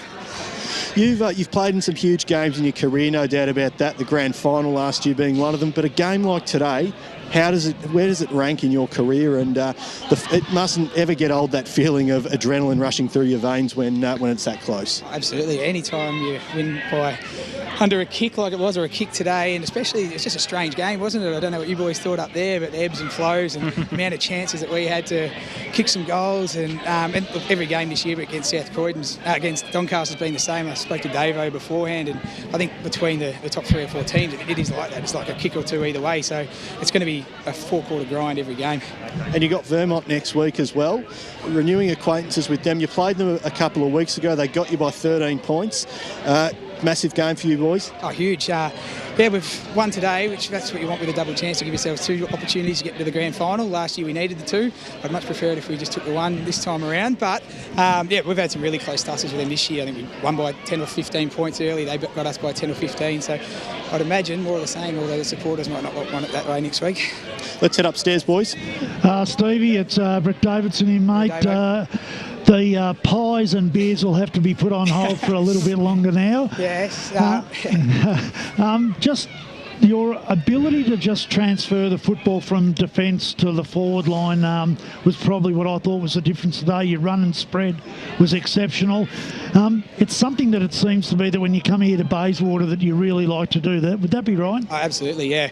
We want to get the ball out and switch as much as possible. We brought a little bit of run into the team today with Frankie Anderson, Jaden Cass and Nick Evans, who are really good outside players, and Strawny's on the wing there as well. So we think it's a good advantage of ours. It's a funny comp Division 1 because don't get many opportunities on the big grounds until this time of year, but we think that it suits us. And look, we probably could have been better at it today, but the opportunities we had, it was a bit wet and greasy. I still thought we did get on the outside at times there as well.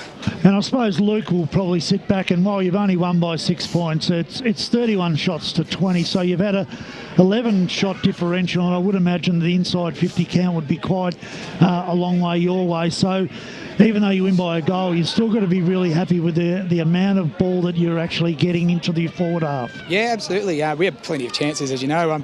Absolutely no disrespect to Doncaster there, because they play a fantastic game as well. But I felt like we gifted them a few in the back half. I love my defenders back there, but I think we'll have a look on the replay at a few there and we'll be shaking their heads. But and even missed a few goals there from sort of 15, 20 out, which you'd like to think you'd put away more times than not.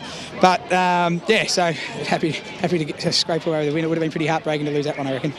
Yeah, Stevie, congratulations. It's Brash here. One of the things that when we're talking about the outside players, sometimes conditions like today don't suit the outside runners, and it's more the inside type players that have to go in and get the ball to create opportunities. Does that mean, though, that the outside players have to play a little bit of a different role when the conditions don't suit them? Yeah, absolutely. I mean, everyone has to go when it's their time to go. Ideal scenario, we've got our Bulls like Maxi Molnar and Hammer in there, Lucas O'Neill and Dano can play inside as well. But look, when it's your turn to put your head over it, you need to go. We've got some really good, strong clearance players in the reserves as well, ready to step up. We picked a bit more of an outside team today. Who knows? I think last year against Vermont, when you look back at the finals, that was probably one of our strengths, was the inside ball. Whereas this year we've probably topped up a bit with outside players, I reckon. And I think the other thing too is, we know how Max King announced himself last year. Well, today, look, he's such a weapon that you've got. You can put him in the ruck and he can do damage. But not only he plays full forward like a full forward, but he also plays like a rover as well. For such a big man, you can't really ask much more of him, could you? Absolutely. He was a star today, wasn't he? He was under a bit of a cloud coming in this week, and he got up for it. And I'm so glad we picked him and he played, and the way he played, he was a difference there for 2 or 3 quarters, I thought. Been able to reach out, but also, as you said, his ground level stuff. He rates himself a bit at ground level as well. I can see why. Yeah, absolutely. And today, he crumbed a few there. So, super. I'd be very surprised if I didn't see his name at the pointy end of the best after today. And just the last one from me, Steve. The work of Lucas O'Neill on Anarchis today was absolutely sensational. A lot of people probably wouldn't have noticed, but I just thought his ability to stop that quick handball that Anarchis is very good at was just was elite today. He was so good, wasn't he? And he had a super final series last year for a Bull sort of in and under player. Maybe the big ground you think wouldn't suit, but he just lifts in the finals. And he had a really tough year. He's been in and out of the team because of some of the VFL boys coming back at times, and he's got sort of 3 points next to his name. He's a super player, but his attitude all year, you just know when he's in the team there what he's going to give you. And he proved that today, didn't he? Certainly did, Steve. And just lastly, before we let you go, how does the team regroup and refocus ahead of the final against Vermont after what was certainly a final with plenty of adulation and excitement today? Yeah, it was. Well, we'll certainly enjoy it. I know Mac is the type of coach here. He's very relaxed from that point of view. And look, we'll go back to the club tonight and probably have a couple of beers and reflect and think we might have got out of jail there. And I'm no doubt tonight we'll enjoy it. Tomorrow, though, we'll sort of get up, do our rehab, and then it's sort of looking ahead to to Vermont. You don't want to do that straight away, but certainly sort of come Sunday, maybe the coaches will, and then probably Monday, Tuesday, the players as well. Well, good on you, Steve. Enjoy tonight and enjoy the victory. Thanks very much, guys. See you next week. Steve Donnell joining us at ground level with Dan Sensick, and certainly probably more relieved than joyful to an extent, although it was an exciting finish. He was a key focal point today for South Croydon. Yeah, I thought Stevie Donnell, especially in the second half, Davo, he just got some really important possessions on that half back line just to repel some, Doncaster forward inside 50s. His experience is invaluable in these situations, and that's what he's very, very good at. And, that's the sort of player that you need in a football team to go well. Yep. Indeed, and a man who was a towering figure in more ways than one, Max King, is down on the boundary with Tim Fitzsimons. Yeah, Max must be absolutely over the moon. Went forward today, 4 goals, plus played pretty much half the game in the ruck. You must be wrapped with how you went. I'm pretty buggered, to be honest. Yeah, it's very exciting times. I also kicked 4 points and one out in the full too, so I'm spewing about that. But yeah, no, it was a good game. Good to get the win. They've beaten us twice this year. A really good team. So to come away with it at the end there, very happy. Obviously, no one told you that big men aren't meant to kick Rovers goals. A couple of nice goals off, down low in the forward line. Do you really pride yourself on your ability to be so mobile as such a big man? No, I think it's just luck, to be honest. I haven't been able to get a kick all year, and then all of a sudden the ball just fell in front of me. I try and jump at the ball. That's what they want me to do, and then I don't know. I just got lucky a couple of times. Max, what is it with Doncaster? They just seem to, they never go away. You've got to play 120 minutes against them, don't you? Yeah, absolutely. They've run over us in the last quarter twice. The last 2 times we've versed them, and they come again pretty hard today. They've got a really strong midfield, which are hard to stop. But they're just one of those teams. When they get on top, they're really hard to stop, and they defend really well. They take a lot of intercept marks today, which is a bit on us. We have to work on that to not allow that. But Doncaster they're really good. Their defensive work down back, and then their midfielders just bloody kill us. Well, you were under a bit of an injury cloud today, apparently. You've come out and kicked 4 goals. Do you go back to Luke now and say, mate, I need a very quiet week on the park so that I can come back refreshed for next week? Is that the plan?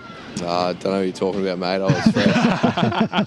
Yeah, nah. I rolled my ankle last week, but it felt really good, and I was confident coming into the game. Felt it was a bit sore, but structurally, like running and changing direction, felt fine. So I'll see how I go. I'll probably be on the ice tonight. Unfortunately, won't be able to have a beer, but I'll be on the ice and see how I can run around Tuesday.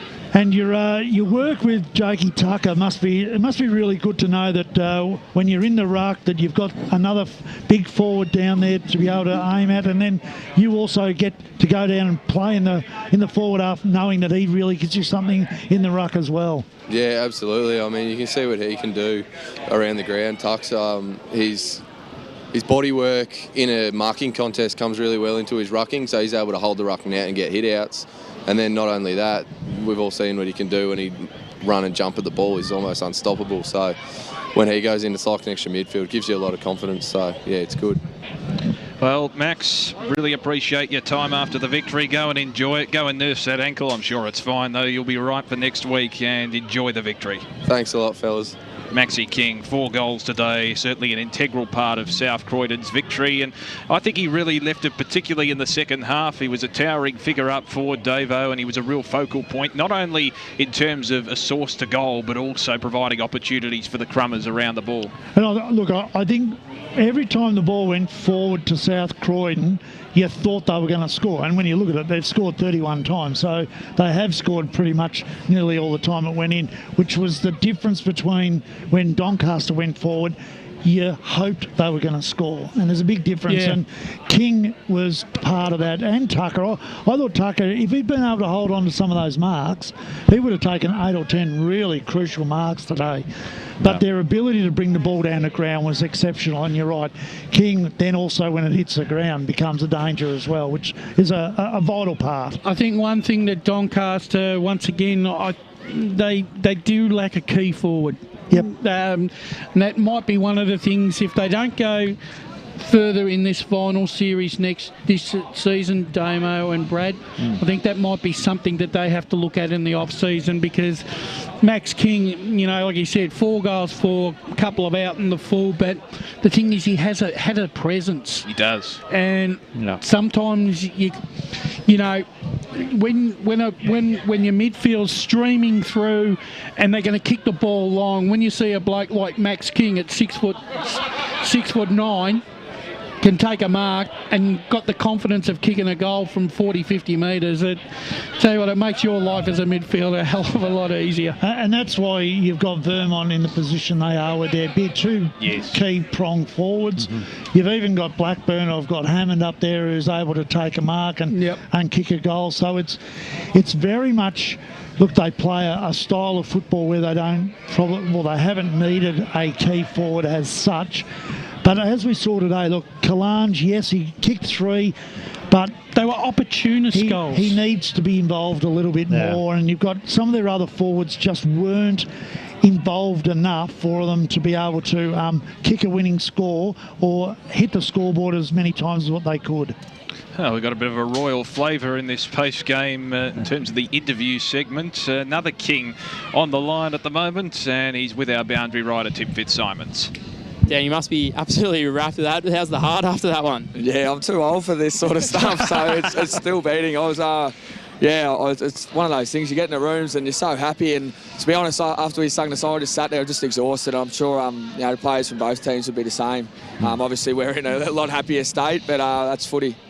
Yeah, you had a bit of a lead there, almost probably about 2.5 goals halfway through that last quarter. Then they kicked a couple of quick ones. Did the thought come creeping back into your head about the 2 times you played them this year?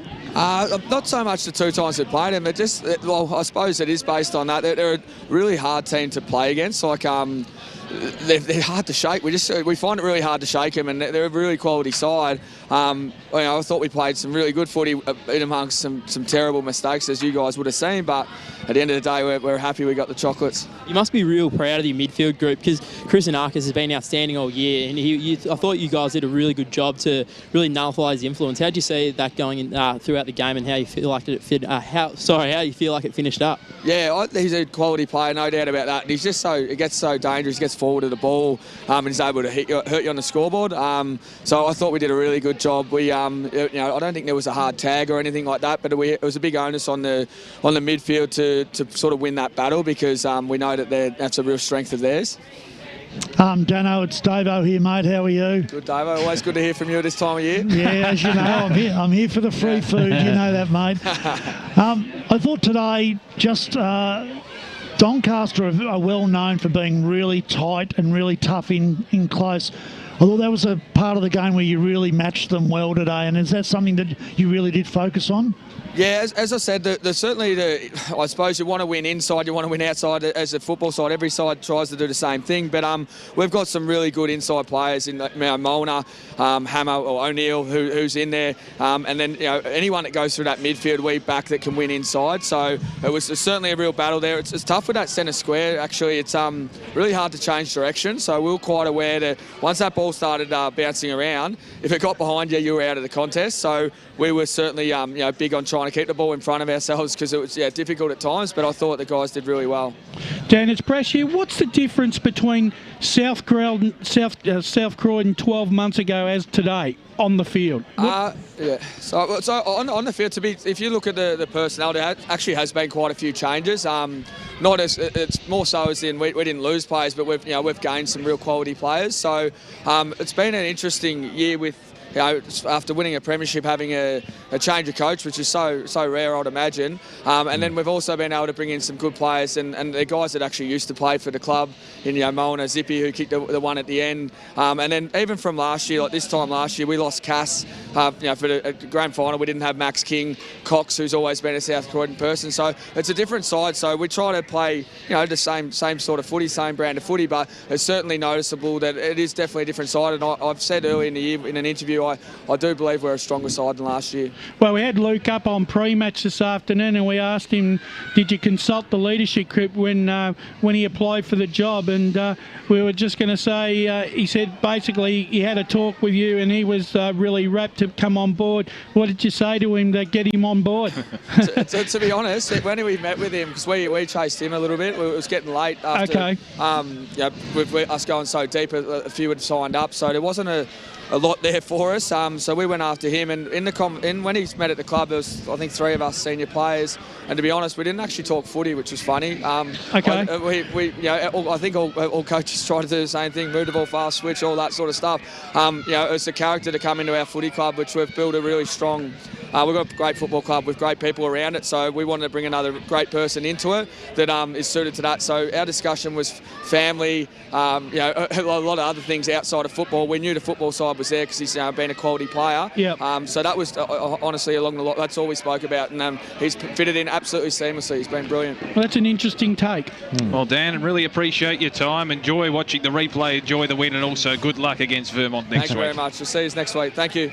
Dan King joining Tim Fitzsimon's Boundary side. A couple of laid-back and very affable type of fellas down there. I'm sure they're very relieved after the win. I think it's always handy. I mean, look, South Croydon, I think they've probably been very well grounded, Damo. They've gone through such a hell of a lot in that football club. They've had to work so hard for every single good player to get through the club, to get to the club. And just over the last 2 to 3 years, you saw signs of it before last year that they weren't too far off it. They finished 5th or 6th in 2016, so they were on the cusp. But last year they took another step, and this year it just looks like to me they've consolidated. They've added a few little touches to their game style, added a few players, and it's working beautifully for them. Oh, look, they're the classic family club, aren't they? Yeah. Community oriented. And that's what they've been.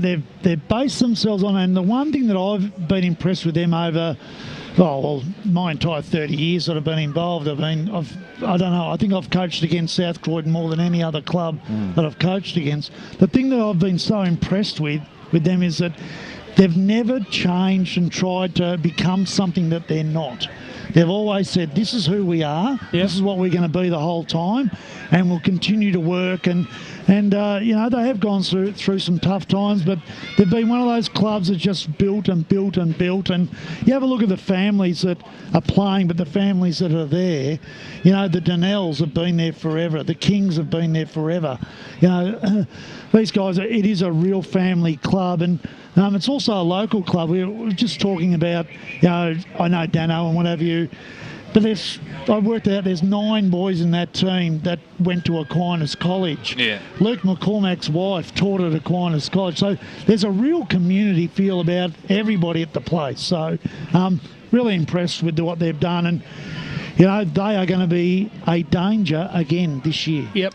Tell you what, the votes are going to be interesting this afternoon, aren't they? That's right. We'll get to them in a sec. Just a quick question to Brad Henderson. You've been calling footy a long time in the Eastern Football League. I'm not saying this is the greatest final we've ever seen, certainly skill-wise, but how did it go with excitement? How does it compare with the many finals, excluding grand finals, that you've seen? Yeah, probably top 5, to be honest. Top 5? Of all the... And I have called a lot of finals and a lot of grand finals as well, but there's a couple that I'd still have ahead of it, but it would be top 5 of the games I've seen. South Croydon Knox would have to be well up there, wouldn't it? Second Division 2007 grand final is still the one I consider the best local game of footy I've ever seen. Yeah, I agree. That was the best. That's number 1.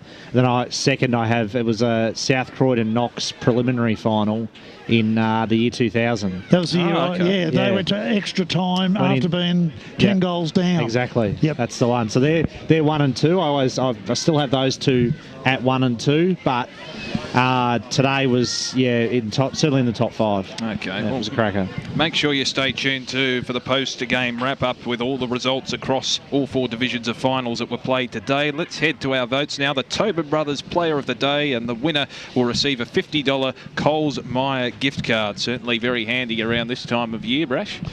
Yeah, look, I'll kick it off this afternoon, and I'm going to give my one vote to, I think, Doncaster's best player this afternoon, Tyson Hartwick, off the half-back line. I thought he was sensational. Basically, he tried everything that he could to keep his side in the contest, repelled many forward inside 50s, and kicked the ball to position quite well. My 2 votes goes to probably the guy that we spoke a little bit about on the boundary line through our interviews, but Lucas O'Neill gets my 2 votes this afternoon for his job on the dangerous and reigning Chandler medalist Chris Anarkis. I thought, Chris just wasn't allowed to be himself today. Didn't get free possession, but that was because of the way O'Neill played him fairly, beat him on his merits. And my 3 votes, I think you can't really go past Max King. He was the difference between the 2 sides. 4 goals for, he's, like I said, he could be the man that could announce himself right throughout the final series. Brett Davidson. Oh, well, after Brash looked at my votes and decided over the left shoulder trick. Unbelievable. I've had him written, I've had him highlighted the whole lot, and he's gone. It's like the kid sitting next to you in the exam. You were a teacher, Davo. Did you ever learn to do this now. I wasn't looking at you. Mine's all computerised. Yours is in Pittman. Old school. Yeah, old school. Yeah, look, can't disagree with any of that. Hartwick, definitely the best player for Doncaster. Gave him 1. I thought if you're going to shut down the most important player for Doncaster, which was Anarkis, was important. While they said it wasn't a hard tag, every time I looked up, O'Neill was next to him, so it seemed a hard tag. He was great, and Max King, sensational. Fair enough too. Bradley Henderson. Thanks very much. Pretty similar, but I gave Angelo Rambaldi 1 vote. I thought he was outstanding today. Kicked 3 goals. Everything he did was quality. Used the ball well. I reckon he's one of those players who, as good a player as he is, he steps it up a notch when you get to finals time. He's a great big game player. So I gave Angelo Rambaldi the 1.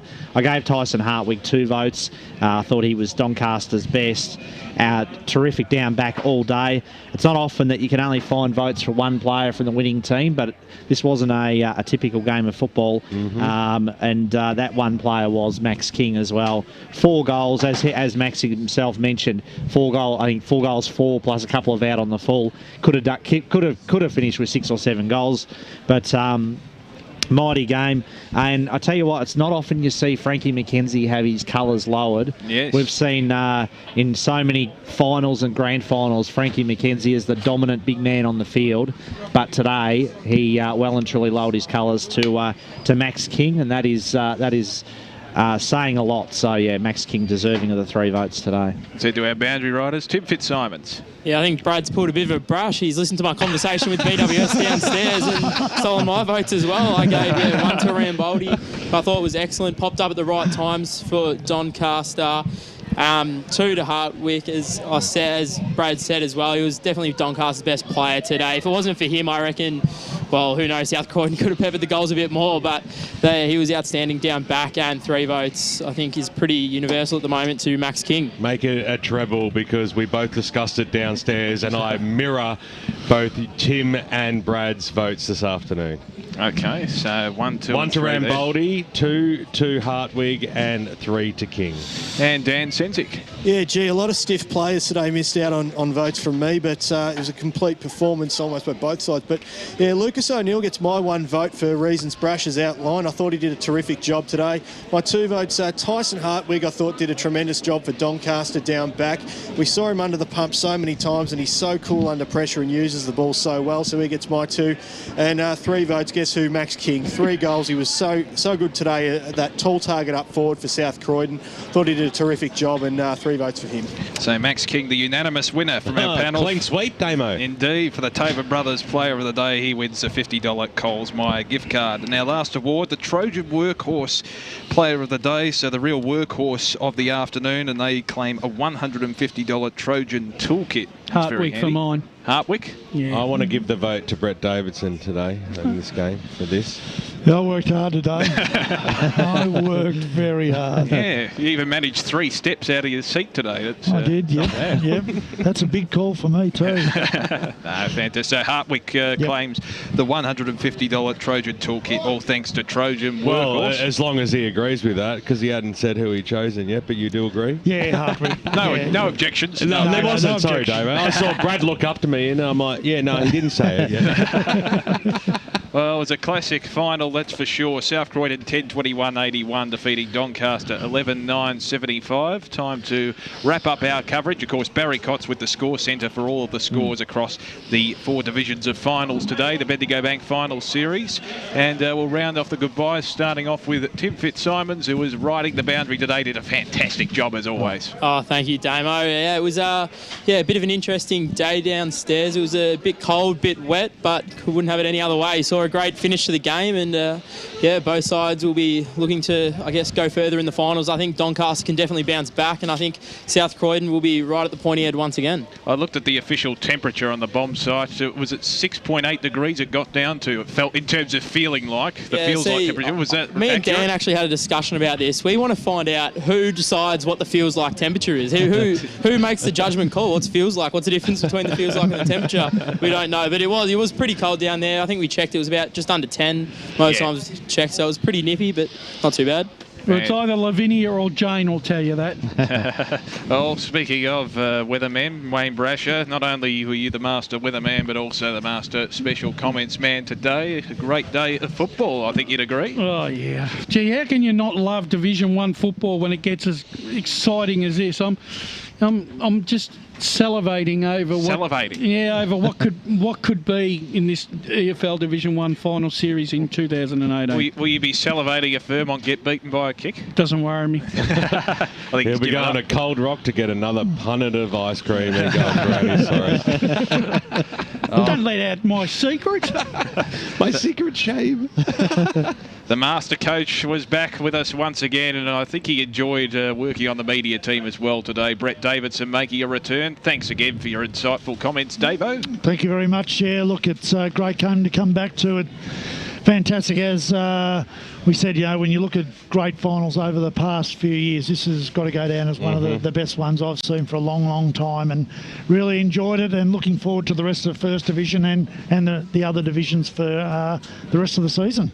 Outstanding call today from two great men, two aficionados of the Eastern Football League. The accurate one, Brad Henderson, fantastic job today. Mirrored the other accurate one, Bill Collins, I reckon. Oh, gee, well, that is high praise, Damo, especially from a race fan like yourself. So, thanks very much. And I tell you what, though, it's easy to call a great game of footy. True. Because there was so much entertainment this afternoon. Anyone who was here today was lucky to be here. I'll tell you what, if we get a few more finals like that, we'll be very lucky indeed. And of course, our broadcast manager, fantastic job as always, adding plenty of colour to the call, Ben Warren Smith. Love coming out to Bayswater, love calling football, especially finals football, and it doesn't get any better than the home of the Eastern Football League out at Bayswater Oval.